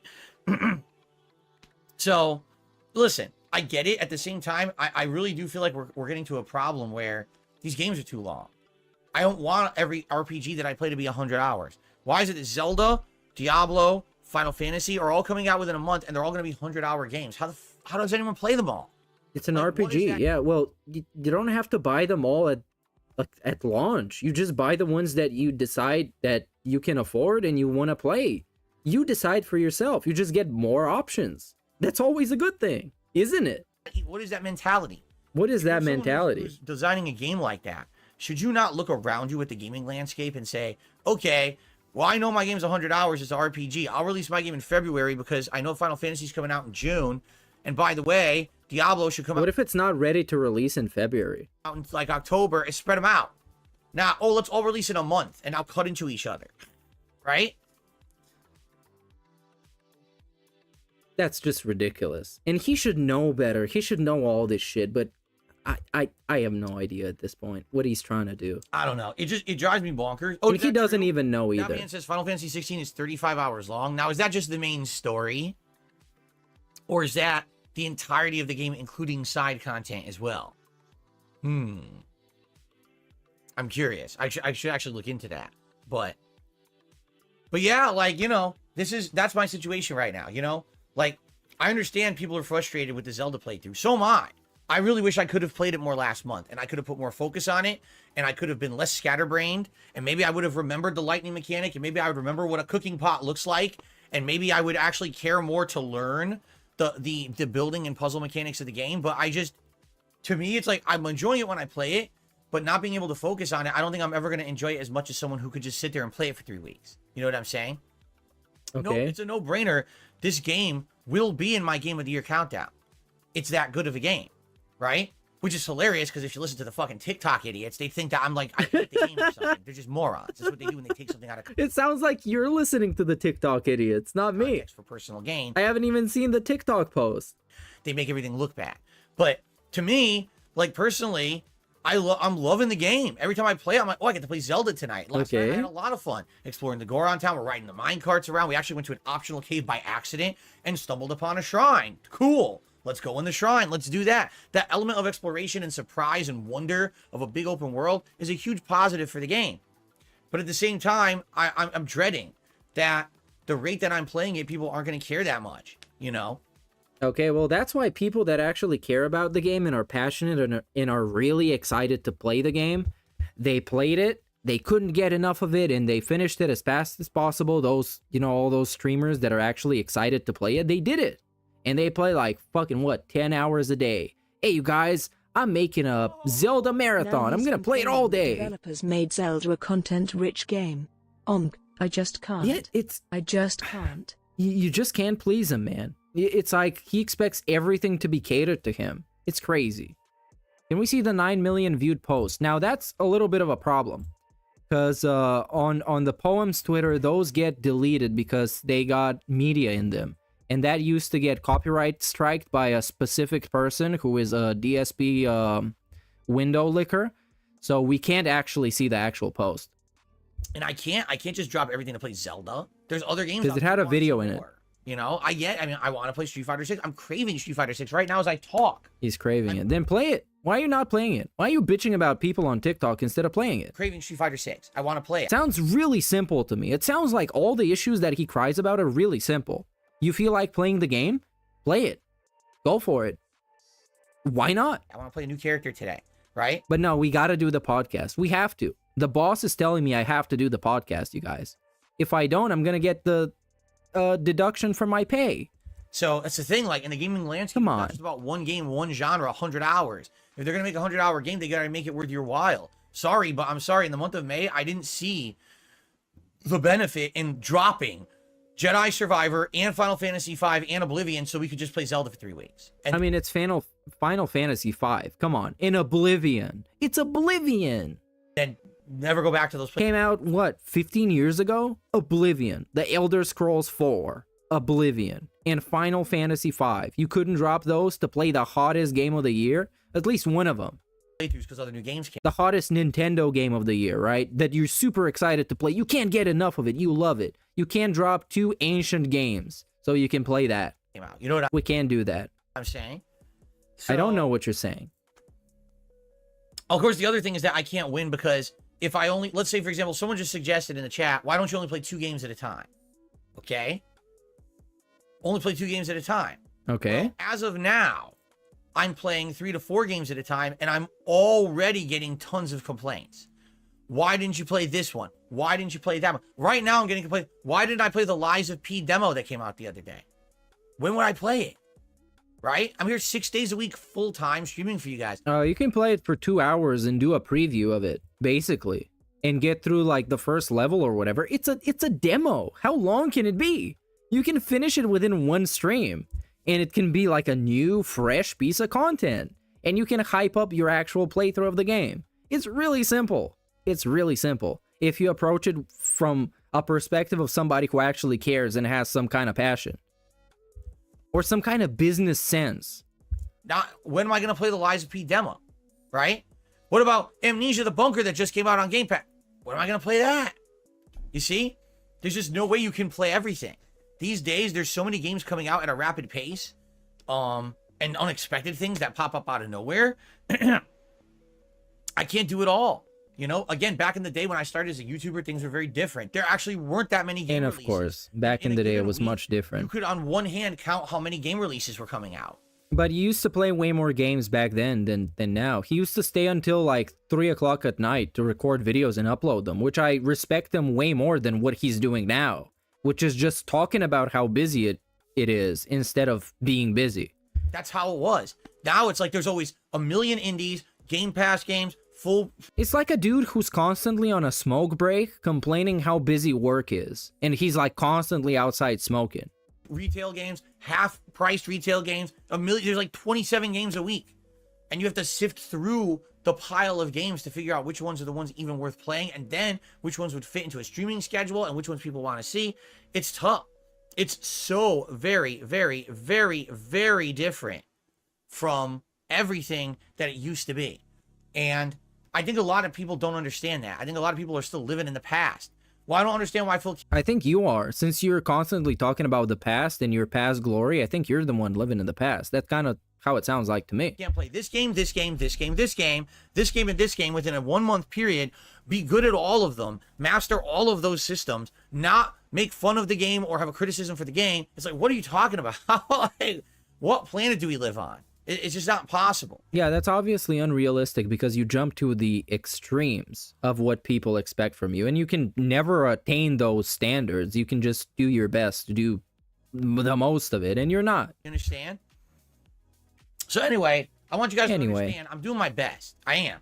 He is. That's why he's sitting here talking about stuff instead of doing stuff. Stressful month to month and a half here. He's so stressed out. To play all these hot games and juggle. The thing is, I would much rather be in a situation where I have so much going on and everyone is enjoying the stuff I'm putting out than a situation where there's nothing going on and everyone's bored. I'd much rather have it like it is now. But it does make it a lot more stressful for me. Okay? And I hope you understand that. Oh, he's so stressed. Now he's the victim out of nowhere. We got a victim segment. Oh, you guys, I'm stressed. What I will say is, stop complaining. You can't stop idiots on the internet. Idiots. From doing and saying what they do. You can't. All right? What you can do is you can let it get to you. I'm not letting it get to me. I'm not even paying attention. I wouldn't have even known. He's not even paying attention to it. People making half an hour segment. Lightning. He didn't even know about it. He just had like a 20-minute segment talking about it. Are you serious? In Zelda, if you guys didn't come to the stream, tell me about it and try to derail the stream, quite frankly, which a lot of people got banned because they oh yeah, they got banned telling him that he's viral, people making fun of him. But now he's talking about it. Are you gonna unban those people since you are now talking about it? Constantly derail my stream about it. I wouldn't even know about it. You wouldn't even know. I don't pay attention to any of their shit. I don't. There's so many idiots out there. This is what they thrive on drama. They thrive on negativity and toxicity, right? Yeah, that's your whole gimmick. Where's the funny moments montage of Phil playing Zelda where he had a good time or he had a fun boss fight or, you know, here's a mechanic he figured out right away, which happened in the playthrough. Notice that doesn't get highlighted. Why would that get highlighted? That's a normal thing that people do. They figure out a mechanic in a video game. Those games aren't really made for people with PhDs. They're made for your casual gamer. Why would that be a highlight? Hey, you guys, the village idiot Phil, he understood this mechanic in a video game. Look at him. It's only... Wow, I admire him so much. He understood a mechanic in a video game. He's so good. The one moment that someone feels looks bad or out of context, you know, that's what gets highlighted. And that's what becomes the white noise, of course, of the internet that tries to bring you down. In life, you can't let that shit bring you down. You can't. If that was the case, 15 years ago, when I first started getting criticism for my videos, I would have quit. When the first This Is How You Don't Play came out, I would have quit. Why didn't you quit? Based on a bunch of idiots causing drama because you were making a lot of money on the internet. And now he's making enough money to not be able to quit because he has nothing else to do. But I'll say this, I'm not going to... So back then, he actually could quit. You know, like, and while you're ahead, right? He could have done that, and now he can't because now he's way behind. So he can't even afford to quit. So he's going until the last day. He's going on. It's ride or die with this dude. Sit here and talk about it when it's happening because there's no point. You notice this was like over a week ago when that shit was happening. I purposefully ignored it because I was like, there's no way that I want to deal with that shit when I'm trying to juggle all this other stuff. I'm already stressed out and I know that there's all this good stuff coming. You still are though, right? What you do is you just give them more bait for what they want, right? But you are doing that right now, right? So, but you just addressed it a week later, which is, it's not even. I just want you to let you know, I came back to Zelda last night, and I did see a lot. What the fuck was that? Right?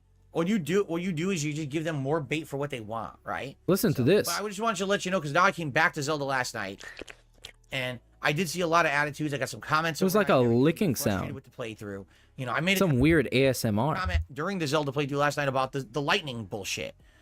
You know, and I have that caught me by surprise a lot. I do. I'm sorry. I have the right to criticize the game. You don't have to agree with me. That's fine. Oh yeah, when he licks his lips. If you think I'm off base, that's perfectly fine. You know, but I should have the right to say what I want during my own fucking playthrough and not feel like I'm walking on eggshells, like someone's gonna be offended. Yeah, but what you said was really stupid and was based on your stupidity. That's why people laughed at you. Because your criticism is just based on you being ignorant and stupid. Someone out there's gonna make a video about it. I don't give a shit. Okay, well, you do obviously give a shit, and people are gonna keep doing this. Never have, I never will. Let them do their own. You have in the past because you tried to take down the This Is How You Don't Play, and many, many, many other things. You address them, and it's like, okay, I have to address some drama, blah, blah, blah, blah, blah. And you do now because you're doing it now. So there you go, debunked on both points. Bullshit outside of my streams. If you haven't noticed, it literally didn't affect my streams in any way, shape, or form. Except you're spending time on it right now. Enjoy ASMR. We've been having a great time for the last. Let me slow it down a little bit. Let them do their own bullshit outside of my streams. If you haven't noticed, it literally didn't affect my streams in any way, shape, or form. We've been having a great time for the last, 2 weeks with gameplay. Are you having a great time now? Fun. It doesn't affect shit. So let them do what they want. And they can kiss my fucking ass for all I care. I mean, I'm 41 years old. I've been doing this for 15 years. Your little bullshit is not going to affect me in the least. I'm going to keep doing it. It is affecting you right now. Good shit. High quality content. Anyway, let's now get back on topic, shall we? Ah, yes. Okay. Who's going to get banned in chat? Everything going. Oh, Sway is still in his chat. Hey, big ups to Sway. This dude he's been a LARPer for so long. I'm still surprised he's in chat. Big ups to Sway.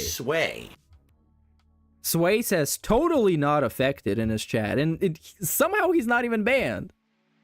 On here. He's been trolling since we're doing for a long Minot. time. I'm just gonna call her Minot from now on. I don't even know if that's how you pronounce her name. I don't care. No one seems to be giving me a direct pronunciation. No one is giving him a pronunciation. He can't find it himself. So let's see. Yeah. Let's look it up, you guys. Manon, Street Fighter 6, Minot. Excuse me. Pronunciation.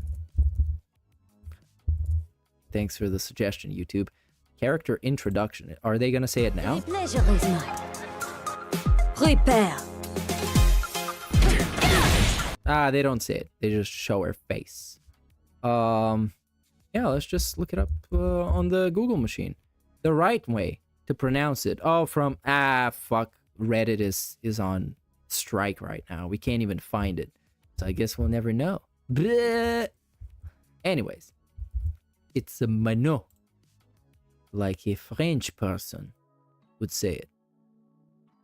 Oh, what did Stuttering Craig make a money match challenge? Let's see this one.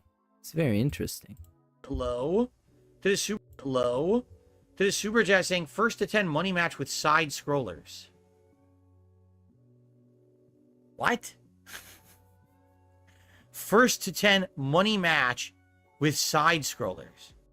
Yeah, you don't understand it? I understand it. I don't even play those games. First of all, but he can instantly understand what Jade has to say. And Jade speaks in a very special way. I gotta make a lot of assumptions here. If you're seeing a first to 10 money match, I assume you're probably talking about Street Fighter. Yes, they're not talking about Legend of Zelda, Phil. They're not talking about Assassin's Creed. And I assume you would be talking about Street Fighter 6, the latest one. Yeah, we're not talking about Super Turbo either. I mean, you didn't even really say that, but this feigned ignorance is so stupid, man. When he pretends he doesn't understand stuff, it's so ridiculous. I assume that's what you're saying. When you say side scrollers, you realize that's... And then Jade would come in chat and would say, I big fan, Transformer, movie bad review, I watch it. And then he would instantly decipher what that means. Oh, Jade, you're a big Transformers fan and you're gonna watch the new Transformers movie despite the reviews being bad? Oh, that's cool, man. Make sure to walk around the theater and find the best spot. Okay, sound good. That's more than one person, right? I assume, again, I have to make another assumption. I assume... We assume everything. Stuttering Craig, but... No, they mean Blabs. You're gonna fight Blabs in Street Fighter. Obviously, that's what they mean. Do any of the side scrollers even play Street Fighter? Right? What? Like, what? Huh? I don't even know, man. Are we talking about video games or are we gonna fight in real life? What? What? Now let's be really honest here. All right? Let's really be honest here about this. After all the stuff that's happened since March with me and side scrollers, right? Does it really make sense? What happened? Possibly want to have any other interaction with them? Do you really think that really is the best thing for me and my community? Honestly, you know, seems to me For you and your community. How is your community hurt by it? that What? my name comes up He brings up other people in the fight as well. Bro, come on. in the conversation with side scrollers. My all it is community. toxic shit against me. No, bro, it's you. It's just you. You're in that boat alone, and that boat has a hole in the bottom. And you're trying to convince people that they're also in that boat, even though they're not. Me and As you're sinking. my community, like people My community. in my community have outright said, just stop, because even if you are in the right, it doesn't matter, because we all get pulled into the drama. Like, what? Let's realistically, and I'm making a lot of assumptions here because I don't even know that's what you're saying. But let's hypothetically say you're saying I should do a 1st to 10 money match with Craig from Side Scrollers in Street Fighter 6. And he understands literally everything. This all this bullshit pretending like he doesn't understand it is nonsense. He understands all of it. And now he's telling you, oh yeah, let me assume that this is what you mean. Okay. What exactly would be the benefit of doing this event? Okay. He's not a Street Fighter player. It doesn't How do you know though?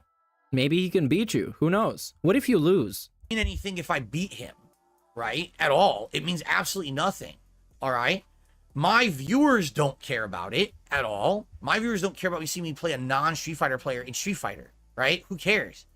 And all this does is this would create benefit for side scrollers because it would give them something else to talk about regarding me, by the way. Again, writing my coattails, getting content out of me. Bro, they can always do that. They can literally always do that. Craig can do a Reestream and get 1,000 people watching him. Out of They earned that right at this point. They made that interview and then they solidified himself as somebody when they want to mess with DSP. People are going to go out and watch them. Internet drama.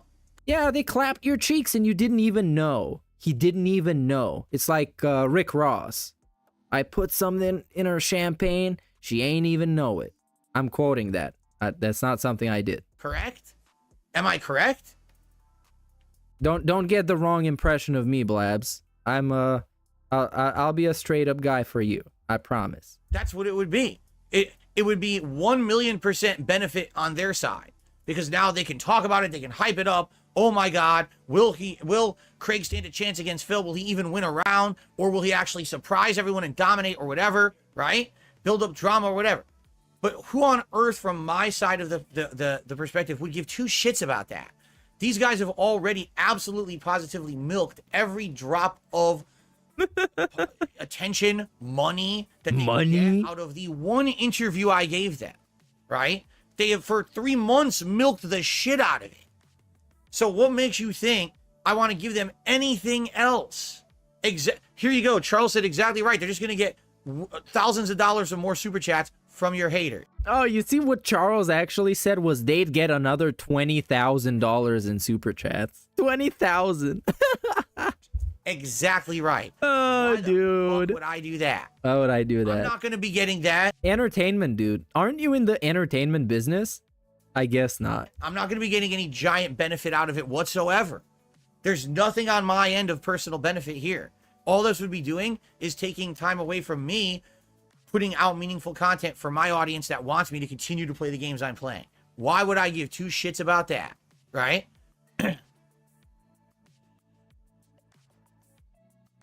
So there you go. Okay, well, there you go. Apparently, So there's by the like way, 20 more I guess seconds. the answer would be no, but I don't even No. know what you're talking about because this is He doesn't even. Oh, no. We got another one of those segments. He doesn't even know what he's talking about. the first time anyone said anything like that. This dude is such a fucking bum. And again, like today with the politics shit. Oh, I don't know what exactly you're talking about, but I'm gonna go on a lengthy rant, pretending like I'm talking about something, but I actually don't know what you're actually talking about. Sound good? Sound good. Let's see what the Snortamaniac has in store for us. We're moving on to a different section of the internet that is kind of similar, but at the same time different. You guys love that. When we're diversifying the clips channels? Yeah. So, Street Fighter, we got the Zelda, I watched that one. He's perfected multiple times on a Street Fighter stream. Oh, that's interesting. Reacts. Oh yeah, I wanted to see this one, and then I wanted to see some of his React stuff, because last week when he was talking about a song being too urban for him, I suspect he was watching Joey, who is an actual white dude making like parody rap songs, and he claimed he was too urban for Phil. And urban is a term people use to associate with black people music, basically.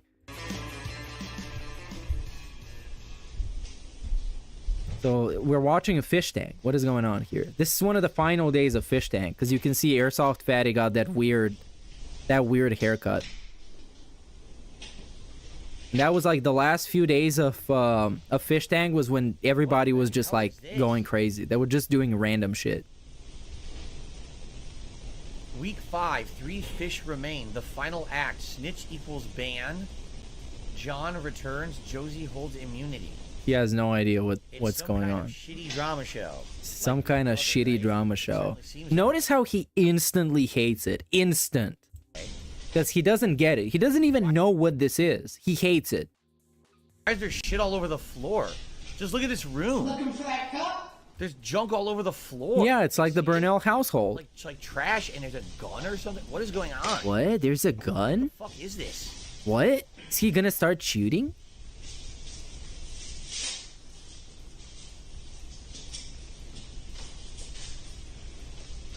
Does that person have hair on their head, but the top of their head is shaved? Yes. What is going on? Wow, that's a good observation, Philip.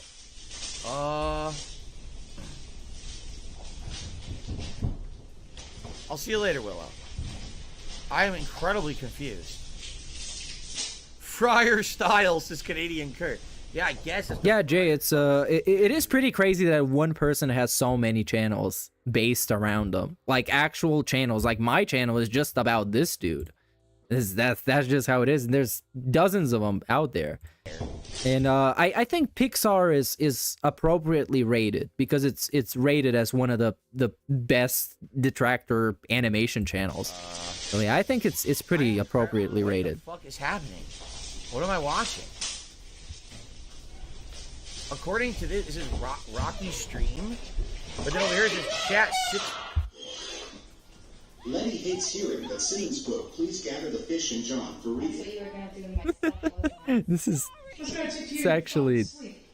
it's actually super unique content watching him watch Zoomer entertainment. Shit that he doesn't have the sliver of understanding about. No clean clothes now. Now you know how I feel. Nice job playing. You actually got fucking sweats and you dumb cunt. Nice job. Oh no. You fucking whore. Nice job playing with my pads. The way you just took the bat and they just dropped it. Oh man. What's going on? Playing with my pads.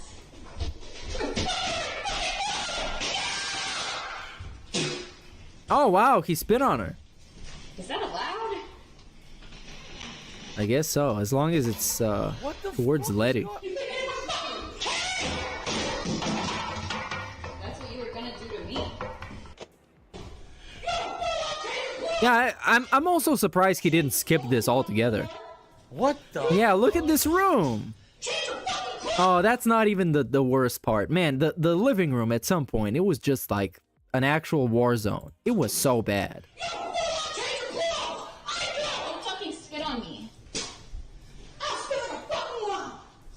Wow, this is great. This is great content, huh? And this is a real show, right? Fish Tank? This is a real reality show, I guess? Yeah, okay, so, here's the thing. For those of you who don't know, this is, it's called the Fish Tank, where I think 8 people were locked in an actual house for 40 days. I think there were 40 days. And, it's kind of like Big Brother. There's a website you can go. It was completely free.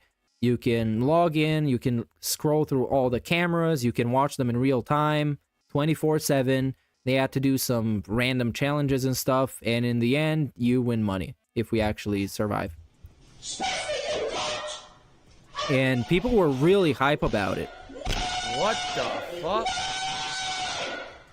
I would last probably 10 minutes on this show. Oh, listen. The moment that guy started doing that, I would immediately pick something up and smash him in the head. Yeah, you see, he would assault people. Look at how badass he is. He would beat people up. This dude, he gets pissed off when the USPS guy makes him get out of his house. He was gonna beat people up. Yeah, he was gonna take something and he was just gonna smash it right in his head. Yeah, kick him in the face because there's thugs on the floor.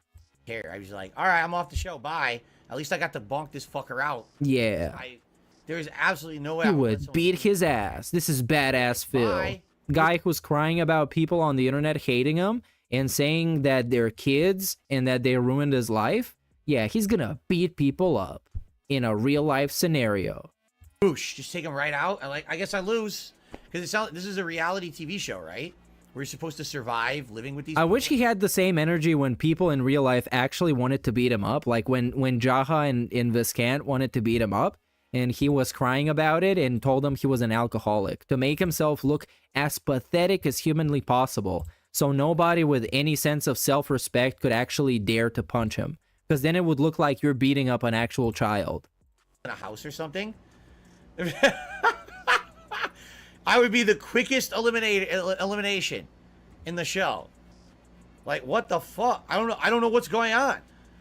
Canadian Kirk says, what does she do? I have no idea what's happening. This doesn't make any sense at all. Like, what? I don't know. You tell me what's going on. I don't know. I can't understand. That's what you get watching random clips with no context. Screaming at the top of his lungs. I feel like oh, dude, right? That would be so good if him and Frank Hassel were together in the fish tank. If Frank Hassel got the Hassel DSP, I would send Josie 1 million plushies. I would spend all my money on plushies for Josie if that was a thing. So he physically spit on her. But of course they wouldn't do it. Which is disgusting. But as a consolation prize, I like to imagine the Burnell household looking kind of like the fish tank at this point. Probably not even allowed in the rules of the show. It says cunt on the wall. Her bed has this shit squirted all over it, right? She has one sock on. He's wearing like nothing. Okay. Like, what is going on? Right? Oh yeah, that's a good point, Omen Shaper. That's he's also the guy when his neighbor told him to shut the fuck up, he literally shut the fuck up. He's that tough. When somebody tells you something and yells at you, you just do the thing. That's what a badass is. What is I have no clue what's happening here. Yeah. I don't know if I'm gonna watch much more of it, but here.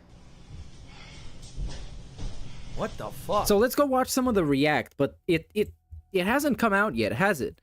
DSPReacts. But now the cool thing is Dork Dave is back, so I can go and watch those on demand, the whole thing. But I might check it out from the Reacts page first if it's easier. But actually, let's check Dork Dave's mirror. Sound good? Sound good. Maybe I can find it here. Let's check on the live. Oh yeah, there we go. When was that stream though? Street Fighter 6, Summer Game Fest, Diablo 4, Reactionary. Oh, there we go. No, this is the old one, but I haven't seen this one either. Hold on, let me see when that was. That was on Saturday the 10th, right? So that was like 4 days ago. Should be here somewhere. Oh yeah, DSP skips the internet. There we go. Hey, good stuff. You gotta love DDM. And also shilling WPIG, so you gotta love him even more. Okay, let's come check this out, and this is about to start, I guess, so we can have an impromptu viewing of the reactioning here somewhere, I guess. This is the old stream going off, and this is him, I guess, starting to react. Function on the app on the TV. Isn't that just genius level? In order to make this work, I have to use my phone. My phone app has a shuffle feature. Oh, this is the shuffle, the shuffle gate. This is what we do now. We're basically doing. For fairness' sake, he just shuffles. Tell it to go full screen. This thing is so stupid. This is so stupid. These apps are so weird. I literally didn't touch my phone. It made the video full screen on my phone. Anyway, so yeah, we're gonna try to make this work on the phone. I don't even know if it's going to work. You know, I'm being honest here. I tried this when we first started this show back in February, and actually last year when I was doing some of my React stuff as well. I tried syncing the phone, and sometimes it works, and sometimes it absolutely refuses to work. It just has tons of issues where it desyncs or it'll stop playing. If that's the case, I hope we can get it working again. Obviously, I want to try to watch as many videos as possible and not be fighting with technology to do this. It's really stupid. I guess we'll see what happens.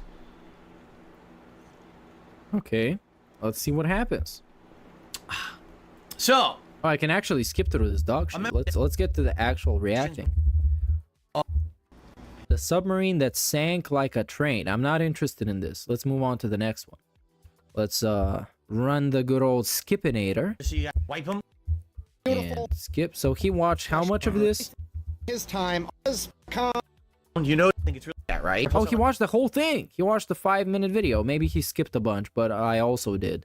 And we're not watching the K-pop video. He can go fuck himself. And also Slayer can go fuck himself.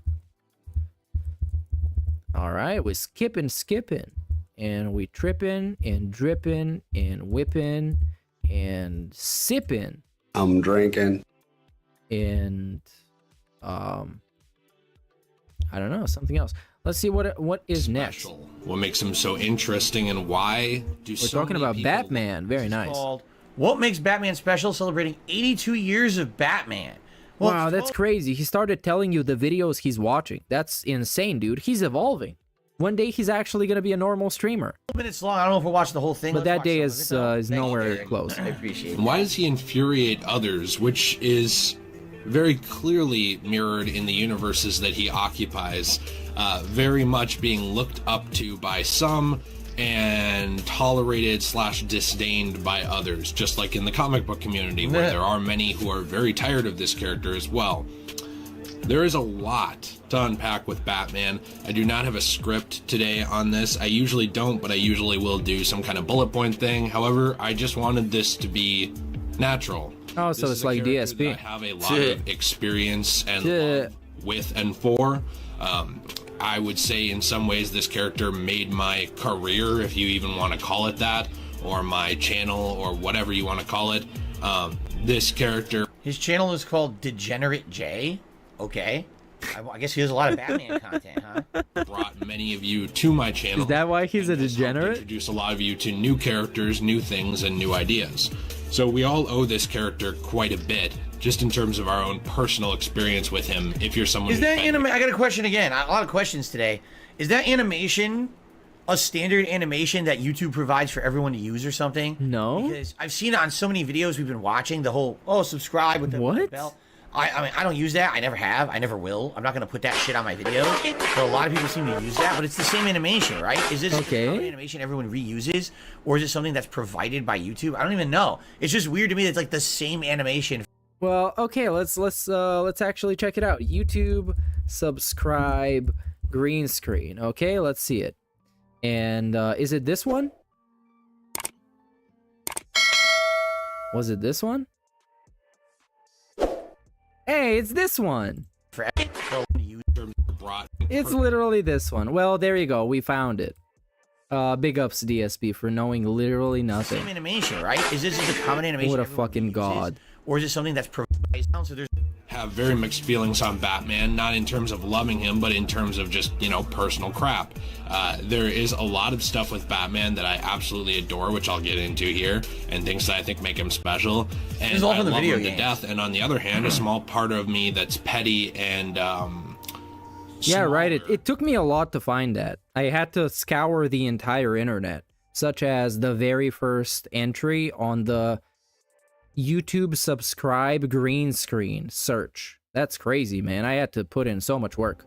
I needed a team of people to find this out. With the character because of how special and important and popular. This is a boring video. I'm skipping this. It's time. A million animated shows. And he's gonna skip this too. I can feel it. I got this feeling. Yep, he's already watching something else. What was his excuse? I want to see the end of that video. Alrighty. He watched what? Everyone, Phil here, and is the original animated seasons. It's a really good show, and then doing a sufficient job. There we go. Screwed that up somehow.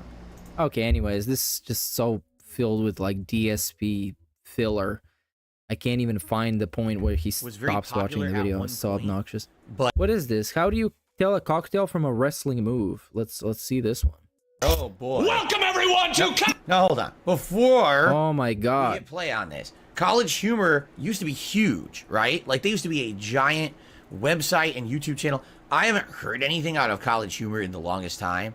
I think this is kind of a thing that was very popular at one point, but kind of very much fell out of prominence over the years, right? Okay.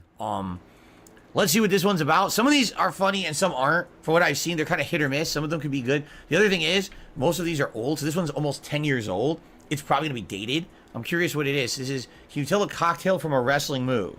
Cocktail versus wrestling move. Our contestants will be given 2 very similar options. If they choose correctly and choose the cocktail, they'll be rewarded with a delicious mixed drink. If they choose incorrectly and choose the wrestling move, they'll have said move performed on them by this very scary man. Are you confused? You should be. Let's get started. Wow. Yo, this guy's so hyped. Contestant is Emily Axford. Okay, Emily. This drink before you. Oh, you can see Adam, what was his name? Adam Conover or something in the back? Or a guy who remarkably looks like him, but I'm pretty sure it's Is that him. a Samoan spike? The guy who embarrassed himself on Joe Rogan, big ups to that guy. That was a hilarious podcast. Or an African lullaby? Oh shit, I don't know either. I think this move is pretty Samoan. dangerous, whichever one it is. You're really gonna send your fiance to get a dangerous move? Samoan Spike, that's a real one. That's the wrestling move. It is a Samoan spike. Wrong. That is...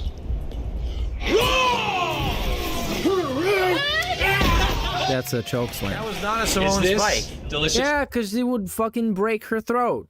A Samoan Spike. drink? An A? It would destroy this poor little woman. You can't do Do that. the Samoan spike. The Samoan spike is when you pretend like your thumb is a spike, and you draw it back and you drive it into the neck of the opponent, and of course it's fake, so the opponent acts like you stabbed them in the throat, and they're like, eh. I know, because you Yeah, do you want him to do that to the woman? wrestler Umaga who used to do it. So Yes. right off the bat, And she doesn't even know how to sell it, so it would look ridiculous. So you just better do a choke slam, I know. video is fake. The video is fake. The video is fake. The video is fake. This isn't even a guy Someone who's please going to do shut the up this correct dude move. who's being a They're just moron. fucking around to try to be funny. You should just kill her, like for real, so DSP doesn't complain about it. Right off the bat, it's wrong. That's quite impressive. Okay, let's continue. Because she doesn't even know how to sell it. Let's say he hit her with the Samoan spike as it is. She doesn't know how to fall from it, so it would look goofy anyway. Or an atom smasher? Oh, here we go. A-bomb or atom smasher. The A-bomb is the wrestling move. Phone a friend. You piece of We donkey can phone the shit. hospital. How about this? How about this? But Atom Smasher, champion. I don't know, I feel like is All right. almost too WWE obviously champion. like a wrestling Lives move name, so rent-free that's what I your think motherfucking the head. drink is going to be called, so I don't Atom think Smasher. about WWE champion. You do. That is You wrong! know way more about the fucking game than I ever will. And you're an idiot. You're an obsessed loser. Okay, so that was like a pump handle slam. There you go. Sam, is this a catatonic or a paralyzer? Now that I have no idea.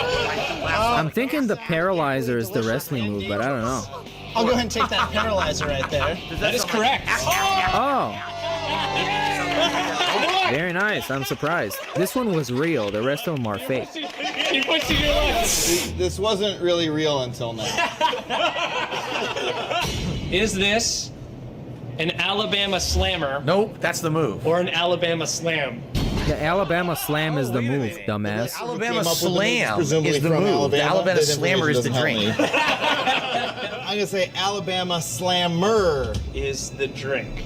Yeah. By the way, Derek says this whole thing is Of default. course. He says, in early course. 2020, College Humor was sold by parent company IAC to a longtime employee, Sam Wright. The website is shut down. Over 100 staff immediately lost their jobs. Oh, that So sucks, basically, dude. do they not exist anymore? Wow. We're Yeah, that's what the site is shut down means, you dumb fuck. watching a video of something that doesn't even exist anymore, and it was super popular back in the day. Wow.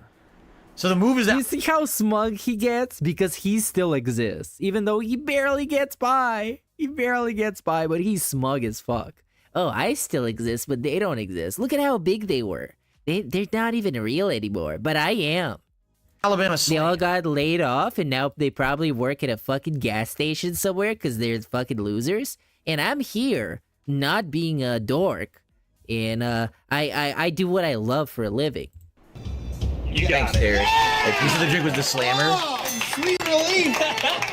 I don't care. I would have liked to get Adam get slammed with an Alabama slam. Is this a muscle buster? That's the move. That's the move, yeah. That's Samoa Joe. Muscle buster is the move. I'm gonna say that this is a cyclone attack. Correct. You're correct. But since Sam showed up late, he gets a bonus round. You know the answer to this one. Just make up the rules as you go I absolutely can. This is my game. You would know the answer to this if you had respect for your employees and you showed up at the same time. So these guys already know. Yes, everyone knows. Okay. Which one is the drink? The F-104 or the F5? The F-104. The F-104. What? So Brock They Lesnar. both have F in them. And numbers. F5 is the drink. Wrong. Oh no, he's taking the F5. Taking an F5. Well, he actually is doing an F5. No, that's an air. That's not it. That's not it. That's not, no, yeah. I don't even know why he didn't do an F5. It's really easy to do, and it wouldn't hurt the guy at all. He's landing on, like, whatever that smooth shit is. It wouldn't do a thing. I don't know why he couldn't just do an F5. He just did an airplane spin and a normal weirdo fucking fireman's carry slam. Yeah, that's a crash The premise of mat. the video is funny, but the moves are not accurate. Well, yeah, it's fucking college humor. It's not exactly the peak of content as I press back on the page and I lose where I am.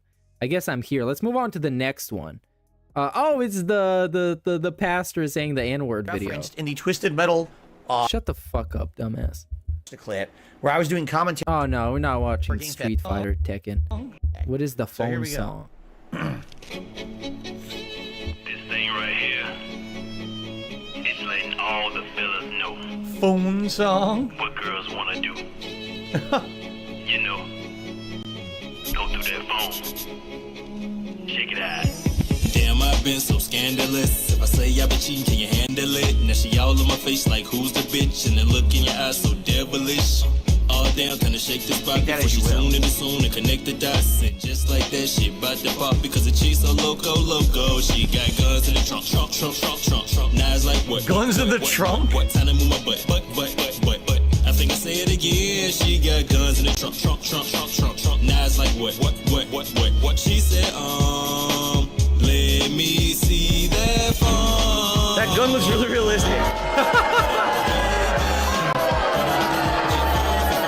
Yeah, right? It is crazy that this is the kind of videos people send them. Because this is like a video from when? This is like from 2014 or something? It looks so dated.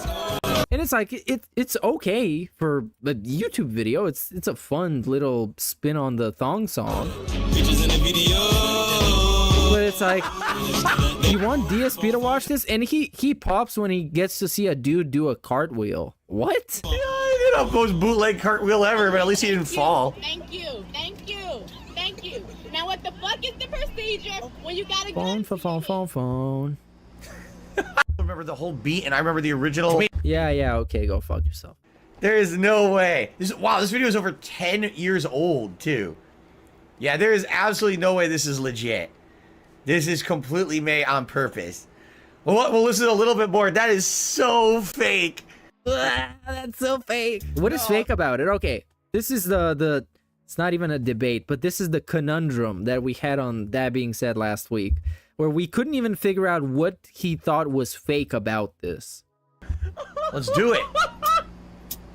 Here we go. Well, I wrote this song for the Christian youth. I want to teach kids the Christian truth. Yeah. If you want to reach those kids on the street, then you gotta do a rap, do a hip-hop beat. So I gave my sermon an urban kick. My rhymes are fly, my beats are sick. My crew is big and it keeps getting bigger. That's cause Jesus Christ is my name.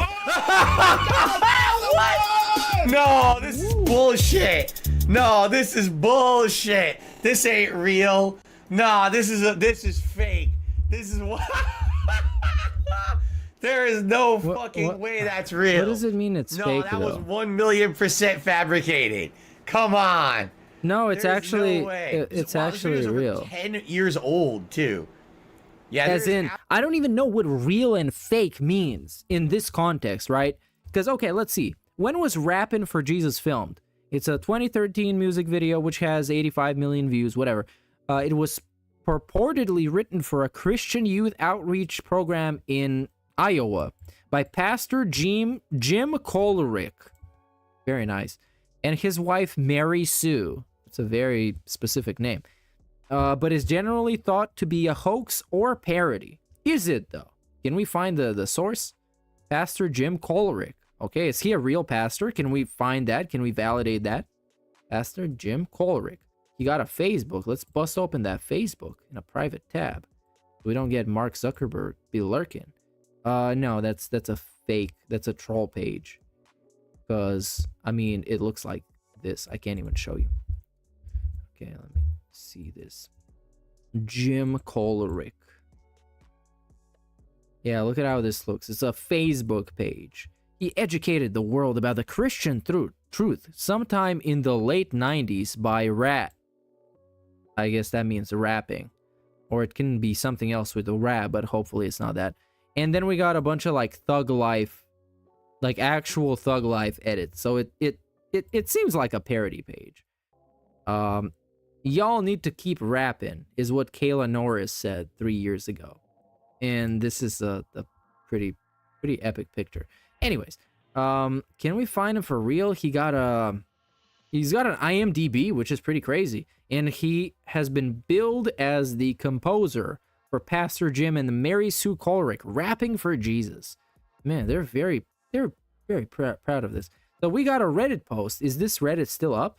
Oh, yes, it is. There are some people that say the video is a hoax and some that believe it. There are Mary Sue and Jim Kolerick who live in Iowa, though. So, yes, many sources say it's a hoax, so it might be fake. I live like 15 minutes away. So, yeah, I don't know. But there's a guy who says the video is fake. Watch this. At the end of every video, Oh, the real... okay, I'm not watching an 11-minute video, but I'm going to trust Wavy Web Surf for saying that it's fake. All right, can we confirm that it's fake without actually watching the video? Let's say that we can. Somebody in chat, please validate my biases and say that it's fake. So we can say that it's fake and move on. No digital footprint. And the outro. Can we see the outro? Up, what we've discussed today, in my opinion, doesn't take away anything from this video. Real or fake, it will always be a legendary piece of YouTube content. Hold on, bruh. We end up with saying real or fake? Is it? There's nothing conclusive. So we don't know anything. We don't know. Luxury of being able to look up when a website domain was registered. And what do you know? The West Dubuque Second Church of Christ domain was registered not in 2004, but January 15th of 2013. There we go, it's fake. This website was created around the time of Rappin' for Jesus. All right. It's fake. There we go. Phil was right. Absolutely no way this is legit. This is completely made on purpose. But what? Hold on. What do you mean completely made on purpose? Listen a little bit more. That is so fake. As soon as he said that, like, yeah, right. Oh my God. He's a life changer, miracle arranger, born to the virgin mom in a manger, water to wine, he's a drink exchanger, and he died for your sins. I preach the word, that's my game, and I'm the other MCs, I wish them well, but if you live in sin, you burn in hell. Meerkat Mob. Damn. I'm gonna pass the mic to my lovely Sweat. MC, rhyme without further ado. Take it away, Mary Sue. Talk about my wife. Jesus Christ is my nigga. Oh my God. Wait, whoa, yo, what? Oh, she said it in the whitest, most racist way possible, bro. This caught me by surprise because I haven't seen this one. To elucidate the way that we should be. What? Like if another MC says you're a freak, you're a lame butt, rubber and your rhymes are weak. I don't get mad and I don't critique, I forgive him. And turn the other Oh cheek. my god, Blaspheme, and I this don't- is so fake. You can even tell because you can see they made it look grainy, and it's really not. And this is so rehearsed. They're trying to make it act like she's reading from a teleprompter. She's totally not. She's completely rehearsed.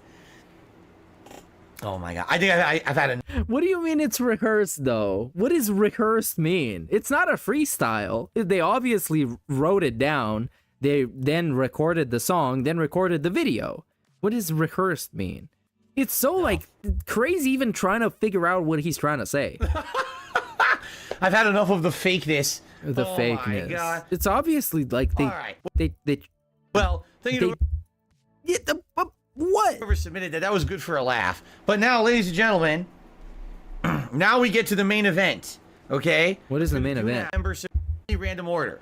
So for the Playing as a thief? Oh yeah, I don't care about this. We move on to something more. Oh, it's Mr. Beast. Okay, Mr. Beast. Mr. Beast gets played. Fair enough. We're gonna be hating on him. There. Okay. Yes, Derek, that Derek wasn't did me. not post any videos this week. His membership expired, so people who are being stupid and trying to be mean to Derek, you can shut up right now before I ban you. Thanks.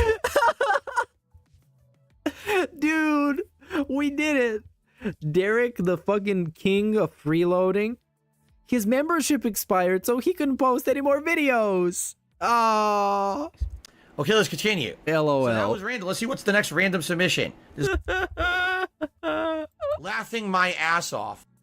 It's all random order. There are many people that have won money from Mr. Beast We hate this guy. But today we're going to talk about the 9 biggest giveaway winners and what happened to them. Starting with Cam, who won one of the greatest events in YouTube history. Cam was one of the 456 contestants in the $456,000 Squid Game hosted by Mr. Beast, which is still to this day the most popular video on the Mr. Beast channel. Keep in mind, DSP has no idea what a Squid Game even means. I just want to say, because it has Asian people in him, he doesn't like them, so he didn't watch it. He also doesn't have Netflix. Did he not understand the point of the show? The point of the show. You didn't watch the show. Of Squid Game was that people are so desperate they will do anything for money, and how corrupt society can be that they would actually have these shows that are reality TV where you die.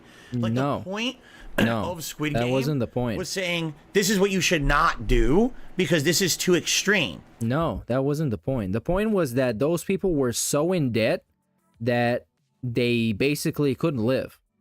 So they put their lives on the line for the smallest, tiniest chance at getting all that debt wiped away.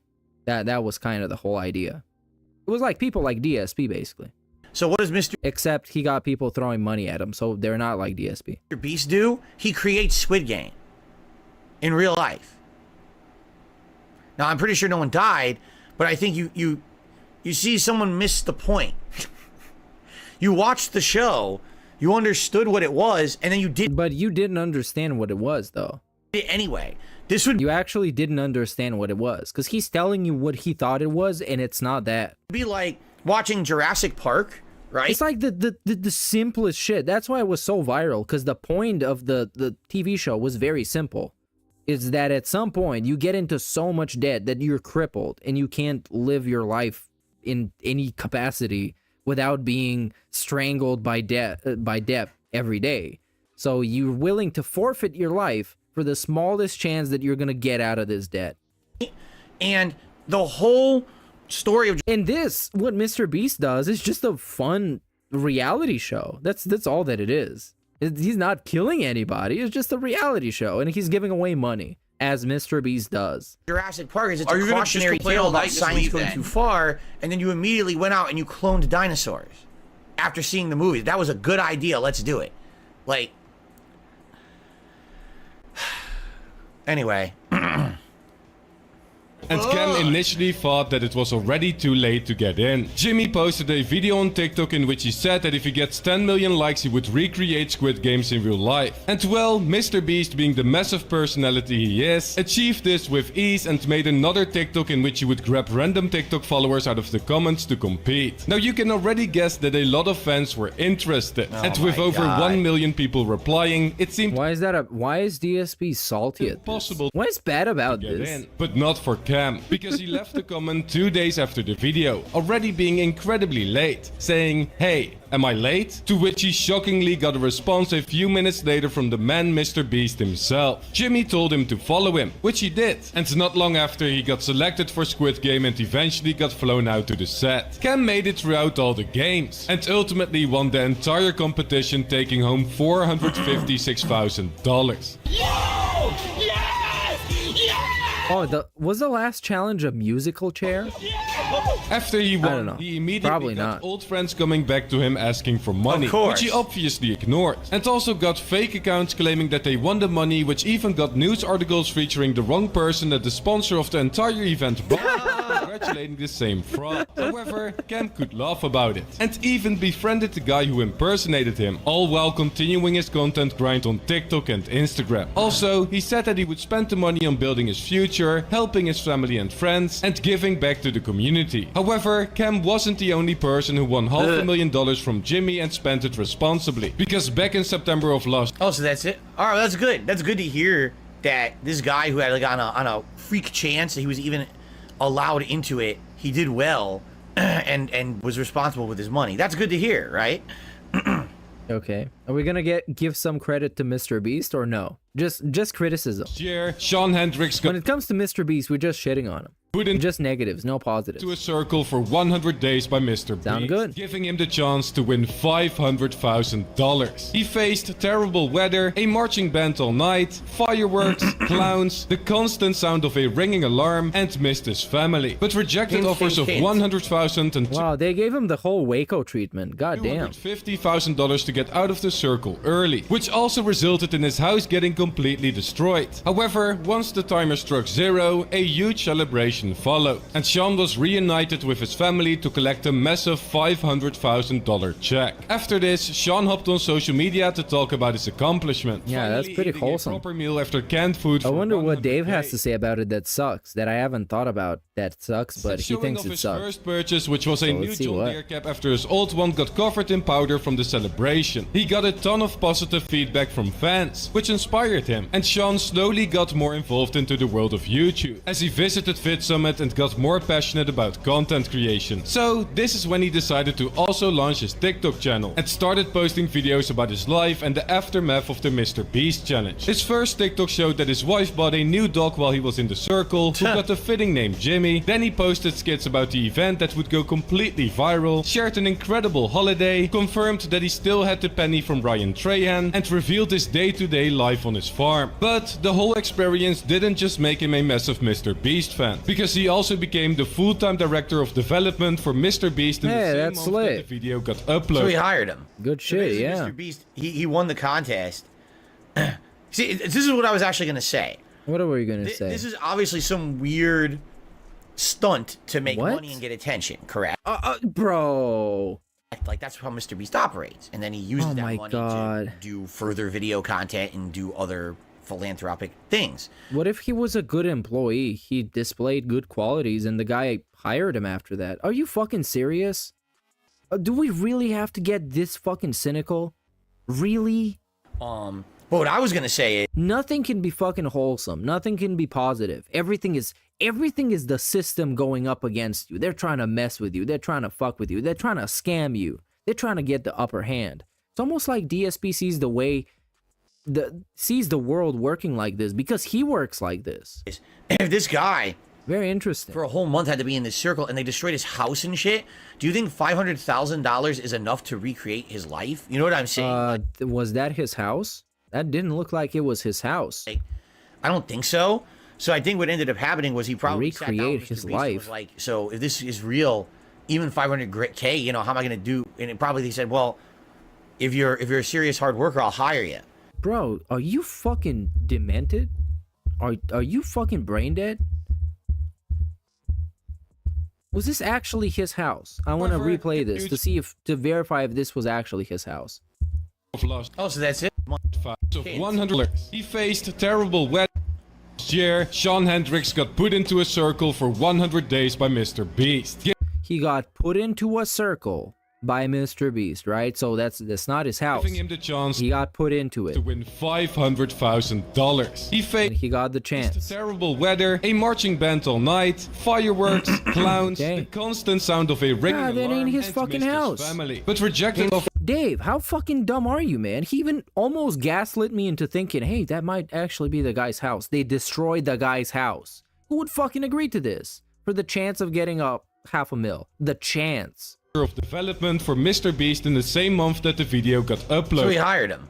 So basically, get it, say, I don't think so. I, for a whole month, had to be in this circle, and they destroyed his house dude, and shit. they Do you think destroyed his house. $500,000 is enough to recreate his life. You know what I'm saying? Like, Bro, retire. At this point, retire. You're cognitively, you're worse than me, and I've been drinking the last like 5 hours. Get fucked. Go fuck yourself. Go back living with your mama and daddy. Take care of them because they're gonna die soon. And just fucking live out the last 10 years of your life until the terminal gout takes you, and just enjoy life. I don't Please smell the roses. think so. So I think what ended up happening was he probably sat down with Mr. Beast and was like, so if this is real, even 500K, you know, how am I going to do? And it probably they said, well, if you're a serious hard worker, I'll hire you.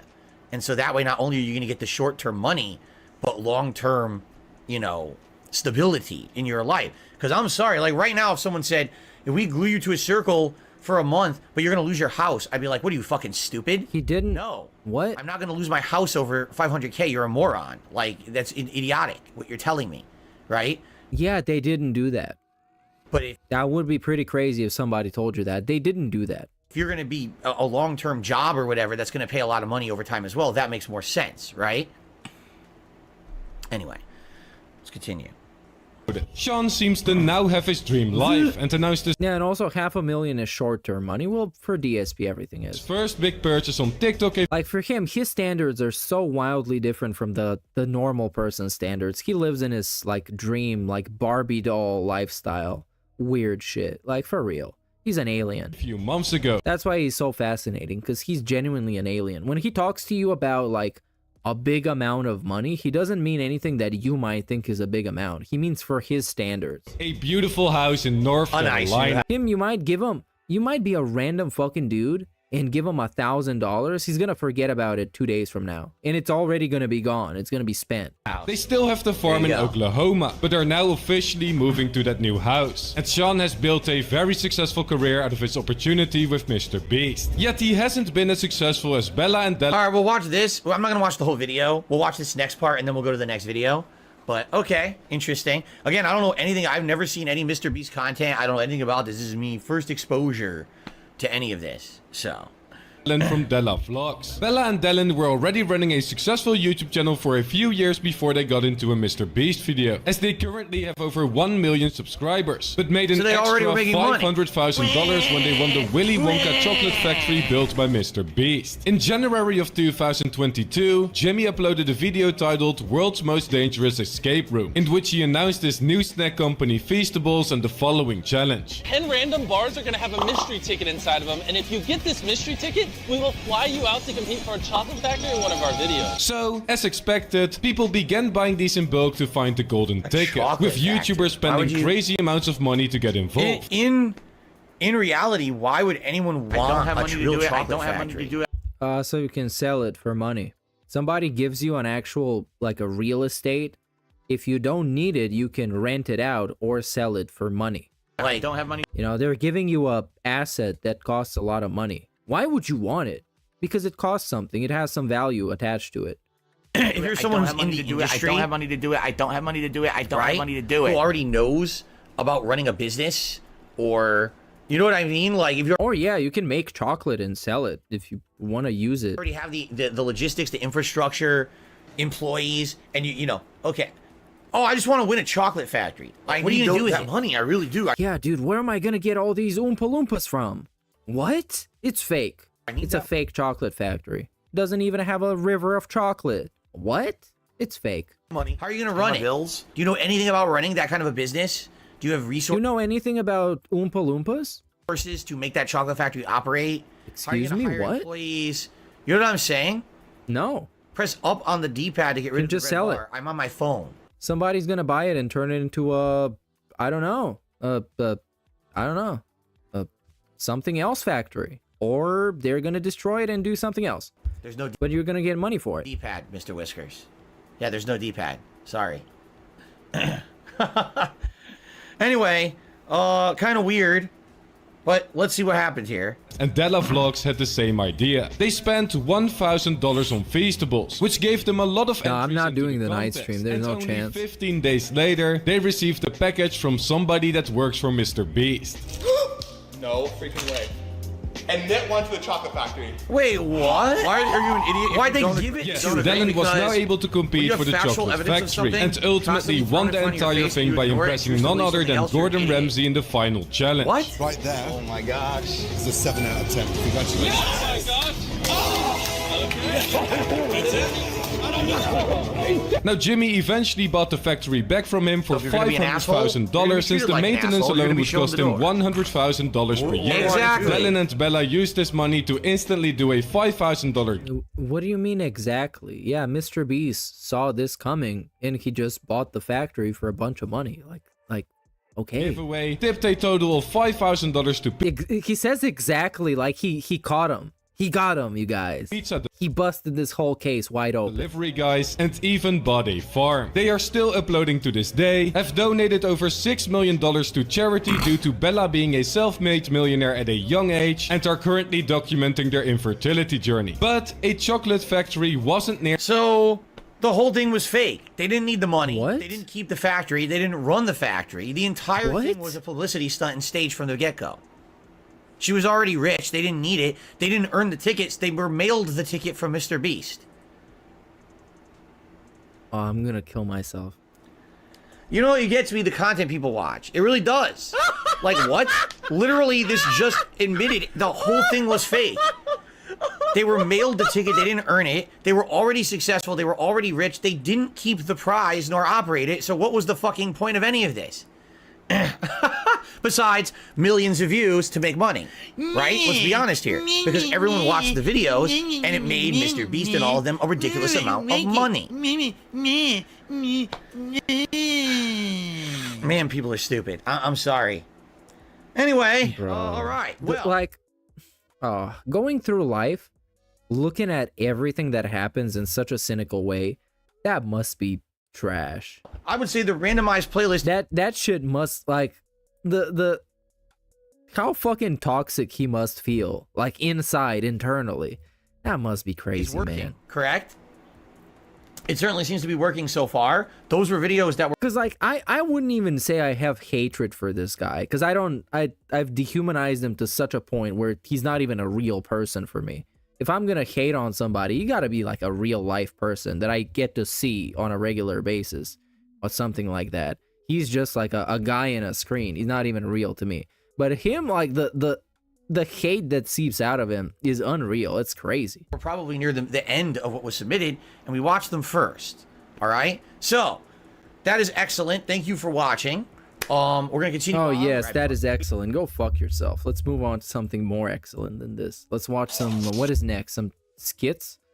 Oh, no, that was a trailer to something. Oh, no, I'm not interested. This is way too loud as well. Oh, this is somebody stealing stuff. Let's see him stealing stuff.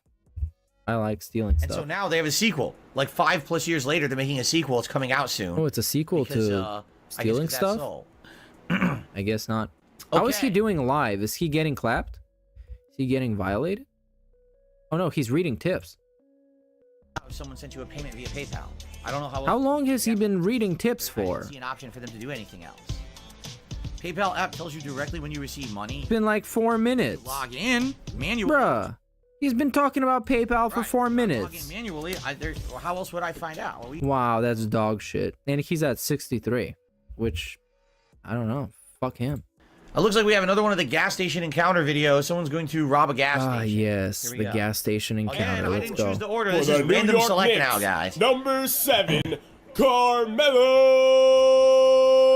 Anthony! Carmelo Anthony. So he's going to Yes. enter the store with his buddy, Mr. Graycoat, and his other buddy, Mr. Black Jacket. Now, he's wearing his Kansas City Chiefs hat because obviously he's been a Chiefs fan his whole life, so he's going to give his buddy a nudge right here because, you know, they're good friends. He likes to play around with him. Why is he wearing And a Kansas he's going City to make Chiefs his hat way and a New York around this wine rack right here. Knicks And he's jersey? looking around, you know, it looks like he's looking for something. it's stylish. He's dripping. Something special. But really, he's just scoping out the store, trying to figure out how easy it's going to be to steal from this place. Uh-oh, looks like he spotted a camera over there, so he's going to point at it, tell his buddy, like, yep, that's a camera right there. He's going to come around Graycoat right here, and he's going to look up at the counter. Got to make sure that cashier's not paying attention to you. Now, he's going to go over here by the bathrooms for absolutely no reason at all. He's going to stand there. He's going to pull out his cell phone, and he's going to make his way back towards that middle aisle that he just came from. Got to meet up with the gang again, so he's going to squeeze in between Black Jacket and Graycoat, and he spotted the beef jerky. So he's going to reach down there. Oh He's gonna yeah, grab a steal that box of beef jerky. He's Let's gonna go. pull one stick of beef jerky out of it. He's going to touch it with both hands, and then he's going to put it back in the box, and he's going to proceed Why did he to do put that? his cell phone into his left pocket.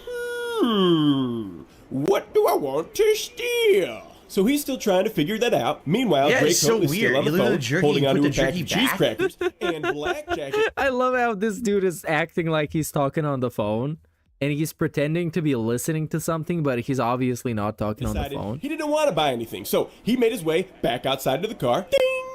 He's just getting himself in a position to shield the other guy who's actually gonna steal. It's so fucking obvious it hurts, but that may be because I've worked in a store like that. I've seen plenty of people steal, and they're really bad at it. Looks like he got a text message, so he's going to pull out his phone, look at it, decide that person is not important enough to reply back to right now, and he's going to continue looking at all those delicious options. It's hard so to choose. weird. Now, if The you look stuff- at the front door, these shoplifters, you're gonna the way see they behave is getaway weird. driver enter the store. Now, he's the only one in this group of 4 that purchases anything. Yay! Gotta give him some props, gotta give him some props. Now, as you see here, Carmelo is looking at the cheap peanut section. They're like 69 cents a piece, or 2 for $1.09, or they're free if you want to steal them. So, he's going to reach up there and he's going to He's grab seriously 2 gonna bags of steal peanuts. the He's cheap gonna peanuts. look at him. Then he's going to pat his right pocket. I'm assuming feeling for some money, right? So we can buy him. So he reaches in there and he's going to pull out nothing. Then he's going to reach into his left pocket. He's going to put those peanuts back because obviously he decided against buying them. So he's going to thief scratch his nose right there. So you know what that means. It's going down. What's He's weird gonna is come it, back, it almost look looks at like he was the peanuts. He's intending to thinking about buy it them like, at dang, first, those did right? look Like he really actually good. was Maybe I legit should looking get 'em for anyway. money. So he's going to grab them and he's going to look at them because, you know, he didn't look at them enough already. And he's going to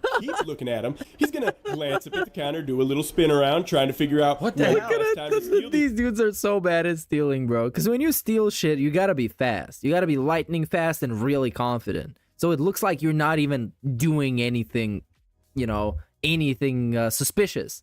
You're just doing casual stuff. And when you're doing casual stuff, you have nothing to be afraid of, so you just do it confident. Bad boys so weird. That time is never, because as you can see, M-Dog is watching the monitor. And this dude's gonna steal fucking peanuts. How much did that guy said they cost? Like 60 cents?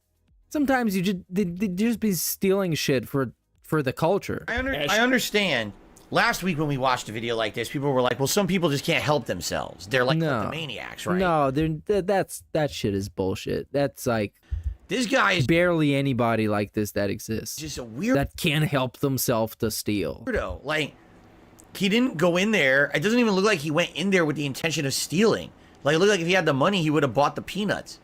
But do you really need the fucking peanuts that bad? You're gonna steal the peanuts? No, they don't need them that bad. They just do it for the thrill, man. I've seen plenty of people steal for the thrill. They steal shit that is insignificant, that costs barely anything. I've seen people steal shit that is like worth 50 cents. It's just because it's a thrill. If when you're like 16, you're like, dude, I'm gonna steal something, and then you get away with it, and you're like, look at what I stole. The behavior is bizarre. Like, what is this? I'm so... And what is he wearing? When you're a thief, you don't want to stand out. This guy is blatantly standing out. At some point, you gotta think, are these staged or something? Like, what is going on? Staged? Why is he thinks everything is fucking fake. Wow. he acting like he's a complete idiot? Is it staged? She has been, because she saw that thief scratch. She knows what's going down. So they're going to go back into the middle aisle, and the getaway driver is going to touch the Frank's Red Hot because they're clearly thinking about making buffalo chicken dip. Well, they got the hot sauce, but it doesn't look like they got the chicken, the cream cheese, or the cheddar cheese. Well, we could always just get SpaghettiOs. Well, I'm kind of a Chef Boyardee guy myself, but I'm not settling for anything other than buffalo chicken dip. I mean, I feel you, dog. That's a good idea. We should definitely make some buffalo chicken dip. So he's going to make his way around the getaway driver, and he's going to scan the ceiling for some cameras, and he's going to look right at that camera right there. But that doesn't deter him. He must clearly think all of these cameras are fake. Yeah, so you think all the cameras are fake or something? Not fake, but people sometimes they just don't look at the cameras. Our selection we have in our grocery aisle. Just because there's cameras there, don't mean that they're gonna catch you. It means that there's cameras there. You probably shouldn't be stealing, but they're not necessarily gonna catch you. Carmelo is going to turn around and he's going to look back at that peanut rack where he pulled those peanuts off of. Now, yeah, he's definitely contemplating leaving him back because he saw the camera now and he's like, I don't know, man. And those hesitant thieves, they're the funniest. A moment of contemplation. Is he going to steal him? Is he not going to steal him? We're about to find out. So he's like, seriously, if he was going to steal right right off the get-go, he would have already done it by now. It actually looks like he's having like some kind of a distress in his head if he should do it or not. Dude, it's a fucking pack of peanuts. What are you stealing? What are you doing? You know he's gonna steal. Peanuts, trying to figure out whether or not it's worth it to steal these bad boys. You know he's going to glance up at the counter. Here comes Greycoat. Perfect time to scratch your belly and then slip those peanuts. Oh, wow. You fucking great. That was a great theft. Let's do a play-by-play on this one. Up at the counter. Here comes Greycoat. Look at this. Oh, that's a nice motion. He didn't know there was a camera there. As he was looking right at it and putting the peanuts right in the pocket. Look at this. Oh, he's scratching the belly. That was so obvious, man. God damn it. And nobody even like blocked him from the cameras. He's with two other dudes in the store. Nobody puts a screen up for him. And he's wearing a Mellow jersey. You're wearing a Mellow jersey? You're gonna fucking steal something and nobody's gonna set a screen for you? That's embarrassing. Take that jersey off. Cover up with that Knicks jersey. I just stole those it's peanuts. It's a pack of peanuts. So now they're patiently waiting he's for so the badass. decision maker, aka the only paying customer in the store, aka the getaway driver, and he says it's time to go. So they're gonna make their way down the middle aisle. You know, nothing suspicious about 4 people coming in and only one of them making a purchase. So Carmelo is going to make his way out the door. Greycoat is gonna set those cheese crackers down on the medicine rack because you know that's where they belong. Looks like he has a moment of hesitation, but he decides to leave them there and makes his way. Yeah, he did kind of pump fake. Yeah, that is true. He pump fake. 55-inch monitor in the office. He catches them every time. Well, yeah, if he didn't catch them, then he wouldn't know that they stole something. Because usually when somebody steals something and you don't catch them, they just get away with it and you don't even know it was stolen, you fucking dumbass. How fucking stupid is this dude, man? I cannot believe. And I love this DSPReacts because we can see genuinely how his brain works through the things, the running commentary he gives. Because like you can't expect him to be perfect and be having like amazing commentary to everybody. Nobody does that. It's realistic. It's a live stream. People just say shit sometimes. But with him, it's like exceptionally stupid. It's like a next level. Next level. So let's see the dude get caught.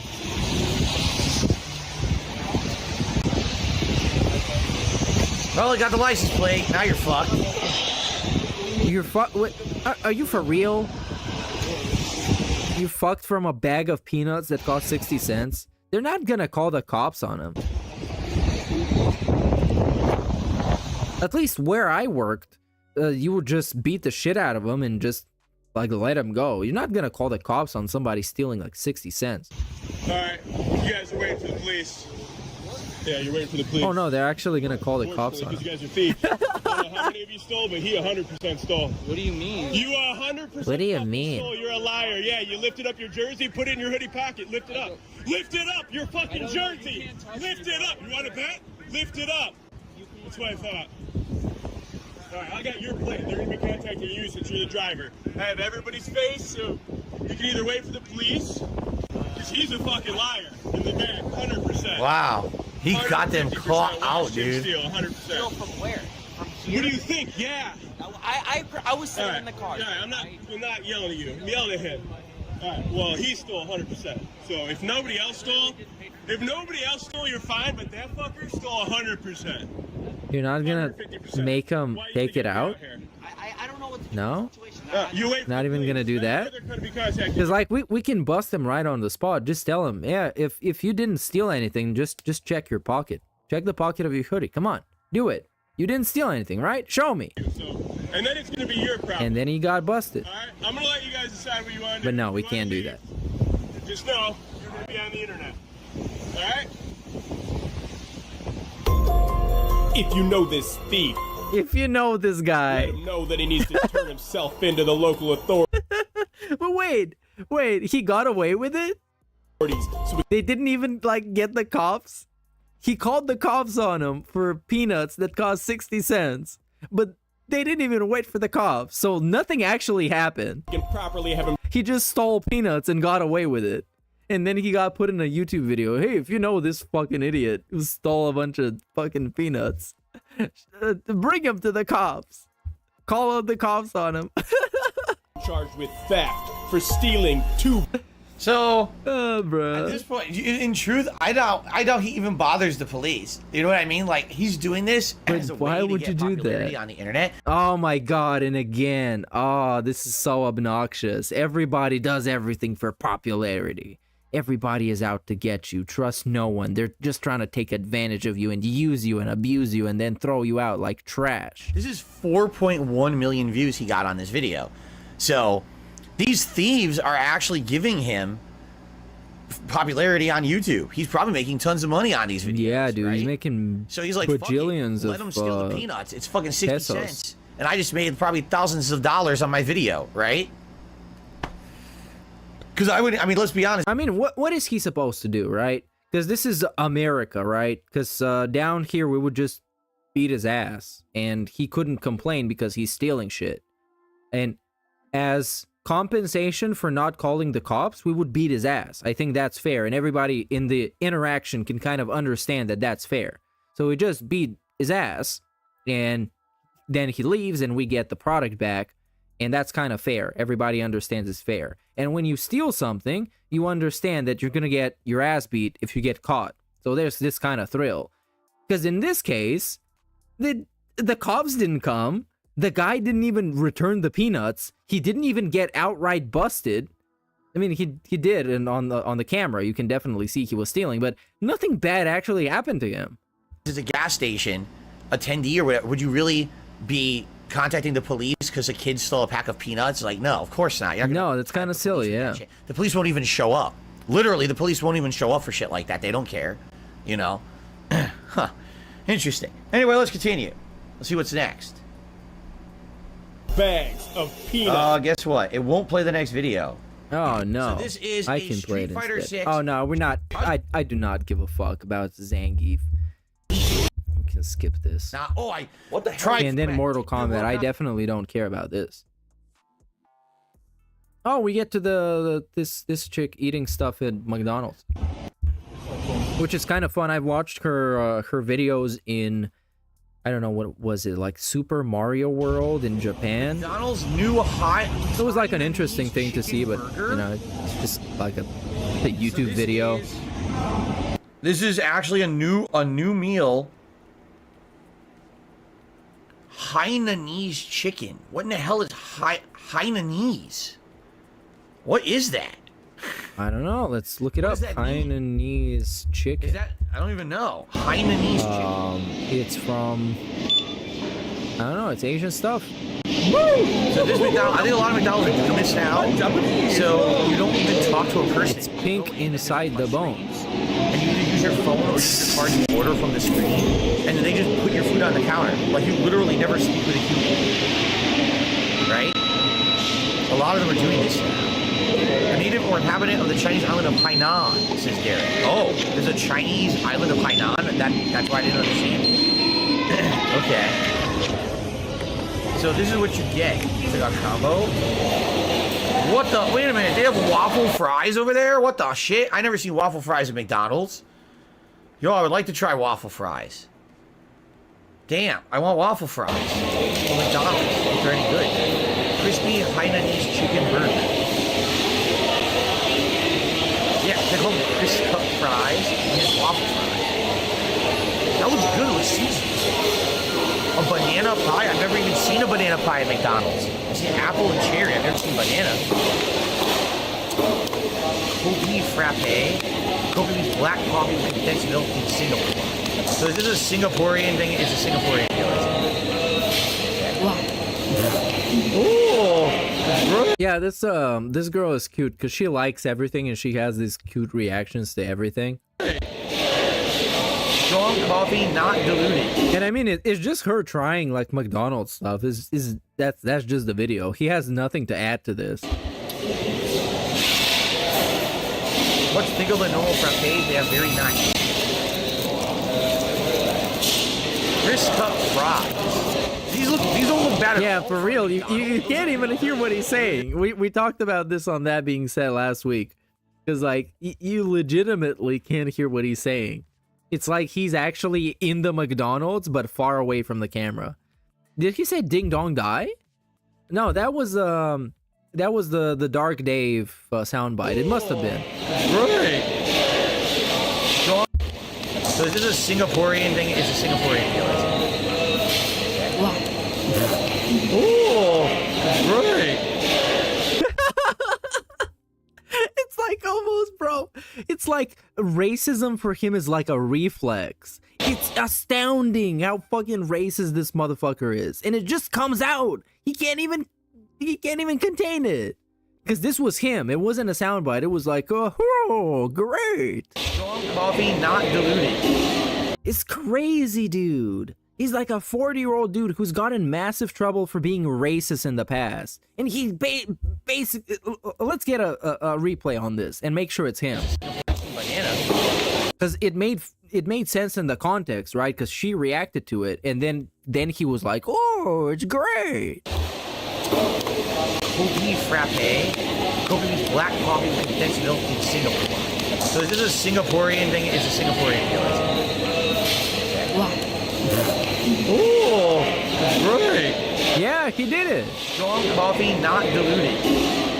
And it's not like he said something racist, but it's like it's astounding how quick he just jumps to that. It's a reflex. It's an instinct. It's just how he is. What's think of the normal frappes? They have very nice. Crisp cup fries. Oh, I could use some of those fries right now. For like McDonald's, those look pretty good. They look like they're gonna be crispy and they're seasoned. Ronald.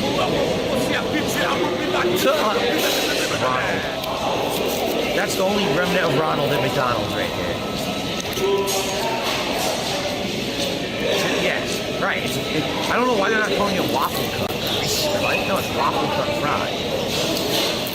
Yeah, they're crispy. I was gonna say, they're chewy on the inside, crispy on the outside. They look like they're actually made proper. And the wheelchair emotes on the screen, they're great. McDonald's. They actually look really good. Really oily though. I mean, everything at McDonald's is really oily. Like literally everything you buy at McDonald's is oily. A bonus regular fry. Okay, yeah, this is getting a skip. I can't. I can barely hear him. And it's also the original video is just like it's just a video of people eating stuff at McDonald's. It's nothing really. Oh, and we got the long man. Long man. The long man. This is a very interesting commercial compilation. Haterz, Sakeru gummy Japanese. Oh yeah, it's the pie. Hold on. Yeah, good thing you told me. Whoa, is this a banana? Yeah, this is it. Hold on. Whoa, it's a banana pie. Is it like with a banana? Chinese chicken rice, a dish of poached chicken and seasoned rice with chili sauce and cucumber garnish. Oh, cool. Banana pie. I've never seen a banana pie at McDonald's. Never seen a banana pie.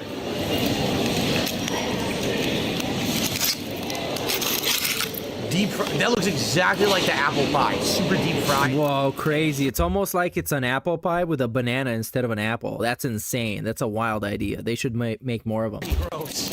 Look at that. Ugh. Why is it gross? What the hell? Oh, I like it. Is that banana inside? Like banana puree? Yeah, it is. Banana puree. Whoa, it's like a banana inside, dude. Instead of an apple.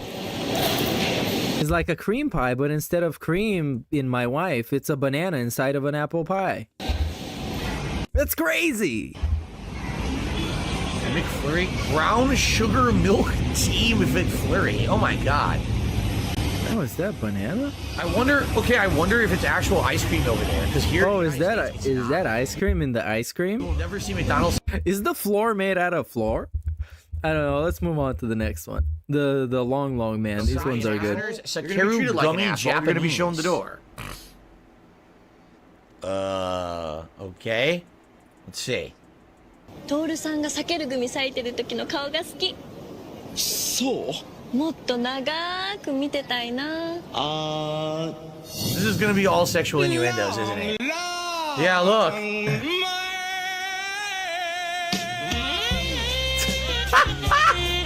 What the fuck is this? She drops the gummy. What the fuck is this? Look at this. 見て手長猿。こっちはゾウさん。ああ、cute. ちーちゃんは長いのが好きなんだね。別に意識してるわけじゃないけど。気のせいか。Laugh sounds like ack, ack, ack. Oh, here we go again. This fucking guy. Does that sound like ack, ack, ack, ack, ack? It doesn't sound like that at all. What the hell? 前にも言ったね、あの長い人。 Oh my god. How many? There's a million of these, huh? They said it was 6 minutes. There's gonna be like 10 of these. バイク便で送ったから。サインお願いします。That's the guy. That's the fucking guy. ちーちゃん、聞こえてる？あ、届いたよ。ありがとう。マンゴー味珍しいからたくさん買ったんだ。今度2人で食べようね。 Yeah, but oh my god. In the context, in the end, it doesn't make sense because you'll see why. Wow. It continues. It's an ongoing. Yeah, it's like an ongoing show. Yeah, no shit. To a narrative. Yes. 長い。これどうやって咲くんですか？こんな風に。Yo, when he sings it, it's fucking funny as shit. すいません。Oh my god. Oh, what is that reaction he makes? It's like he's watching this with his dad. Oh my god, it means like he's gonna put it in her mouth? Oh. It's like every time he sees people having romantic relations, he thinks of his parents. It's like that, you know? It's like, Oh my god, it's so nasty. Oh. Oh, his face. Oh. 電話出ないから心配になって。ちょっと寝込んでて。これ持ってきたから一緒に食べよう。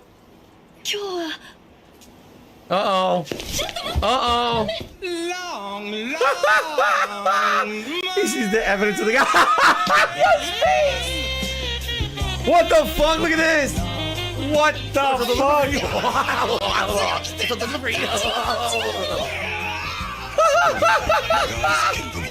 This is, dude, it's still going. Dude, hold on. We are only 2 minutes 30 seconds in. This is 6 minutes and a half. There's got to be like another 12 ads. And yeah, you should skip to the end. They wrote this giant convoluted story. Oh my god. Oh my god, look. He's got his little gummy. He's trying to stretch his little gummy. It won't stretch. That's a nice fucking soundbite. Oh my god, he's trying to stretch his little gummy? And Derek is like in the background furiously masturbating. He's furiously stretching his little gummy until it cummy. I need that money. I really do. What? I need that money. I don't have longer to live? That's what she just said. When I see long things, I feel more assured, she said. So she's dying. That's why she likes to just look at things like a long life. Get it? Alright, hold on. I'm blocking the subtitles. There we go. 避けるグミ1袋分並べていくとほら同じ長さになるの食べやすいようにわざわざ切ってあるんだよトールさん優しい So now she's sad that she broke up with her boyfriend. She mistreated him. It's still continuing. プロポーズってどんな風にされたい？ Now they're back together? I guess they're back together. フラッシュモブは嫌かな。なんかこっぱずかしいし、フラッシュモブ以外で。Oh, he was gonna have a flash mob to propose. Look. ちーちゃん、僕と結婚。What the?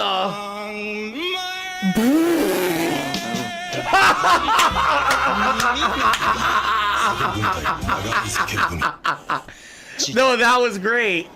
His fucking giant ears. 結婚式までお預け Oh my god. The seatbelt is a gummy? What? Oh my god, it's him. Oh my god. No, it's not. It's not him. She's seeing things. やっぱり忘れられない Oh my god. It wasn't him. She's seeing things. So she does get... It's still continuing. Now she got married to the guy, to the boyfriend. Oh no. A long car.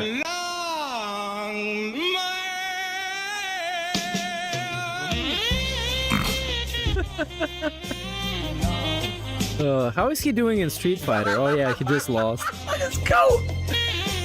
Oh my Is he making God. excuses? Let me just do a vibe check. Is he crying? That's a great move. Oh, that's a great move.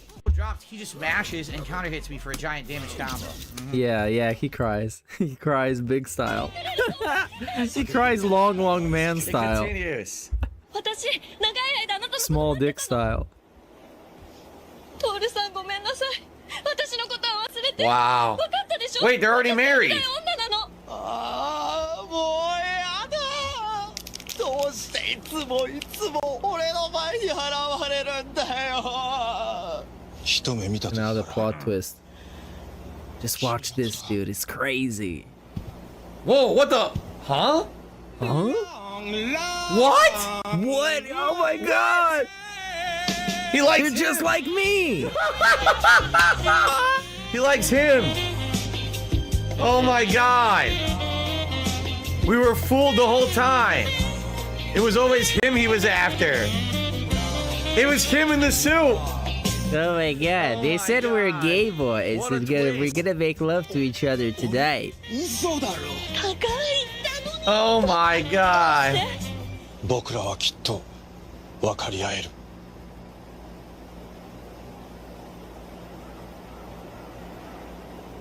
触ってみてもいいですかああきっとみんな分かり合える避ける組 That's it, that's the last one.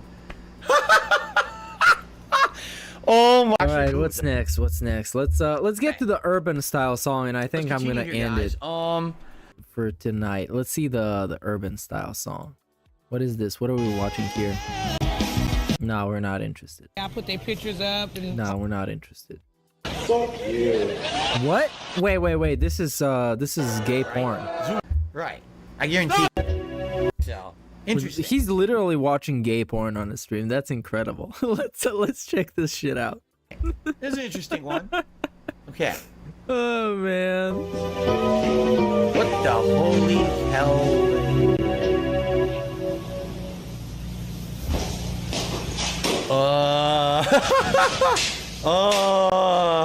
Come on, DSP. Stop resisting it. We need some pizza in here. Embrace your urges. fuck you Why will this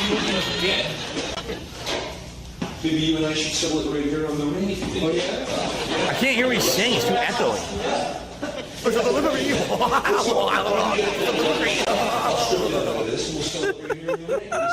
This is all so stupid, man. I can't understand what he's saying. It's too echoey. I can't hear anything.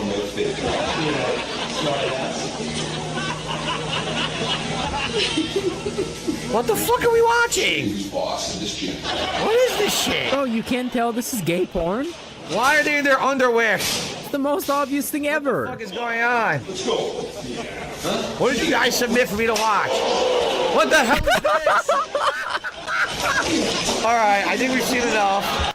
I definitely think we've seen enough. I don't know what's gonna happen, but I don't think I want to know what's gonna happen. At any moment, we could have some guy coming out pulling long taffy, and I think it's gonna Oh, long taffy, the long man. He's gonna come in. The next video. Okay. Long man. What is this one? What is this? This is shopping at Walmart in 1997. Oh yeah, we don't care about this. Actually, back in the day, Walmart wasn't all for like just the dregs of society. My mom used to go there. Skip, skippity dop, skippity skip, skippity dip, drip, drip. Who is this? Now 5 members in your. Oh no, I don't watch these. Nah, this we should leave these in 2015. Sound good? Shove it up his ass. Hey, what do you say? My Facebook, YouTube, Twitter, Instagram, Google Plus, your sister's ass. Oh, this is a real Italian guy, not like Dave. And this is, what is this? These memes are facts. Oh, they're watching this dude. Hold on. He's even faker than DSP. Hold up, I got a bunch. What? How millennials feel logging on to TikTok. I'm going to start studying after eating. Me after Okay, you got the point. And here we got the AirsoftFatty video. Let's get to the Joey video. Where's the Joey video? Oh my god, this is too urban for me. Is it here? Do you really think? Somebody sent him a Joey song. But I guess this is the end. I missed it. Can I? Yeah. Hopefully there are gonna be. Oh no, there's no transcript. This is way too long. Let's see here. I think it might be here somewhere, huh? It almost sounds the same. It's like, why? Because the music.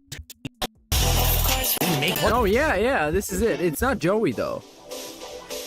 Oh god. It's Nike Ocean. Wait a minute. Hold on a second here. I don't know if this is actually in the playlist or not. Yeah, I don't know. That's apparently there's 2 more. pretty random. This is in the playlist. Okay, I have no idea what this is. There's only 3 videos left for this week. We're gonna get through them all, it looks like. Swoopy?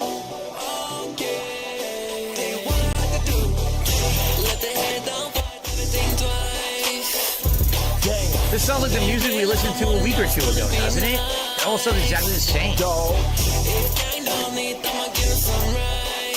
You're gonna get some rice. You want some rice? Follow alert. What are we watching? What is this? Suck a dog off. This hilarious departure of the beat is nice. Yeah, they didn't make the beat. You know that, right? Listen to it. It's a synthesizer. They didn't make the beat. What the fuck is that supposed to mean, you dumb fuck? Beat that was probably pre-made. That's a synthesizer. It's a beat that was pre-made. They did not make the drums in the studio. Okay, sound good. What was he even supposed to say? Yeah, it's a fucking rap song. It's a synthetic beat. It's all 808s and hi-hats and kicks and snares that are not real recorded ones. They're just fucking... Or maybe there are samples of real recorded ones, but yeah. Rapping over it or whatever. They didn't make the... But of course, instantly, the first thing he tries to do is take away any kind of credibility and credit that these two could have.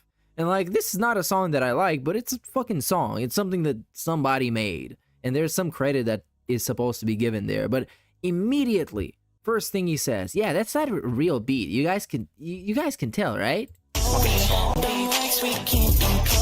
think the rap is fake. They're not actually rapping. How are you supposed to tell what's going on with this camera work? It's atrocious. The camera work is atrocious. It's a rap music video with shaky cam. Intentional. It's bad camera work. This dude, please, euthanasia should be legal, and it should be definitely applied in this case. Let's see, I want to find the Joey video. Where's that Joey video at? Where are my Joey fans at?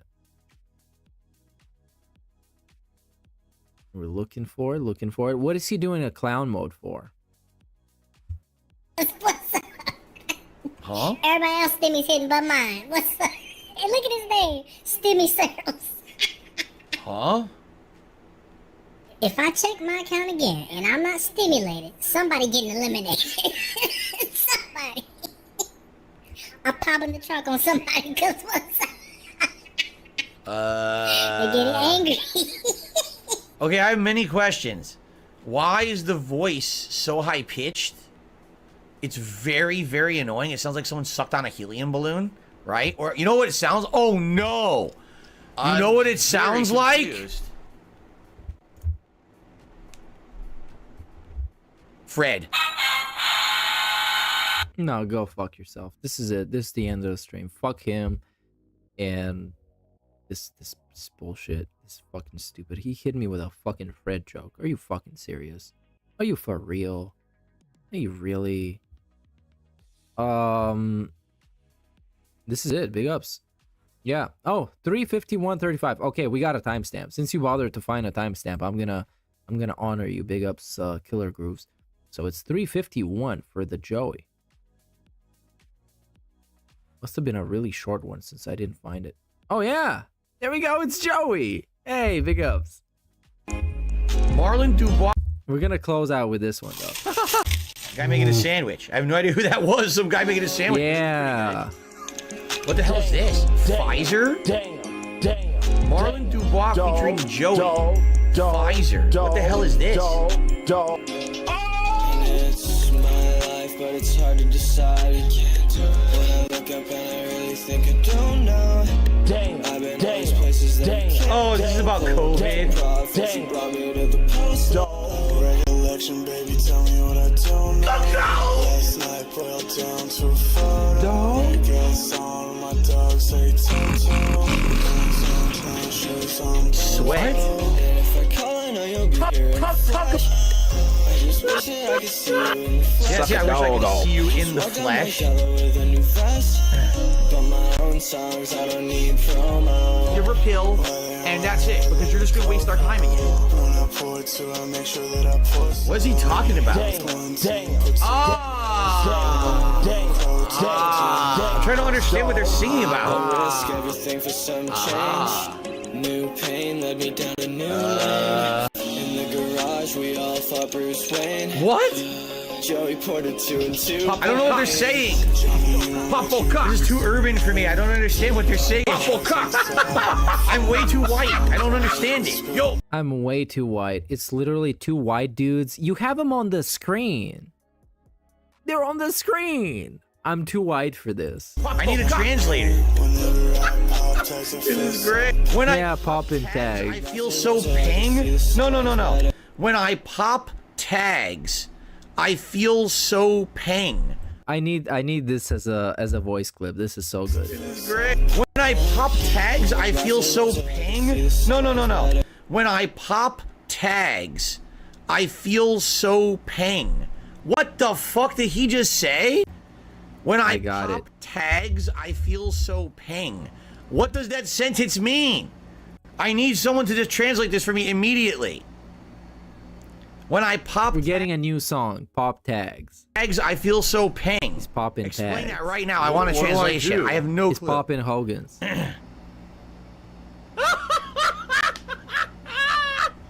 When he spends a lot of money, he feels good. That's what that means?